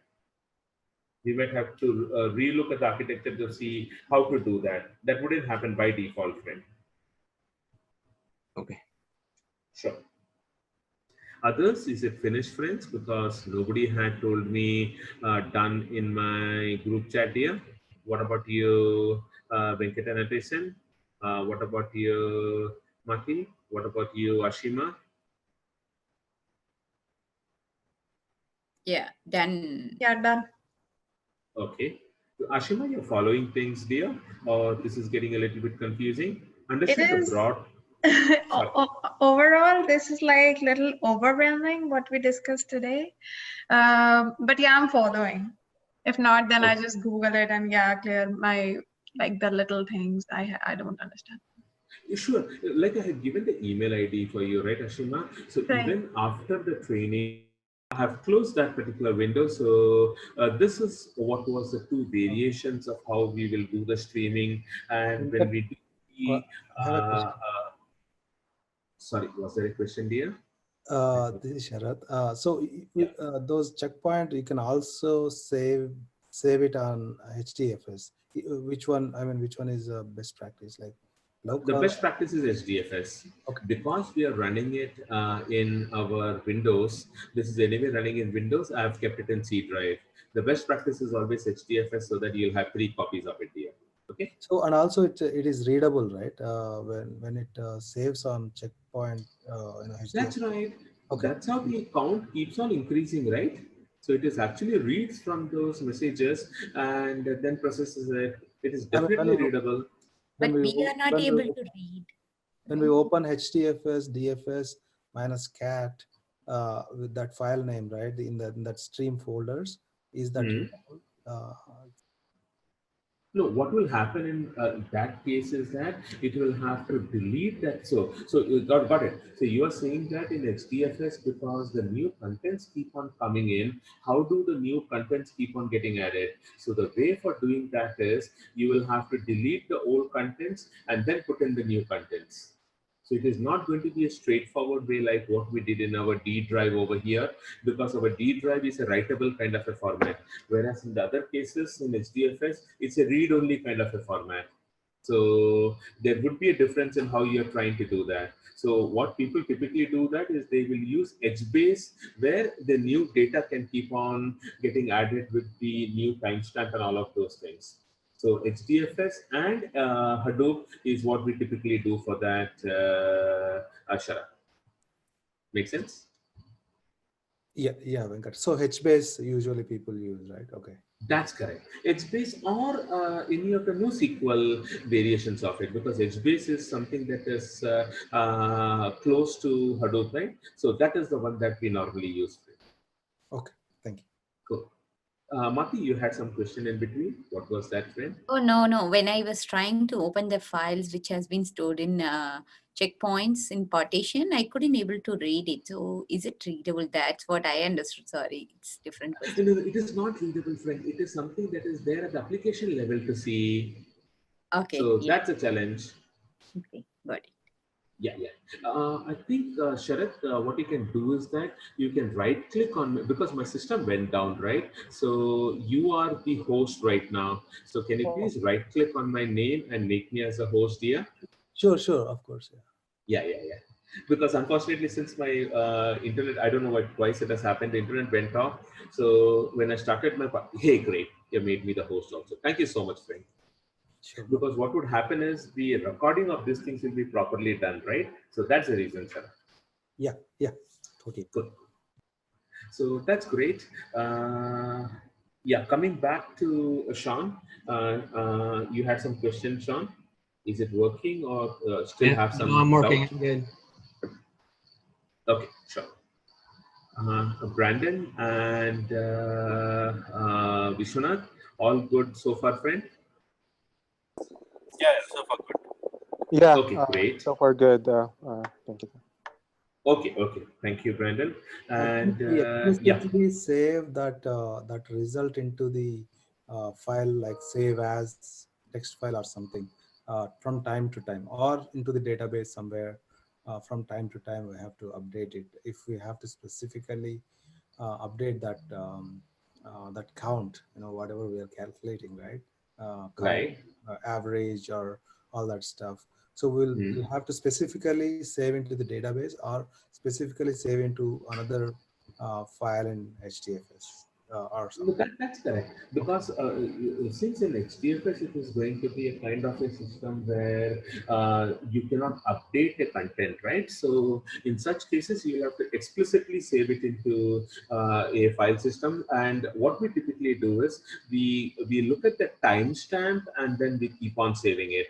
And as a part of a utility, as a timestamp, when we save it, we read and save it. And then after some period of time, the old files get removed automatically. So that's what we do it in JP to make this as a working kind of a use case here. Okay, got it. Thank you. Sure. Okay, friends. So let's move on. So yes, you are right, Ashima. There's a lot of new things what we are doing, like I was talking to you earlier. So feel free at any point to be in touch. No worries on that. So this Thank was you. Spark. Yeah, sure, dear. So this was the Spark streaming way of doing things. Now let's move on to the next component. What we are going to look at. Just once again. So Yeah. before So moving, now, I have one question. yeah. Please, Mati. Yeah, sorry. So the thing is, we use Plain for SQL and as well as core. Is it possible for us to use for streaming as well? Because in Zeppelin. No. We cannot use it for streaming. And in fact, for streaming, we can't even use a notebook because the data will keep on getting changed and you have to refresh it, right? Yeah. So so notebooks are not a solution for streaming kind of applications here. Okay. So we need to have a programming to read it. Exactly. And in the programming, we can customize it in different ways, and we can make that Integrate work. with multiple producers, means queuing, Kafka, multiple. Exactly. Now, even in Kafka, there are various components by which I can create a UI of it, right? So we will use all of those components, and with Confluent coming in, there's a lot of things that we can add also. Okay. Sure. Thank you. So great. Yeah, you're welcome. So that was the section on the streaming part of it. Let me just go back to my cheat sheet. And yeah, so we saw two examples of streaming in exercise. I forgot the number. This was exercise 24. So that's what we saw right now. So after streaming, now let's move on to the most important thing that we have to see is how do I save data from a NoSQL kind of a database. So remember, this was one of the things that you guys have it in project. So we are going to see how Spark can be used to read and write data from a Mongo. So we will see how Spark will be used to read and write data from Mongo. So you can try this with Cassandra, you can try this with Elasticsearch, you can try with multiple things, but then this is what was mentioned by your team that Mongo is going to be used and they will have to know how to do this. So that's what we are doing this. So the first part would be how do we set up Mongo in our environment? So I've given you step-by-step way of how to do that. So if you look at it, it's about 2:43 right now. So I will take about 5-10 minutes to cover up the aspects of this. Okay, then we will do a research for about 10 minutes so that once the Mongo is set up properly, after that we can take up our tea break, friends, and then we can continue with it. So the first thing that you have to do is you will have to get the public key. So in this step, we will import the MongoDB GPG public key. MongoDB is already included in the Ubuntu packages, okay? But the official MongoDB repository provides most up-to-date version, and it is recommended way of installing the software. So Mongo ensures the authenticity of the software packages by verifying that they are actually signed by the GPG keys. So we will have to first import the key, it's not the key for the official MongoDB repository. So in your Ubuntu, not root Ubuntu, this is what you will have to pass as a key. Okay, it'll execute it, and then it will return me saying that what is the total number that has been processed, and it will give us the key. So that's the first step that you'll be doing. After that, we will have to add the MongoDB repository details so that the application software will know where to download the package from. Okay, so issue the following command to create a list file for MongoDB. So I will say echo dep. I will give the location of the MongoDB, and in fact, you can actually and then specify from where I'm going to download everything. So put this. After adding the repository details, we need to update it. So within our we will have to update the package. Hey, I forgot to write that step. Okay, so you will have to say sudo apt-get update. Okay, so please remember this is very, very, very crucial. So I'll just copy this. So after in this particular line, what you're seeing after step number 2, this has to be done. So let me copy this and put it in the docs. Somehow that was missed. So after step number, because this is what I just created today, you know, to set up the Mongo and to write a query by which Spark will use it for reading data from the Mongo. So that's why I missed this particular step. So you will have to do this after step number 2. We will have to execute this command. There we go. I'll just paste it. That's perfect. Let's continue. Then we will install and verify the MongoDB. You can install the complete package. So just say sudo apt-get install -force yes. The reason why I have to give -force yes is so that because in many cases, you will not be able to verify the location of these sources. So it will crash in case if you don't say force yes. And then say mongodb.org. So it will download all these new packages and install it for you. About 174 megs of it will be automatically downloaded and installed. See here, you will have to install this packages without verification, and that's why when it gives you for an option over here, it'll prompt you for small y or capital N. So you will really give small y so that you will go ahead. Okay, see here, this is that option. After that, this command will install a lot of packages for the MongoDB, and then everything will be started. To confirm whether it is started, you can simply say service MongoD status. And if it is running fine, you will see an output saying MongoDB has started and it is running, and it is running in a process ID that is 1611. If you want to stop or start MongoDB at any point of time, you can use your service MongoD and say, like I said, status, you can say start or stop. Okay. Then you can simply look out for your service MongoDB status, and it will tell me what is the port number on which it is running. So initially it was running on one port number. After I stopped and started, you see that it has changed the port number. Now we will confirm that the Mongo is properly installed. So I will say MongoD -- version, and it will tell me the version. That means it's already done. And now once you have installed it, you will have to run that Mongo. So you will just say Mongo. That is the way how it will start with the MongoDB installation, and it will enter your command prompt. Okay, so that is the way how you will work with this. Now in the command prompt, you can say use MyDB if you want to change, because by default everything will be done in the test database what we have. So see here, it is connecting to test. So that is the default. So we are saying I want to change it to a new database, and then when I say DB, it will point the MyDB that we have created.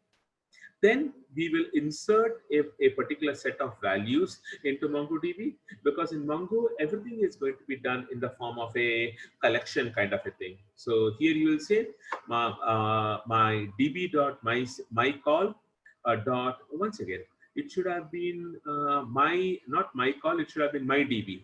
Okay. So anyway, so good thing I realized it's not my DB. Even if you say my call, it's okay. It'll still go ahead and create the database in case if it is not there, friend. Okay. So we will say db.mycall.insert. I will give the title, the description, by whom, the URL, some of the basic tags that I want, and how many likes it has. Okay, so I'm inserting a set of records into Mongo. So Mongo is a type of a document kind of a database, and it is really used when you want to search on multiple parameters. So that is what is the beauty of Mongo. So this is the way how you will insert it. And once it's inserted, you can go back and do mycall.find, and it'll automatically give you an ID of it, and it'll give you the description of it. Okay, so this is where I will stop, so that the basic installation of Mongo is clear, friend, and see how that can be done. Okay, so for people who will be working on this, they will actually be working on Mongo without knowing the details of all of these things, friends. So they would of course know about it, but for a lot of you, since you're not working on Mongo, this might be a little bit new. So do it step by step and ensure that you have reached till this particular step. And after that, we will take up our tea break, and then we will see how to write a Java code and do some insertions and do some retrieval also. Okay, so this is what we are going to plan for right now. So go back to the beginning of the document. So over here, and then follow the steps and then start doing it. So using Spark to add data to Mongo. So please follow it systematically. Only one thing, at your step number, was it 2 or 3? At your step number 2, do not forget to write the sudo apt-get, friend. Okay, so this is what I had mentioned. So this is mandatory after step number 2. Just remember that, friends. Okay, so go ahead and please set up Mongo on your machines, and then we will take up our tea break. Thank you. Just muting myself. Yeah, that's okay, Brandon. In case if you have to move out, that's okay. But then please watch the recording and understand what all things we have discussed. And you have got my mail ID. At any point of time, feel free to drop me an email in case if something is not clear. Okay? Yes, yes, thank you. Will do. I'll just finish all the labs after That's that. correct. So yeah. Once you do the lab, you'll understand how things are. And one last thing before you actually do it, guys. I would suggest that you start with a fresh work. See, right now, these 5 days, you have been working with the lab, you have done a lot of things, you have understood something. So in case if you want to redo each of these things, please go down to my original version. I have shared that with you so that you can start with the brand vanilla version of my image and you can redo everything what you did for 5 days, friends, so that it will be just as a way of understanding things a little bit more better. Because if you do the same thing for the second time, it will be a little bit more clear. So please try that, friends. Thank you. Hey, Vishwanath, you had a question? Go ahead. Yes, Venkat. I'm trying to install the MongoDB, but I'm at step 3 right now. When I run it, it says unable to locate package, but the apt key that thing did work fine. Step 2, I'm fine too. This is the step 3. Okay, just once again. So if we go to your step 3, okay, did you run it in this fashion? Yeah, I did. Yeah. Okay, let me do one thing. Let me just stop sharing, and if you can just start sharing a screen, then I'll come to know what the use case is.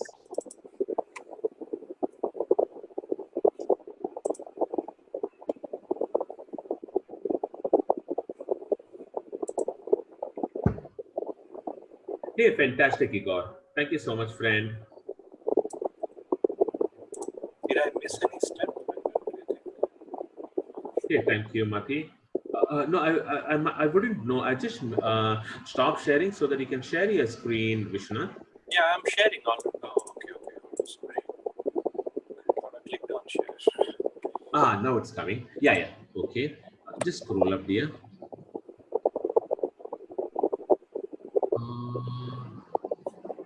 Okay. Something is wrong. Maybe the typo or something. Let me just check once again. Go back to my cheat sheet. Sudo apt-get install.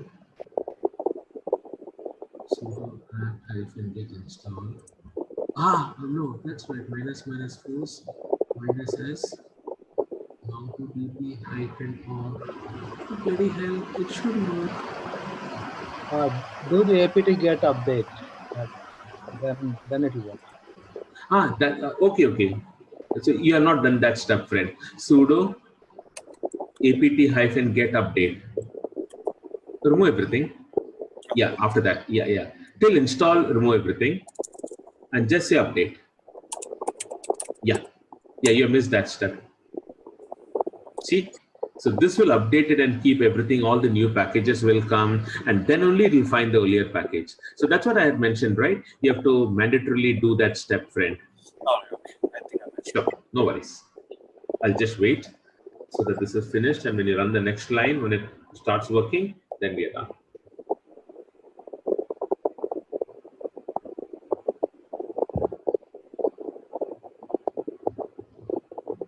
Yeah, good. Now try the other one, up arrow. This error is fine. No, that's okay.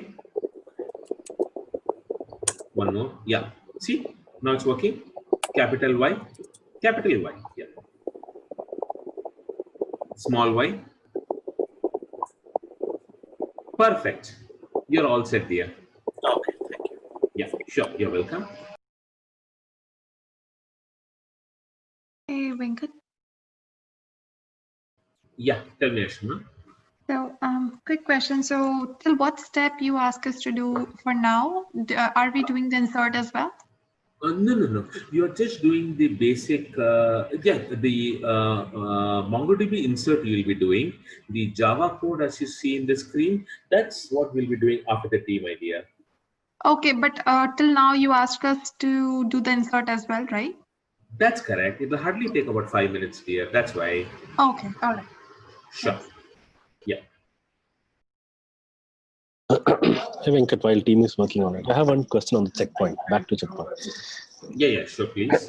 So checkpoint is a feature of Apache Spark streaming, right? So basically, That's it is to ensure there is no data loss. So is it handled by the driver or is it handled by the executors? Where is the checkpoint? It is handled by the executors because the data will be there in the executor. They keep on saving it for some period of time, and that's how it is. Because the driver only submits the work, right? It's on the client side, so the driver is not involved in it. It's the executors who do it here. So let's say the first executor went down for some reason. The first node itself. Each node can have one executor. It can have many executors, right? As many cores, I think, is it? Yeah, it can have many executors. Okay, as many as number of cores, or it's up to us, or up to That's us, correct. based on our performance tuning. Okay, so let's say the entire node went down, and by then our executors were halfway through. Okay. So the checkpoint is in the executor side, right? That's correct. So how will we ensure? So let's then how will Spark rebalance? Akhil, this is not a substitution for complete data loss. This is only a way how you checkpoint something so that you don't lose all the data. So I'm not saying checkpoint is the final solution where if something happens, we'll still get everything. So a step gap is about 80% of the updation, so that if you reduce the frequency of checkpoint, then the data loss will be minimal, my dear. That's what the document says. Data loss will be minimal. Okay. So that's correct. So I have another question I have is, so does all the worker nodes have the same copy of the data, or only the copy of the data that it needs to work on? All the worker nodes will have different copies of the data, because you know that depending upon the core, the data gets distributed between the cores, right? Correct. So they will have different copy. So how does it ensure that if the first node is down for some reason, how will it rebalance? How will Spark, maybe Jan, who is managing it, how will it realize, okay, one of them is down, let me ensure that the remaining two take the load of what node 1 was doing? Does it do like that, by the way? No, you can do that way. See, the purpose of checkpoint is if something goes down right now, and whatever was done earlier, okay, that is what is available for you till the time you bring that up. Okay, so this is where the auto scaling, and this is where the Spark core or the takes into considerations and ensures that other core takes over the responsibility. So it retries it for 2 times, and if it doesn't find it, it makes it as a blacklist node, so that the other nodes can start doing the work till the time this node is properly brought up from the failed state, and then it is it's coming back to the job. So that's what is normally happened if a node goes down, friend. I'm sorry, I'm not still sure if I got that. Okay. Can you repeat that? Let me see if I can gather it again. Yeah. In fact, let me write it in the steps so that it will be very crystal clear. Let me go back. So let's assume that we have got 1, 2, 3, and 4 nodes. Okay, these are the worker nodes, and then of course I have got a driver over here who is going to send in the data, and of course I will have cluster manager over here through whom the connection will happen. Now, since these are the places where the actual data is going to be, and you know that the checkpoint will be there on each individual node, or to be better off, the checkpoint will be there on the this one, what do you call it, DFS. So just once again, so the checkpoint, just once again, dear. Anyway, I'm just bringing it back. We will get it. Let me go to the end of it. Just 2 seconds. Okay, while typing, by mistake, some key would have been pressed, but no idea. Just once again, we're almost there. Yeah, okay, this is, yeah, now it is loading everything. Control N.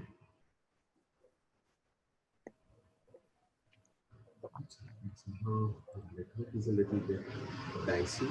You can hear me loud and clear, right, Akhil? Yeah. Okay, so one second. We have got it. Yeah, there we go. Okay, so we have got this driver node, and I have got the data is going to be saved or stored in HDFS, so that I can still go ahead and access it. So now what will happen? Let's take the use case. This node goes down. Okay, so this node is down. So when that is down, the events will from the receivers, I'll be still getting those events. Now, after the first attempt, it will see that this node is down, and whatever new events are coming, that will be, of course, there can be some data loss because till the time it tried, it was not able to do it. So those things we have to look at it. But then after some point of time, maybe after 2 or 3 attempts, it will get redirected, and 2, 3, 4 is continuing to work with it. So now the question was, what about the data that was done by one before? It is down. If I save it locally on its system, I can't get it. So that's the reason why the data is stored in HDFS. And if I want to retake everything, I can take one's data from HDFS and all the latest data that is there in 2, 3, 4, that is also in separate directories in HDFS, and I can give it back to the client. That's the whole idea of it. Make sense? But the reprocessing for the already processed data on one, because one is down, it cannot be fetched again from one. No, true. It will redirect the jobs that got failed onto 2, 3, 4, my dear. That's for ongoing, right? Along with the data? That's what. So see, you have told one of the worker nodes to. One second, dear. You have told the worker node 1 to do those things. It will, the data that was giving there, it will try retrying those things because the node has failed, right? It was not able to connect to it. So once it goes back to the driver and say that, okay, now I'm not able to go ahead and do this, the cluster manager already knows that one is down. And then depending upon the mechanism, which is basically round robin, the data that went down to 1 when the system was down, that will again get processed by 2, 3, or 4, because those are the people who are serving the clients, right? But 2, 3, and 4 only have a partition data, right? That based on this DFS block that you're talking about. No. Where is partitioning here, friend? So it has the entire data of, let's say if there is a one CSV file which is of 1 GB or something. Okay. And, in HDFS. Correct me if I'm wrong, my understanding can be wrong actually. No, let's not say HDFS. See, this is real-time data, right? So you can't have 1 GB of file, my friend. This is real-time data, friend. Okay, I see what you're saying. So because it can be only used for a real streaming scenario, is it? Yes, Spark streaming is for micro batch. It's not for real-time processing. It's for micro batch. So whatever events came in that 1 minute or 2 minutes duration, okay, that is what will be there. And after I process it, this guy forgets. So this is like the person who is at any organization for complaints. Different people come in. After the person goes away, he forgets what that person, what I had told that person, or what I did for that person, because I will have to attend to the new person, right? So this is the kind of these 3 people are the people who are front facing, where different people will come to them for solving their issues, for in this case for processing the data. And after I process, if I'm processing number 25, I will forget what I did from 1 to 24 because that is stored in HDFS, right? I'll only focus on the current user right now. Make sense? Okay. I think I got it. The use case that I was thinking is not for streaming, basically. What I was thinking is whatever we did till now, like load a CSV file and then do some transformation and do something. I was thinking we can use Spark streaming and no, not at all. Not at all.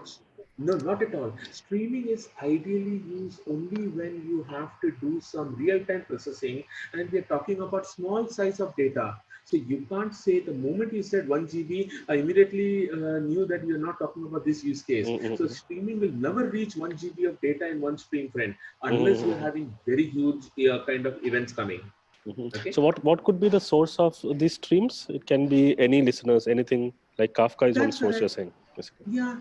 So take an example. I want to find out the. I think I got that. I think I got it. I see what you're saying. Okay, sure. Yeah, no worries. I think I got it. Yeah. Thanks for clarifying. I think my no worries. Direction was not correct. Okay. Yeah, that's okay, dear. No worries. So, because we'll think in different aspects, and there are so many technologies, so that's why there might be some confusion. Absolutely no issues. So guys, I think if you have reached till there, and I saw a couple of guys putting it in the chat window also, really appreciate that. So Sean has done, Ashima, Vishwanath had done that. So hey, that's right, Sharath has done that. So now let's take a break, guys. It's about 3:10 your time. So hey, once again, before I go ahead, Ashima, you had a question? So yeah, I updated, I think, for the earlier one. The Java dependency, do we need to put anything because my program, I mean, that program shows some error, which could be, and the error is for MongoDB dependency. Once again, did I not put my this thing over here? Uh, okay, my mistake. So take a break right now. I Yeah. have forgotten to put the pom.xml. In fact, I'll do it right now. Just once again, since you're here, if you want to do it, I have to just go to my pom.xml and I'll have to put in one line. So this is not that application. I'll actually show it to you so that you would know why that did not work. So just once again, example 24. That's no 24 is what we are working. 25. This is the last example, 25. That's right. Okay. Go to pom.xml, and there is only one dependency that I have to add. I just show that to you also. Just once again. Yeah, go down, and that is this Oh guy. yeah, there you go. That's Okay, it. so If you can put it in the chat window, we'll just add it. yeah, I'll put in the chat window and I'll put it in the document also. Okay. So first I will put it in the chat window because that will go away after today. But I will put it in the document so that that's there. So ensure that we add this in the pom.xml document when we are using Mongo. Thank you. And I'll paste it. Okay, that's okay. So let's quickly take up a break, guys. It's about 3:42. So let's take a break till about 3:30, friends. Okay, and then we will come back. We will run this example, and then quickly go down to the two things that we have.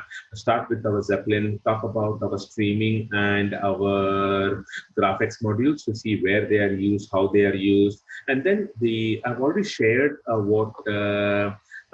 He had asked me, Vishwanath had asked me. So if you get some time, please try to have that downloaded, friend. Where is that?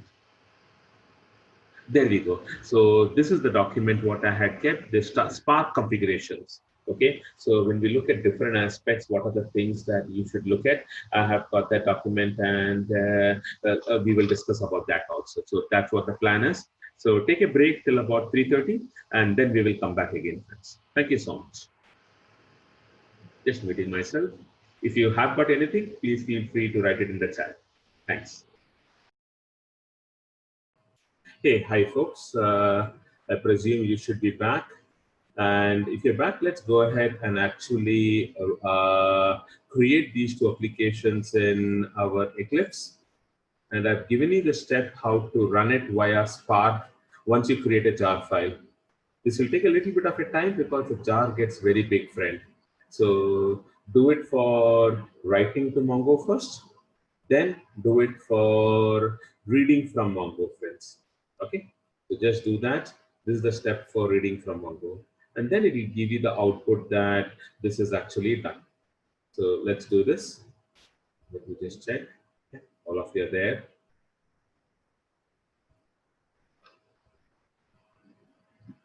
Okay, sure, Rakesh. Yes. Great, great. Yeah. So Ashima, did the process run after you created the pom.xml? Yeah. Yeah. Okay, okay, It built successfully. Now I'm just exporting the jar now.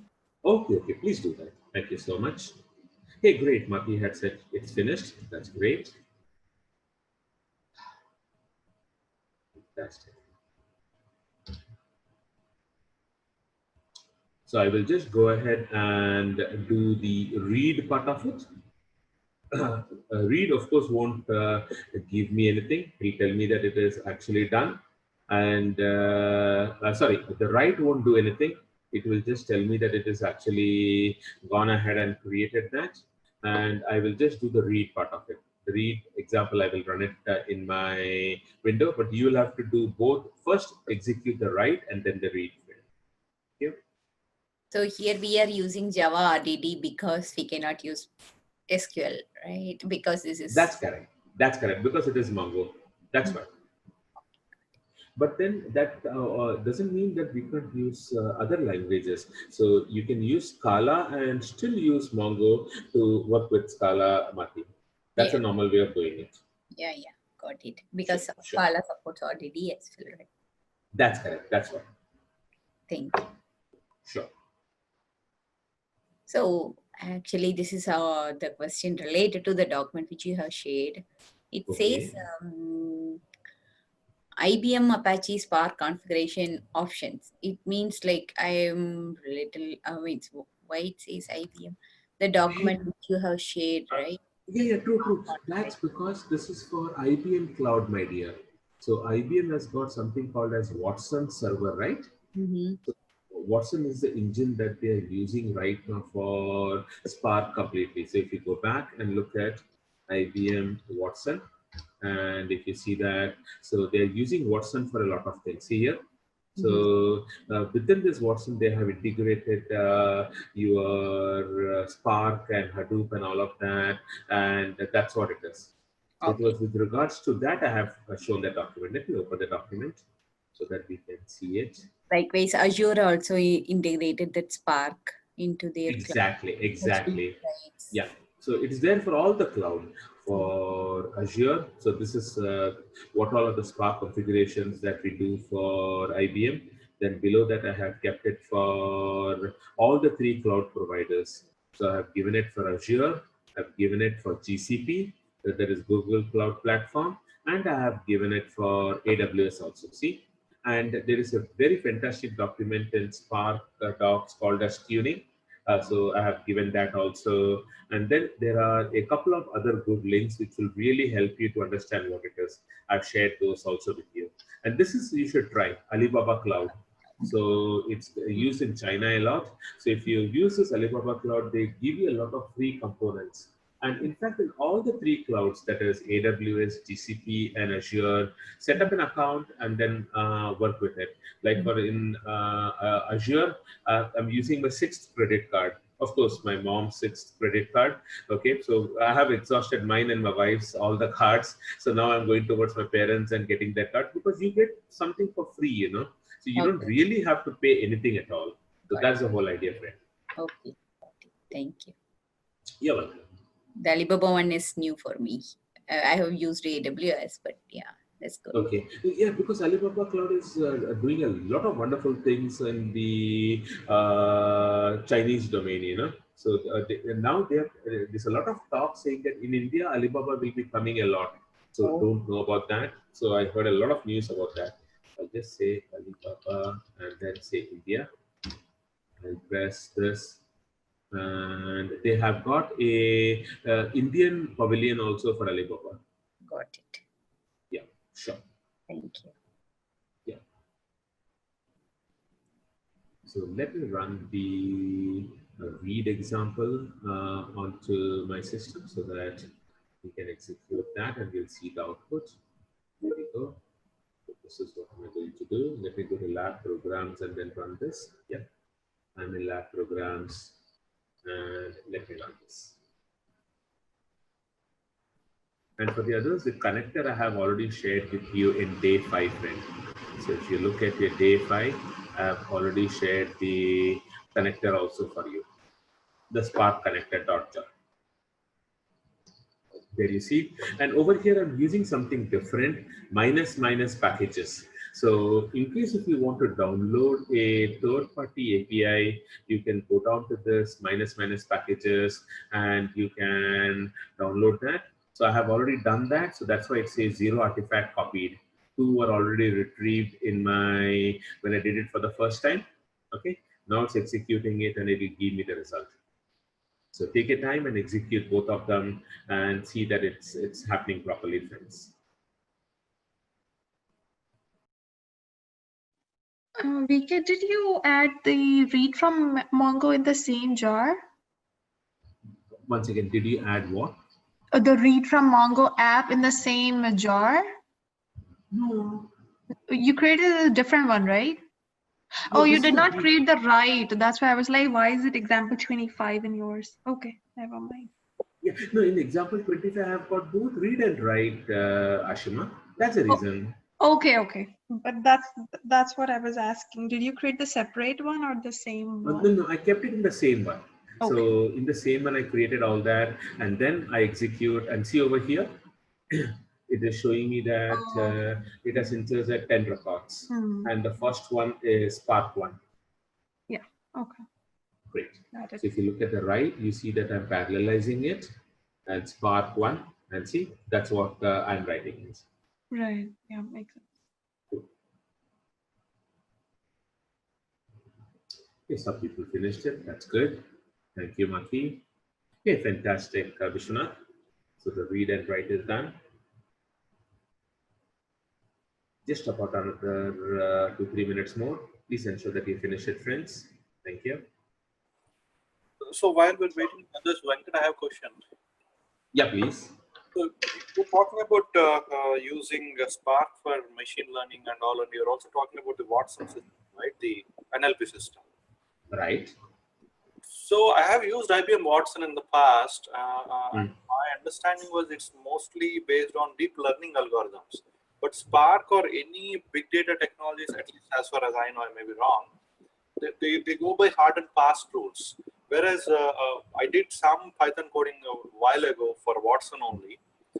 Okay. It was mostly like learning algorithms. Then the deep learning came because Watson was NLP, the old, right? Now we have the deep learning new models. But I don't know where Spark is coming to picture there, because here there is no intelligence built in. It's all hard and fast rules, big data technology. That's correct. So when we talk about machine learning, there are three aspects to it, Vishnath. We have got something called as supervised learning. Then we have got something called as unsupervised learning. And then we have got something called as reinforcement learning. So the deep learning, what we are talking about, is actually a part of the third category that is called as reinforcement learning. So you reinforce your concepts and ensure that. So deep learning helps you in that. So don't think that Watson is only about deep learning. Watson supports all the different types of data science and machine learning algorithms. But then deep learning is one of the examples, as you rightly said, they're using it more. But then it supports all of them right now. So earlier, maybe they would have focused only on that. But then in the last about 3 years, with a lot of new things coming on this machine learning science, a lot of new algorithms coming, deep learning is not the only one which is being used. So they support all these three kinds of things, Krishna. Okay. Yeah, sure. Just another 2 more minutes and then let's move on, friends. So Akhil has done it, Ashwin has done. Brandon, I don't know whether he's there because he has I to have go a to the question. meeting. I have a question, Venkat. This is Yeah, tell me. so we are using those connection variables, right? Those config. So if I have two MongoDBs, how can I in that conf we are mentioning, we have two, for example, we have two MongoDBs. How do we put that in config? You cannot do that because you will have Only to one? write two separate, because at any point of time Spark can connect to only one MongoDB at one point of time, right? So So for you should example, have. I want to do from one MongoDB to another MongoDB. I want to move. For example, I'm just coming up with some hypothetical scenario. So one Spark job with two source and target.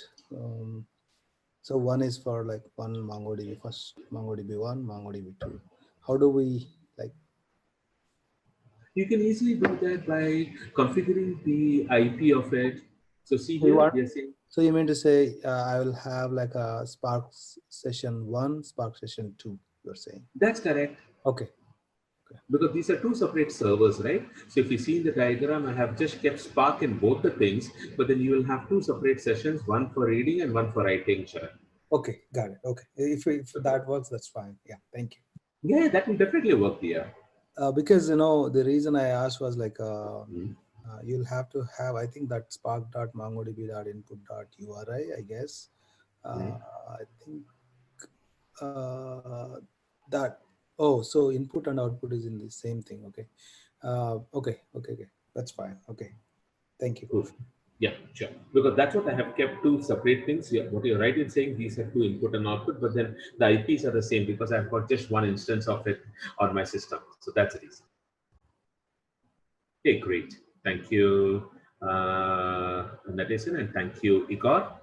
Fantastic. So I think we should move on, friend. So we saw how to set up your Mongo, and we saw how to get the values, and you can see that even I was able to do that. Cool. So with that, we are finished with the three crucial components what we joined for this coming week. So we finished our Spark code, wherein we did our transformations and actions. I'll just say completed. Then we went ahead and did our Spark SQL. So a very strong suggestion is to look at Scala and then try to do, because you'll get a lot of things in Scala. With Java, it becomes a little bit difficult. And then if you see the usage of the people who are doing that day by day, that is reducing, my dear. Okay, so that's the challenge. And then we saw what is Spark streaming. We saw an example so that at least you will come to know how the streaming thing would be done. And then we focused on the MongoDB aspect of it to see how do we write and read records from Mongo. So the last two components what we have in our analysis, and this itself is a really big thing, that is a data science module. But the reason why we have just included the base of it is over here is so that you know that those things can be possible. It is really possible to do those kind of things, friend. So let's go down and see what we will be covering up in the last two modules. So we will be talking about one that is going to be called as machine learning. And when we talk about machine learning, let's look at what Spark provides for the machine learning. So if I go down to my docs, go down to the Spark 2.3 documentation, and then go down to this ML part of it. So Spark has done a lot of work over there, friends. So this is a fantastic document that you should go ahead and start with. Okay, so that you'll come to know that how do we analyze things based out of this. So this is the link that you will have to follow when we talk about Spark. So this covers up a lot of different algorithms. And since we're talking about 2.3, more than 2, everything is going to be based on the MLlib package. Okay, so that is what is going to be the data frame API. The RDD API is not being used. And then they have got a lot of different ways of looking at it. So when we look at it, there are three primary ways of machine learning and how do you do it. We have got something called as supervised learnings. You will have something called as unsupervised, and we have got something called as reinforcement learnings. So the first thing that you should do if you want to learn something about this is to go down to a gentleman's site. Once again, let me go down to Yahoo. Not Yahoo, YouTube. And I'm forgetting that gentleman's name. He is with Baidu right now. You have to look at his article to look at machine learning. So let me just search for machine. Andrew NG. That's right. I got his name. Andrew EW. Yeah, there we go. So you will get a lot of videos. See, this is where you have got all his old videos that is over there. So he is there in Stanford also. So his complete Stanford collection is available, as well as his collection on this thing is there. That is, and by the way, he's the person who started with Coursera. Okay, he started with this Coursera as a teaching kind of a thing, and now he's there with the Chinese company that is called as Baidu. Okay, so please look at this video. This will give you a fantastic view about what things are. Yes, it uses MATLAB, which is a very old way of doing it, but then it is still very much relevant, friends. So this is something that you should go for. Let me just copy link location and put it over here. So you will have to look for Andrew NG. Andrew NG, and look at this stuff in the YouTube frame. So he gives you a very good explanation about what are the three different types of machine learning, and and all of these things are there. So remember I told you in the morning that if you are looking at machine learning, either you will be a person who is a data science guy and who creates algorithms, or you will be a person who knows these algorithms, but you're not a mathematician or a statistician. You are basically a data guy, and you would have to use these things and then start doing it. Earlier, it was that if I am a mathematician or if I am a data analyst, hey, I will work with my relational database and I won't touch any of these things. Now times has completely changed. For a data analyst, they will have to really look at how these algorithms help me with things, and how do we really use it, friends. So that is what is the focus. So we will be talking about two very, very basic algorithms over here. So that's what we will be looking at. So let me just close this tab, go back to my document, and then talk about it. So we are going to talk about the correlation aspect of it. So correlation is nothing but a statistical relationship between multiple variables, primarily two variables, wherein when one variable changes, there would be some kind of a correlation or a change in the other variable. So you can either call it as positive or negative correlation. And again, for the various algorithms, there are two popular algorithms that is there in the market right now. One is Pearson's algorithm, and one is Spearman's algorithm. There is a definite change in both of them. Pearson's algorithms will work with continuous variables, that is variables that would keep on changing and which is of numerical type. So it could be the height, weight, or the house price, or the house rent, etc. Whereas a Spearman one is a continuous variable and one is a categorical variable. Okay, so that is what is the difference in the algorithms between these two people. So now let's actually use this with our Zeppelin environment. So what I have got over here is we are taking the price of the square feet and the price in the city of Saratoga in California. We are talking about very old, about 5 years back.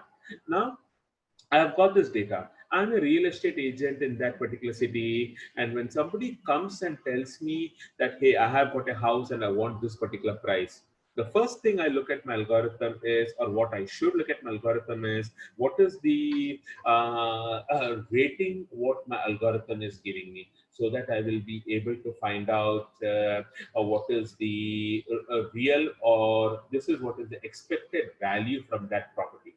Of course, it would take into efforts as to whether it is in a very popular area, not popular, and all of those things. So we need to find out what is the relationship between these two things. That's what we are going to do. So you will start with your this component, that is your Zeppelin component, and you will import some specific machine learning packages. So we will import org.apache.spark.machine learning linear algebra package. And then we will also load our, in the stat namespace, we have got the statistics package. And then we will create an RDD of house prices. So you already know what is an RDD. So I will simply parallelize all those values so that that is going to go into sizes. And then I will parallelize my, hey, you had a question. So tell me what that No, would no, be. no. You mentioned about RDD immediately. I got that question. Like you initially mentioned with machine learning, it will be of SQL. Sorry. No. The one website which you have showed, Spark ML. Right. Yeah, in that it has been mentioned it doesn't support RDD from some version, right? Hey, got it. So this is what you was trying to say. I got it. So when we talk about machine learning, so you would say that, hey, Yes, it as was of mentioned Spark. that RDD API is going away, right? So yes, that is true. But then this example simply tells you how to use this. So if I go ahead and use this, this will still be supported. The APIs are still there, but then the exhaustive implementation things of that is not there, right? So got your question. So since I had mentioned that as per the document that they're using data frame based API, so how come if it is data frame we are using this RDD concept over here? So that was the doubt. Yeah. Yes. So, but then for the, and by the way, this example is a very old example that I'm showing it to you. So, to be very frank, if you look at the new thing and if you try to change this thing, we will not say parallelize. I will simply say spark dot. I can read it from a text file like what we did yesterday, Yeah. right? And Like, I can put oh, that's okay. it. Okay. Yeah, sure.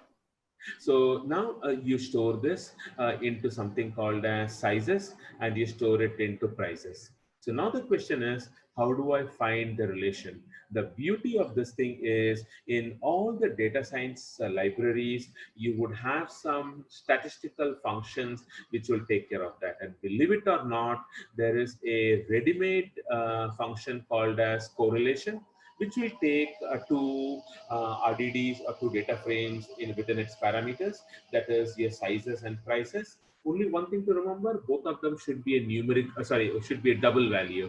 That's the reason I have deliberately put a dot zero at the end of it so that it will become a double value. So put that into correlation, the method. So within statistics class, there is a CORR method, which will tell you what the correlation it is between these two variables. So the answer that it gives us is that yes, there is a 85% correlation between when you give me the house price, 85% of the time, once I know the base figure, I'll come to know if you are going to give me 2,200 square feet, I can readily predict what do you think the price of that would be, friend. So that is the purpose of this example, trying to give you the base figure as to how that can happen. So when we go ahead, once this is just as a statistical idea, if you go down to the machine learning, you will have to have from the data set some part of it which is for analyzing it and some part of the records which is for testing it. So from the same data set, we will let the algorithm learn on its own as to what the figures are. And then once it learns, I would want to test that algorithm with a separate data set, right? So typically when you have a data set, you will break it up into 75-25 range so that I will do the analysis and understanding on the 75% of the data. And then I will test whether it is right or not with the balance 25%. And from the answers that we get from that, the system will try to keep on improving itself. And that is why this concept is called as machine learning. So try to learn yourself on the lot of aspects that is related to the industry. Okay. So this is the exercise that we are going to do. So we will do this in Zeppelin so that you will come to know that your correlation over here is 85%, which is going to be a strong positive correlation. It could be anything, positive or negative, so that next time when I give you a figure, I will be in a position to directly tell you whether that is going to work properly or not. So this was the first example. So now let's please go down to our Zeppelin environment. We already have got Zeppelin started. So I will just do a JPS over here and confirm that Zeppelin is running. Yes, it is running. So I will directly go down with the IP and this once again. Yeah, ifconfig. I will go with the IP and 8080 port number so that I can start with it. So let me give the IP colon 8080 and I will create a new notebook because we want to try with that. So let me create a new node. I will call this node as ML and graphics. So all the things I will be testing it on this only. I will just say ML underscore graphics and I will say create. So a new notebook is created. Please remember in Zeppelin, automatically your SC, that is Spark context, and your SQL context and your Spark variables are created for you. So we don't have to explicitly load it. In Python, you will have to do that. In Zeppelin, you don't have to do that. Okay. So let me go ahead and put those things into one cell and then test it out. So we will do like this. Let me go ahead and put first import my linear algebra. I will not directly run this. So I will do the necessary imports first. And first thing, let me go ahead and close my Mongo Eclipse because that's a white elephant. So it will give me a lot of memory once that is closed. let me go down and import my statistics package. There we go. Then let me move down to my, put all my value sizes into a RDD. Then I will go ahead and put my prices into an RDD. You will see I will do that also. And let me do the correlation. And that's it. So this completes my first use case of doing things correctly. And now I will do a shift enter. So since my Spark context was already done earlier, it won't take a long time. See, my job is finished. And hey, I didn't print it out. So a correlation is there, and see the answer. It actually told me the correlation variable. So I didn't print it out, but then since it was actually showing it to me, that's why I didn't print it out. Or else you can go ahead and say my correlation dot, once again, what was that? Dot show.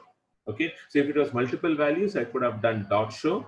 Okay, so this is an action. So dot corr is the method, and this is an action. So that's why it gave me the final answer for me.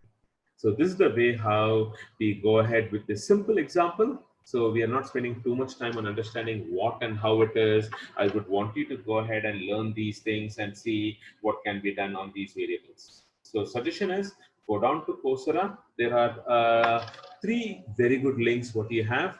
So first thing is going to be Coursera. So some of them are free, some of them are chargeable. The second one is called as edX. So this is the second one. So Massachusetts University is available in this edX package. And the third one is for more of UK based things. Did the sharing stop or something? Once again, dear. Okay, by mistake, I exited the sharing. Let me start sharing again. Yeah, there we go. Because the top window was confusing. Let me bring it down and let me go back. And the third one is called as Future Learn. Future Learn. So all these things was free at some point or the other, but with the possibilities and with the popularity of this, they have started charging prices for the new people. So this is the way how you can go ahead and get a complete 1-year-old kind of learnings, learn what you want. But then these are the 3 very good ones. So let me just write it down. You can pick up any of the ML libraries from these 3 sites. All of them are very, very good, friend. And the advantage is it will help you in understanding the things also. So let me just show this to you. So you can decide how you want to go ahead with it. But the point of it was start with your graphics and see this is happening. So I'll just wait for about 5 minutes. I'm sure people would have already started doing this also. So I want everybody to just please go ahead and try this so that the first part of it is taken care of here. Fantastic. I saw that in the window that it's already done for a couple of you. That's good. Thank you. Thank you, Ashima. So yeah, the main thing is please understand what you're doing also. So that's also equally important, friends. So that's great. So we can actually move on. So now the second one that we are going to see it in the machine learning part is to do some kind of hypothesis testing. Okay, so this is a way how to find out whether a given hypothesis is true or not. So let's say the sample data. Yeah, friend. Once again. Hey Venkat, hey, hi, this is Akhil. I'm sorry. So me, I Akhil. have a meeting that I need to go to. I can't skip. So I thought I would just let you know. Thanks for your time for the last 5 days. Hey, yeah, you're welcome, Akhil. Yeah, so no worries, but appreciate please watch the next 1 hour also, and that will help you out, Akhil. And thanks for letting me know. Yeah, we'll try my best because I'm the one who's talking most probably in that meeting. So, okay. Okay. Yeah, Thanks. yeah, Thank yeah, no problem. So no, at a later time after today, this sessions will be recorded and given to you. So please watch it and reach out to me if you have any issues. Thank you so much. Sure. Thank you. Good night. Exactly. Okay. So now coming back to what we were there. Yeah. So we were talking about hypothesis testing, where the sample data suggests that female voters tend to vote more for Democratic Party, which may be true or not, depending upon the size of the population. So I want to find out whether that hypothesis test is correct or not. Okay. So how do we go ahead and do that? We will, if you want to prove it or disapprove it, you will have to do something called as null hypothesis. Okay. So if you want to disprove that logic, you will have to get some figures out of null hypothesis, the statistics, and it will tell you what is happening. Okay. So your hypothesis testing works with your categorical data only. So this is what is the statistics what we have. Democrats, Republicans, and independents, and the amount of voters what we have. So what we will do is we will get our statistics package. We will get our linear algebra. Okay, that is vectors and matrices package. Okay, and then we will create a vector first for the Democratic Party. Then similarly, we will do it for Republicans and then for the independents. And then we will look out something called as a chi-square test. So whenever you hear some new word, this is what I do ideally, to go down to the docs and then try to find out what does that word mean actually. So look at this, chi-square It's test. actually pronounced Kai. Okay, so different terminology. So yeah, chi-square test, or I typically use the word chai to pronounce it. So chi-square test. So if you look at this to see what it is, it will tell you as to how a statistical hypothesis can be generated from this. Whether some sampling distribution would be a, Sean, you said chi-squared, right? Is that right? Yeah. Yes. Chi-square. Okay. Yes. Okay. So whether the sampling distribution is a chi-squared distribution when the null hypothesis would be true. Okay. So again, if you want to look at what is this, it has got its own way of algorithm. Try to find out what are the various ways of testing it. So like I said, there are two aspects to it. One, you would get into the mathematics and statistics of seeing how that is done. And second, you will look at the implementation of it. So I've been always focusing on the implementation of it to see, hey, some algorithms are good, and this is the way how we go ahead with the implementation. Okay, so this is a little bit deep dive into that particular algorithm. Now let's go back and see what we have to do. So we created a vector for all the three people. And now let's look at the chi-square goodness of fit test for the data against some uniform distribution. So I simply pass it into in the statistics package. You have got this chi-square test, and I will pass the details of the Democrats, Republicans, and the indices.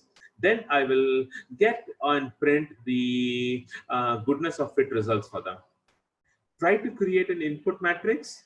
We will do the same for our this one, what you call, pass it on to the chi-square test and pass on the input matrix, and then print it out to see what would happen, friends. So the whole idea of this was just to expose to you that, hey, there are some ready-made algorithms that is there. And if we as a data guy wants to implement some algorithms, and we have been told that, hey, this algorithm is supposed to be good, and we are not going to question that at all. Our job is to, at the execution of the data layer, is to execute it and see how that would work, friend. So that is the place where you will do all of these things, friends. Okay. So now let's quickly try to load all this data into our second component in our Zeppelin notebook and see how that would work, friends. So all of you, please do that. Even I'm going to do that. So what I will do is I'll just copy this to a notepad document so that it will be difficult. It will be easy for us to remove the unwanted things instead of copying it multiple times. Let me just go back to my talk again. We will create a vector for the team accordingly. There we go. Let me do it for the Republicans right now. It's done. Let me do the indices also, the independence. Then let me print the put. In fact, when I run this and do this, I will get the answers immediately after the value, because you saw that in Zeppelin that whenever we run it, it will go back and give us the output of it, friend. So that's what is the benefit. So let me run these things. The result, I want to store it into some variable. So Democrats, do the same thing for Republicans, and then I do the same thing for independents. Okay, and this should be fair enough. In case if you want to, this will actually give me the output, so there is no need to print it. So in case if you want to take it a little bit further on something, so let's go back and let's create a input matrix. I'll just press enter so that I can do that in the next cell. Do the chi-square test on the independence result. Sorry, on the result of the matrices that I created, and that should be it. So let's load these things into our execution environment. That is what is our Zeppelin notebook. Let's see. I will just run this and do a shift enter. So you will see how the execution of that happens, and there you go. So it will give me the result, the chi-square test summary based on the three results. It will give me what is the presumption against null hypothesis. It'll give me those things also. Okay, so what has happened is that ideally I should try to fit these things into a separate variable, because it did not print all the three things for me correctly. See here, it just gave me a dot, dot, dot. So I'm just going to repeat this. See, I get it for all the three results. This is for Democrats. See here, no presumption against null hypothesis. Then it will give you the details. This is for independents. And similarly, you will see that for the Republicans also. So some answers would be coming out of this chi-square test, and then we can get a broad idea to categorize all of them, and then take it a further way down into the learning process and see how that can be done, friends. So that is the purpose of the small example. So at least you would come to know how do we go ahead and how do we do the analysis of this ML algorithms. So if you look at any of the links what I have said, Coursera or edX or FutureLearn, you'll see that there's a lot of good courses are there which will tell you the very basics of these algorithms. So you should try to do some basics of this algorithm so that we would know what the concepts are and then take it further. So maybe I'll just wait for 2 minutes, primarily to catch up with my breath friends, and then we will move on. So this last thing I did not do. So let me finish it in a proper fashion. So let's do a shift enter and run that, and it will give me the final answer for it. Okay. So the occurrences are statistically independent. It'll give me the analysis of the different results over here. Okay. So the p-value, we got it, right? So the dense method 2 and 3, what is the 2, 3? No, this is the actual statistics. You need to get into the algorithm to see that. So ideally, once we have the p-value, that we will look at the p-value and try to find out what the comparison between those three things are. So see here, it's about 0.30%. The second one is 68, and the first one is 29. So depending upon how you are looking at it, you can look at this as the one which has got the least p-value. So if you look at the details into the algorithms, we would know what these individual values are, what is the degree of the freedom, and the statistics also there. So the dense method, right? 2, 3. What is the 2, 3?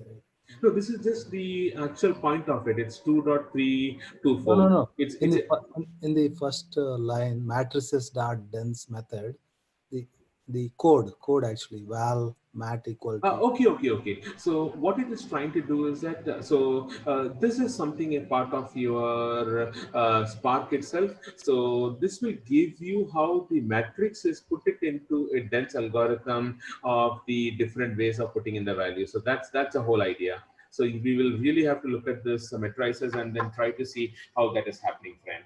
Yeah, 2 by 3 values. Yeah, so that's the whole idea. It will be there in this matrice of 2 by 3 aspects, and then we are giving the individual values and 2 by seeing 3 how matrix. that will come there. Okay, got it. Okay. Sure. So just give me 2 minutes, guys. We'll just take up a small, quick mini break, and then once I come back, we will talk about how do we load all these things into the graph-based computing. So, and this is where a lot of traction is happening right now. So, a lot of databases and people are moving into this graph-based databases to see how they are. So, remember, I had mentioned about graphics being one of the libraries, and they have really done a lot of good work on things there. So if you just try to follow in YouTube, if you try to follow their particular site, then they will be you will get updates about what all are the new videos that is coming from those folks. Right? That will really help us out in trying to see how they have improved on this particular concept here. Okay. Hey, hi folks, back again. So now let's go to the last component that we have when we talk about this graph concepts and the way how we create our graph. So the primary purpose of this is again through your fourth way of doing things that is called as graph-based computing. So let me again go down to the docs page once again. Go down to my Google Docs. Did I unmute myself? Yeah, I'm unmuted. So go down to the programming guides and look at this graph-based way of doing things. So the primary place from where you can start with all these things is from this page, my dear. Okay, and then you can pick up some of the books that we are having on that. So when you start with this, try to do the examples and see how do you create the various types of graphs and try to understand what they are and how that can be done. And some of these things is what I'll be covering up in my example over here. So in case if something is not clear, that's okay, because this is completely new. We have not used these kinds of things at all. But then this gives us a completely unique way of looking at things and how the relationship can be observed. So just to let you know, LinkedIn was using this a lot. So let's take an example. I and Sharath are friends, and Sharath is linked to Sean. So LinkedIn will automatically be able to predict that I and Sean are not connected. Okay, so based on the interactions, what we are doing, you would always see the top 3 people whom you want to connect in LinkedIn, right? So they use this graphics way of representation a lot, friend. So LinkedIn really uses this. And once Microsoft have taken over this LinkedIn, they also have got an access to the way how LinkedIn was doing it. So now they have brought about this graph-based access to their learning programs. So Microsoft has got a lot of the small learning programs that they were doing, and now based on the learning, they will try to predict what are you trying to do, and then try to give you some algorithms related to that. So that is how the graphics and all those things are closely related to our implementation. So let's go back and see a simple example how that can be done. So a graph is a mathematical structure that you can use to model relations between the different objects. It has got vertices and objects. Okay, so the vertices are the objects, and the edges that we say, sorry, it has got vertices and edges. So the vertices are the objects, and the relationship between them is what is called as edges. So if you see that there is a single person one-to-one calling, it is called as a directed graph, wherein you have having an association with them. So an example of a directed graph is a Twitter follower. So user Bob can follow Carol without implying that Carol is actually following Bob also. Where we will have a regular graph. Okay, that is a graph where each vertex has the same number of edges also. So for example, a regular graph can be your Facebook friends. If Bob is a friend of Carol, Carol is also a friend of Bob friend. So that is how you can categorize the directed versus the regular graph. And if you look at the property chart of this graphics thing, it extends the Spark RDD, okay, and it has got the resilient distributed property graph over there, friend. So again, what is a property graph? It is a multi-graph kind of an environment that can have multiple edges in parallel. Okay, so every edge and vertex would have some properties, and we try to find out a relationship between them. So if this is a diagram that I have between Luxembourg and San Jose, and there are multiple flights that is going in from them, let's try to it is LAX. Sorry, not Luxembourg. This is LAX is Los Angeles Airport. Los Angeles. Okay, sorry. So the San Jose I knew because I was staying there. I completely lost this. Okay, so I had spent about 2 years going on every Friday from San Jose to LA. You know, for work, and then on the next Friday when we come back, if the flights gets cancelled, I'll keep my fingers crossed and say, hey, my ticket should be cancelled, because you know that if a ticket is cancelled, they will give you a free dinner in the night, they'll give you a free homestay at a decent hotel, and a confirmed ticket the next day in the morning, and along with that $200 also. Okay. And of course you would have known what I would have taken when I was there. Nowadays they're not giving that. Okay, no, after 2012, I'm sorry, last almost 7 years, not in touch with the US at all here. So nowadays, those dollar things are not there at all. Very rare. I mean, it doesn't get overbooked. They give a couple of like just small things, but not like as you mentioned. It's not like that, I think. Okay, no, but then if you look at 2007. 2007 mid till about 2009 when I was there, almost 10 years back, they really used to give $100-$150 and all that, you know. Yeah. Trust me, not bluffing. Yeah, I totally agree with you. But nowadays. Okay, now it's completely changed, is what you're saying. Okay, so now that's not a good bet to try doing it. And that is also when you're a bachelor and you are doing things, right? So that was a different world. Okay. So now let's try to use graphics to analyze the 3 flights and try to get the details. So this is what is the chart that we have. So what is the originating airport? What is the destination airport? And what is the distance that I have between the airports? So San Jose to Orlando, Orlando to Dallas Fort Worth, and that to San Jose again. So in this scenario, we are going to represent the airport as the vertices and the routes between them as the edges.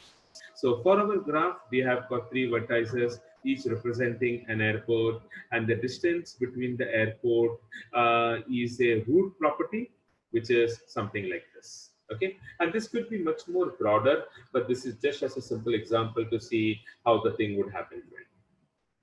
Then we have got the vertex table for the airport, the edges table, and then we will get into our Spark shell and then try to print out all of these things. So for this particular example, you can still continue with your web page, or you can write it in the form of a simple chart also. But then since we haven't seen how to work, you can do it. What I meant is you can do it with a Spark submit also.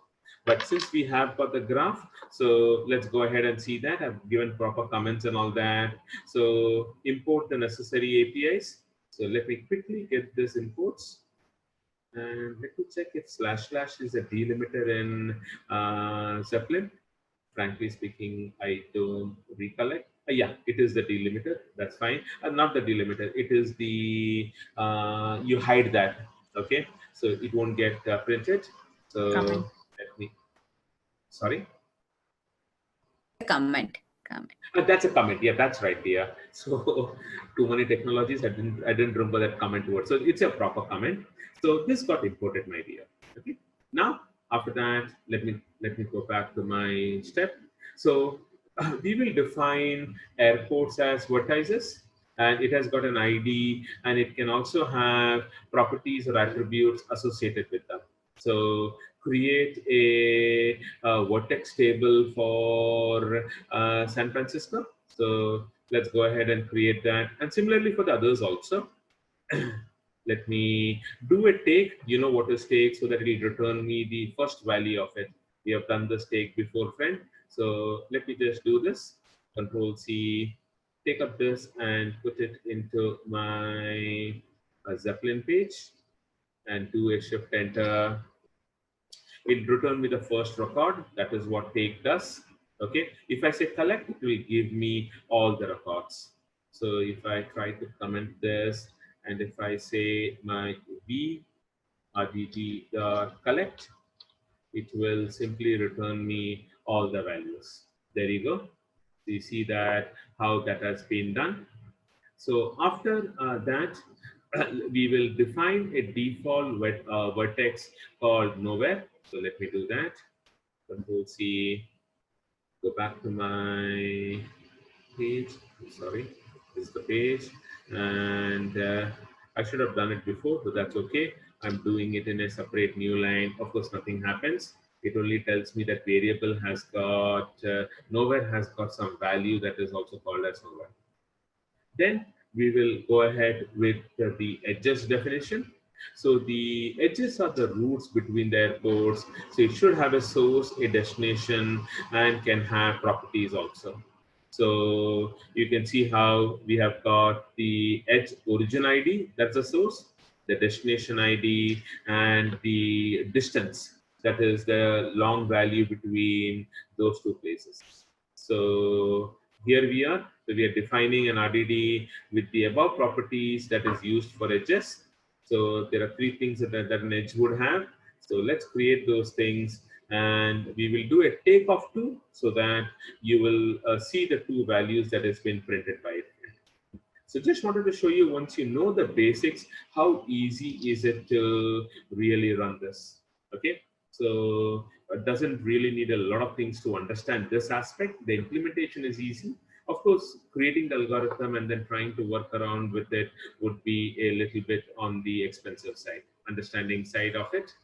Now let's create a graph.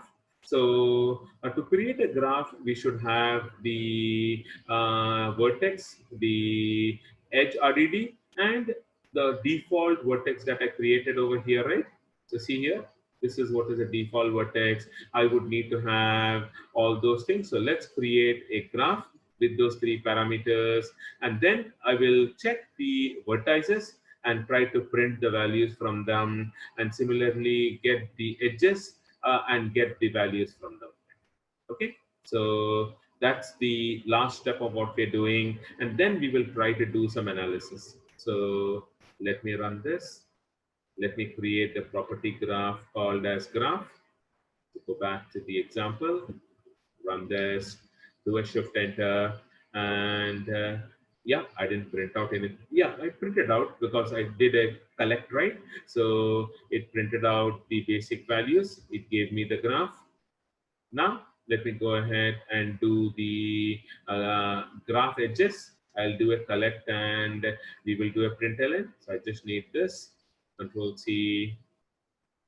Let me go back to my Zeppelin notebook and print it out so that it will give me some default values. And now we can go ahead and try to do the analysis. So a simple analysis can be, what is the number of airports what we have? So I can say num vertices, that will give me a value. So that is the number of airports, and how many routes that we are having. So from the graph, we will get the edges. Then which route is more than 1,000 miles? So again, go down to the filter. So like what we have done earlier, do this case. So just wanted to check with you, friends. This case class is very different from the, hey, in Java, we can easily create a POJO, right? So for creating a POJO, you will have to have the class variables defined. you should have the constructor which you can initialize it, and the appropriate getter and setter methods, right? Whereas in Scala, once you create a class, you can easily define that as the case class, my dear. You don't have to create the attributes, the constructor, the getter, and the setter methods. It will do it automatically on its own, friend, when I define it as a case class.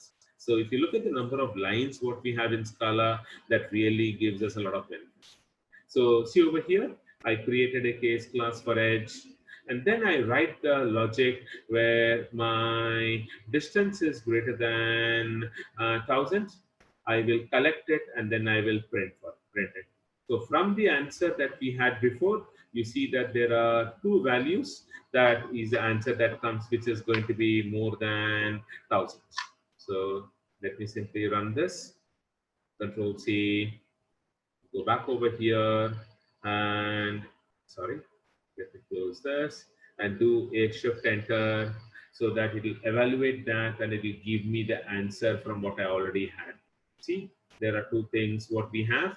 So now I might want to know whether this is related to a particular airport. I don't know what is 1 and 2 and all that. So you can go ahead and play around with it. So see here, I am taking the triplets class, which extends the edge class by adding something called as the source and the destination members. So I will try to find out what the details of that is, which contains the source and the destination properties. Okay, so it will tell me what is 1 and 2, and it will tell me what is 3 and 1 also. So I just take the triplets, which is going to return me a edge triplet class. I will do a take, and I can do a collect also, so that will print me everything. So first let me get the take, so that it will return me the number of values what I have passed and take. So I want to take 5. So let me take the first 5 to see what all values are there. Let me do a shift enter, and it will give me only 3 because I have got only 3 records in my thing. Although I said take 5, the actual data was only 3. But if I say take 2, it will actually give me only the first 2. So that's the whole idea. So I have run it again, and you can see how it gave me only the first 2 friends. Now, after this, we can go ahead and print the longest distance also. So we will go to the same triplets class, the edge triplet class that we were doing earlier. I will sort by on the attribute ascending is equal to false. Then I will map it where I have printed out the distance from so and so, the source and the destination. And then I will print out the values. So yes, this looks to be a little bit different from what we are thinking, but then this is the way how you can do your edge programming, right? Okay, so graphics programming can really be done using this kind of things, and this is getting very, very popular. So if you have got a very big chart wherein you have got many to many relationships, this really helps in finding out things what a normal relational database kind of query will never be able to achieve. Okay, so let me try the last one. So I'll just copy this, go back over here, let me add a paragraph, and enter this. Do a shift enter so that it will run this. So this is just a basic step of what we are doing. Okay, so you can see how it gives me the values for those things, because I said collect.for each println, it'll give me the values what is available for them. So imagine if this was a much more complex with about 25-30 fields what we have, you can get the analysis of all of those things with the help of graph-based query. So this was the graph-based query that we learned, folks. So with this, we are done with the example. I know a lot of things have been covered, but then the idea was just to introduce those things to you so that you can do some further learning and then take it up, folks. Okay, so that was the whole idea, friend.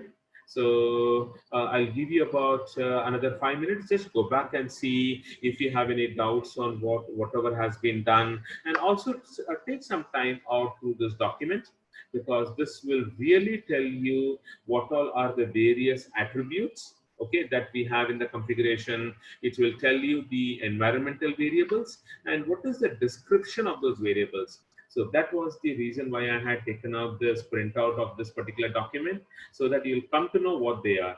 The detailed example of this is also available in our Spark document. So if you scroll down, we also have got the tuning for the Spark document also. Just once again, my mouse, suddenly it went off out of the blue. Just once again, let me just unplug the other things and plug it back again. The plug and play always works. So I've unplugged things. I didn't do anything, trust me. So let me go back and run this, and I'm back to normal. Good. So just telling you what is the applications that we can use and what are the default values what we are having. So that is the purpose of doing these things. There is also the basic Java options variables are also kept. What is the heap size that you would have? Okay, the maximum heap size. What is the minimum heap size? Okay, and then a couple of the ZOS configuration, which is for their mainframe kind of usage. So those things also have been kept, and you should really try. And this is what I was talking about, the documentation link. So let me quickly open up the documentation link. This is very good. This is for 2.3. The way how I do the serialization. Remember when I said about serialization, I mentioned about prio, right? So see here, this is what is the prio serialization and how I can change my serializer class.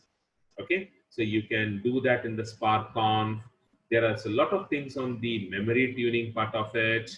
Okay, but then you are just getting exposed to all of these things. Look at all these links and see what they are without mugging it up things, and you would need to know how things are and use it when they want it, my dear. So that's the whole purpose of this. Good. So yeah, tell me, Sean, you had a question?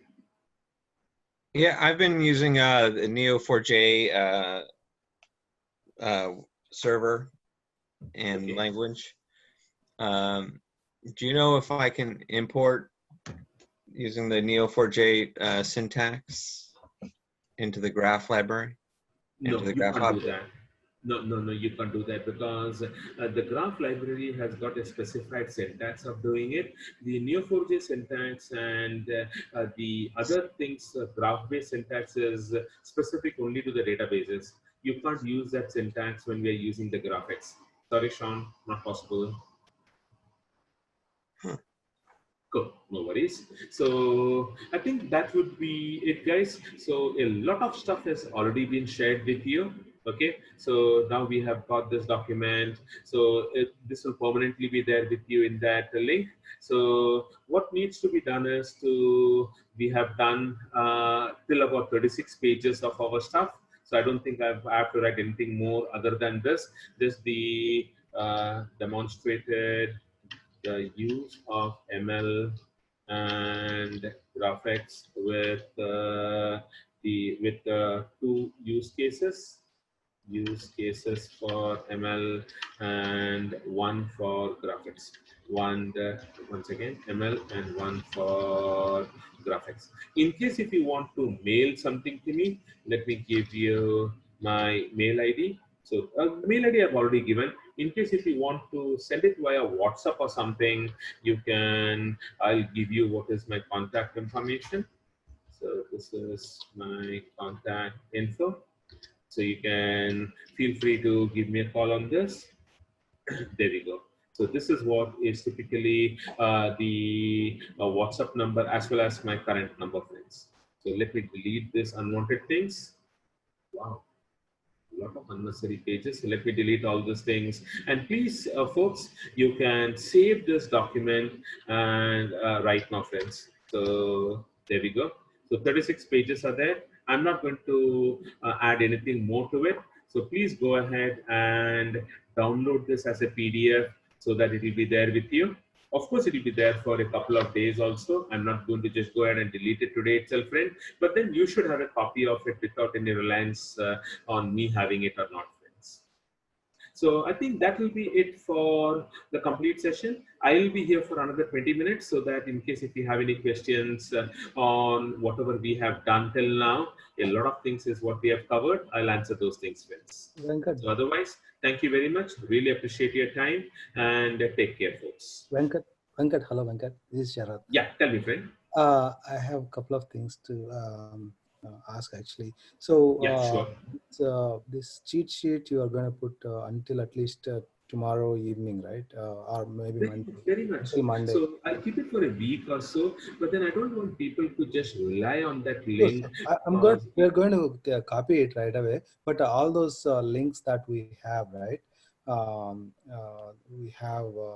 We want to download also because some of them I missed actually. So that's why I'm asking, like until when you're going to keep all this actually. So to be very frank with you, until Monday it's good actually for us actually. More than enough. It will definitely be there till Monday. Okay. So don't think of it like perpetual. That's what I was trying to say, Sharat. It is not perpetual, but these are all my Google Drive links, friend. I'm not going to delete anything from my Google Drive because I will definitely be needing for other classes also, right? Yeah. So yeah. Till Monday, definitely it is going to be there, friend. No worries on it. Okay. Another question is like you said, there will be some project that you're going to give, so that we'll think about like how we do this stuff. So to practice, you mentioned right there's a project that you're going to.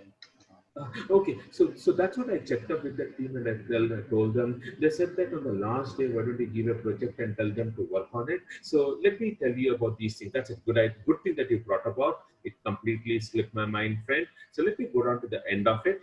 I'm really sorry, guys, that I will have to add something more. So if you want to do some sample projects, let me go ahead and open it for you. So I don't know if you have heard about a company called as Edureka. Ever heard about it, Sharat? I heard about it. Yeah, so I'm one of the co-founders of the company, and we do a lot of this web-based sessions with the different kind of people. So let me share what the contents are from there, friend. So let me go down to that page, and they have given some small snapshots of the data from where we can pick it up so that we can work on the projects. So that is what I'm going to do for you right now. So just give me about 2-3 minutes. Let me go down to that link and I'll join right now. So this will be learn.edureka.co.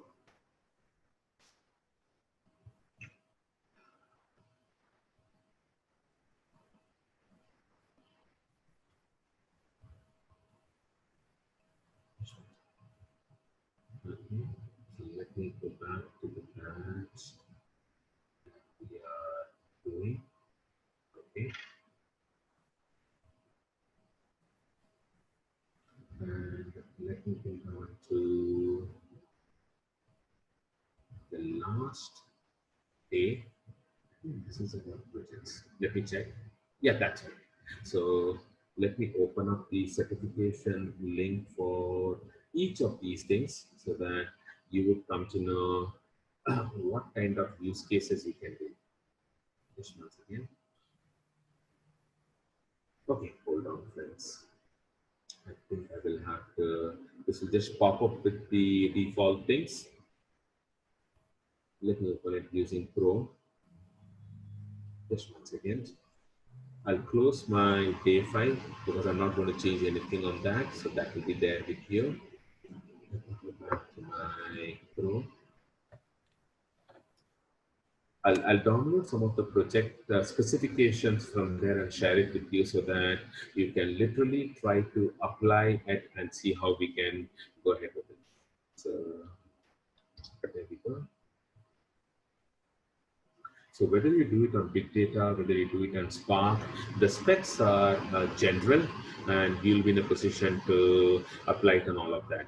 So that will give a good idea about how to do the implementation. Okay.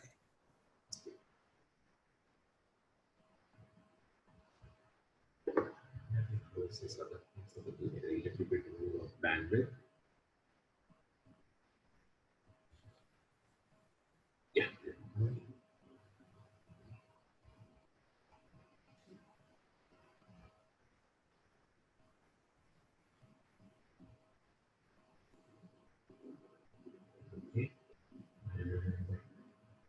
me go back to the projects so that you'll be in a position to get those things.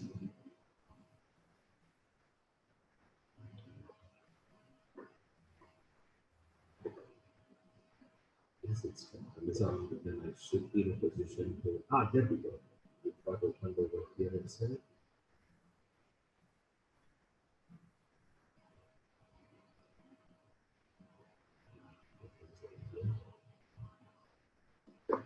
It's open up here only. Hold on.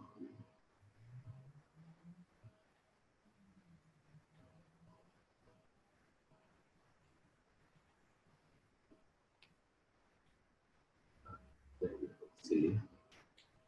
Okay, so I can't officially share this with you, but I can copy these things and the data set also, and then try to tell what they're trying to do. So Control C. Let me go down to my class. They're telling you what is the data set from where you can pick up all of these things. Let me see.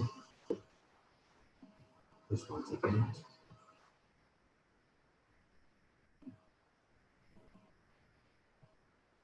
Okay, so this is what I will do so that I can pick up and give you some snapshots. Okay, there we go. And all of these links are readily available, easily available, not readily, easily available. So you can actually work with it. So this is the first one with the data set. Let me give you some multiple choices so that you can see how you can pick up the other data sets and then play around with it. Okay, so this is about your second project, and all these things are downloadable. So it will be easy for you to go ahead and implement it. There you go. What's that? Actually, we have got 6 projects over there, but then I'll give you 3 of them. So that should be good enough for you to work with. Because once you start implementing these things, you will come to know how things are and how to work and how does it work. And what I can do is I can share some of the implemented projects with you so that you will come to know how things are actually happening for you. So for that, I have already uploaded it in the docs. I'll give you the doc link also, but then let me just open this and show that to you. Go down to the POC, sample POC. So I'll randomly pick up anything. I just picked up this Abhishek's project. So what I typically tell people is when they work on the project, you will have to work on different analysis. I'll give you a couple of them for Hadoop so that you'll come to know how you should start looking at it. You can pick up the same data set. So ideally speaking, when you're looking at it, you should do it in Spark Core. You should do it in Spark SQL, and then whatever is the streaming part of it, you should try to do that in streaming. Basically for you, it is core and SQL is what is the crux because we are looking at a particular angle. So I will be sharing this POC with you so that you will come to know from where these people have actually downloaded, what kind of projects that they have done, and you can implement those things at year end also. Okay, so that would be the way how you can look at it. So let me just mention it over here. So in any project, either you can implement all the 3 things together.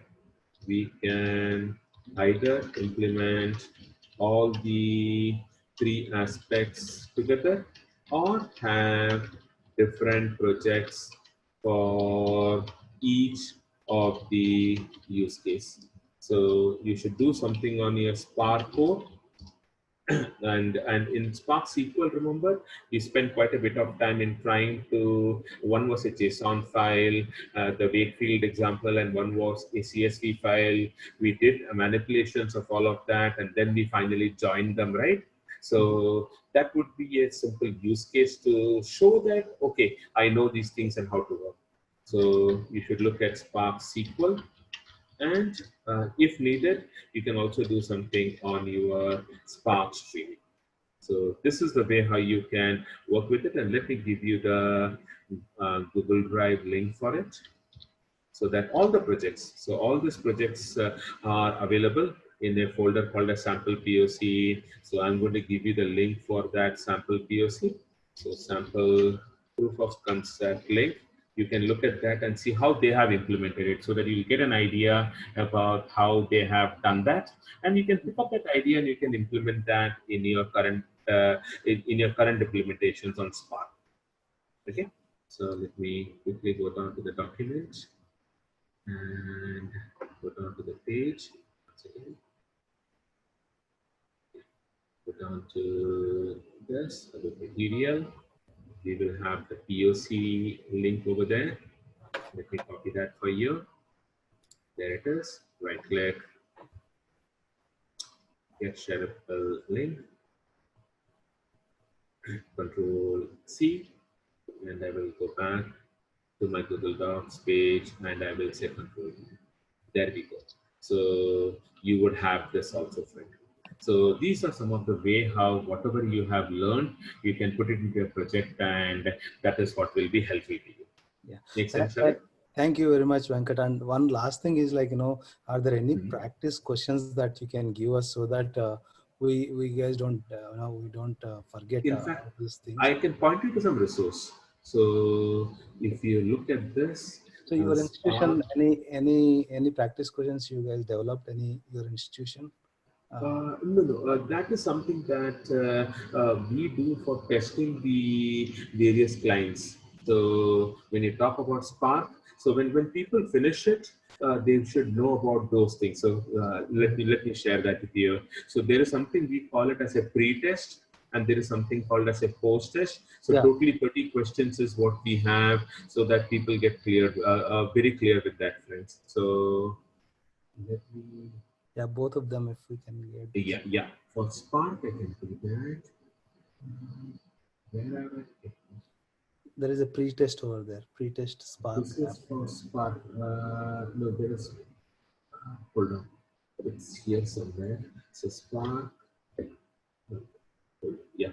Start dockets, because it's a doc file that I have created. Spark will be. I think there will be a pre. Hold on. Was there in downloads? But then I don't think so. This is. Let me open this. Okay, I think I know where it is. So let me go down to Google Drive, and let me go down to over here itself. I should see that. Just one second. I will do it on type. There we go. No, this is something else. Just one second, I'll just mute myself. No worries. Sorry, I think taking time. We just wanted to get so that it'll be easier for us to just remember. No, very well, because I have it, my dear. So no worries. There's absolutely no worries. Now I have to show you where that is. So I've done it because there we go. So no, that is for Wells Fargo. There we go. I have it. So there, that's it. So a pre-test and post-test. Okay.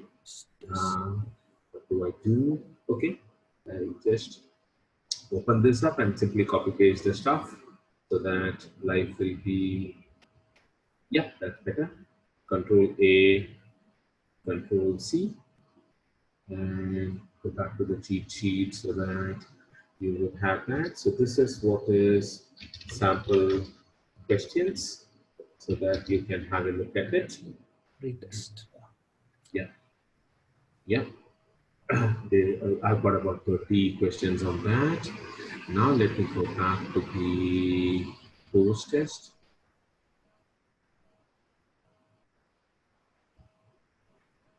That's all. So, yeah.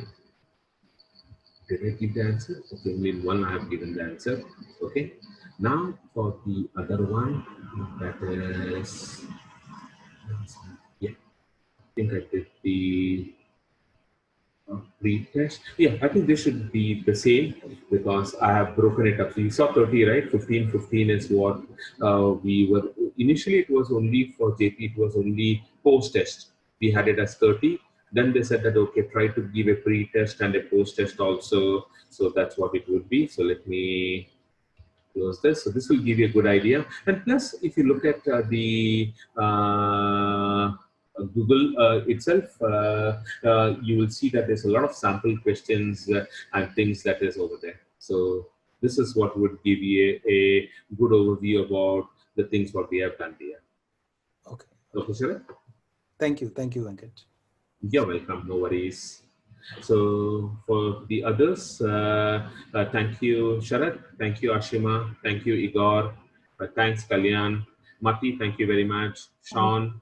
Then we have got Vishwanath and we have got Venkatesan. Thank you, folks. So Thank like you, I said before, Thank you, yeah, Venkat, so, Thank you very sure, much. sure. Thank you, Thank you. Venkat. Right. for Yeah, always yeah. taking our hypothetical questions and, like out of the box queries. Thank you so much.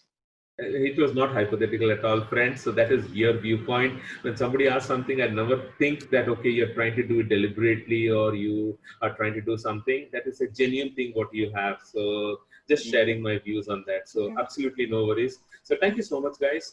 The offer is still valid. The email is already there. So if you have any questions as you learn, feel free to bounce those ideas with me. And for you, Sharat, please answer these questions once you finish those things. And if any confusion is there, please feel free to reach out to me, Sharat.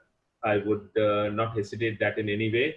So, Sure, definitely. Yeah. because our time zones are different, the best way would be to WhatsApp me. The number is the same. So, just WhatsApp me so that we can be in touch together. Okay, mate?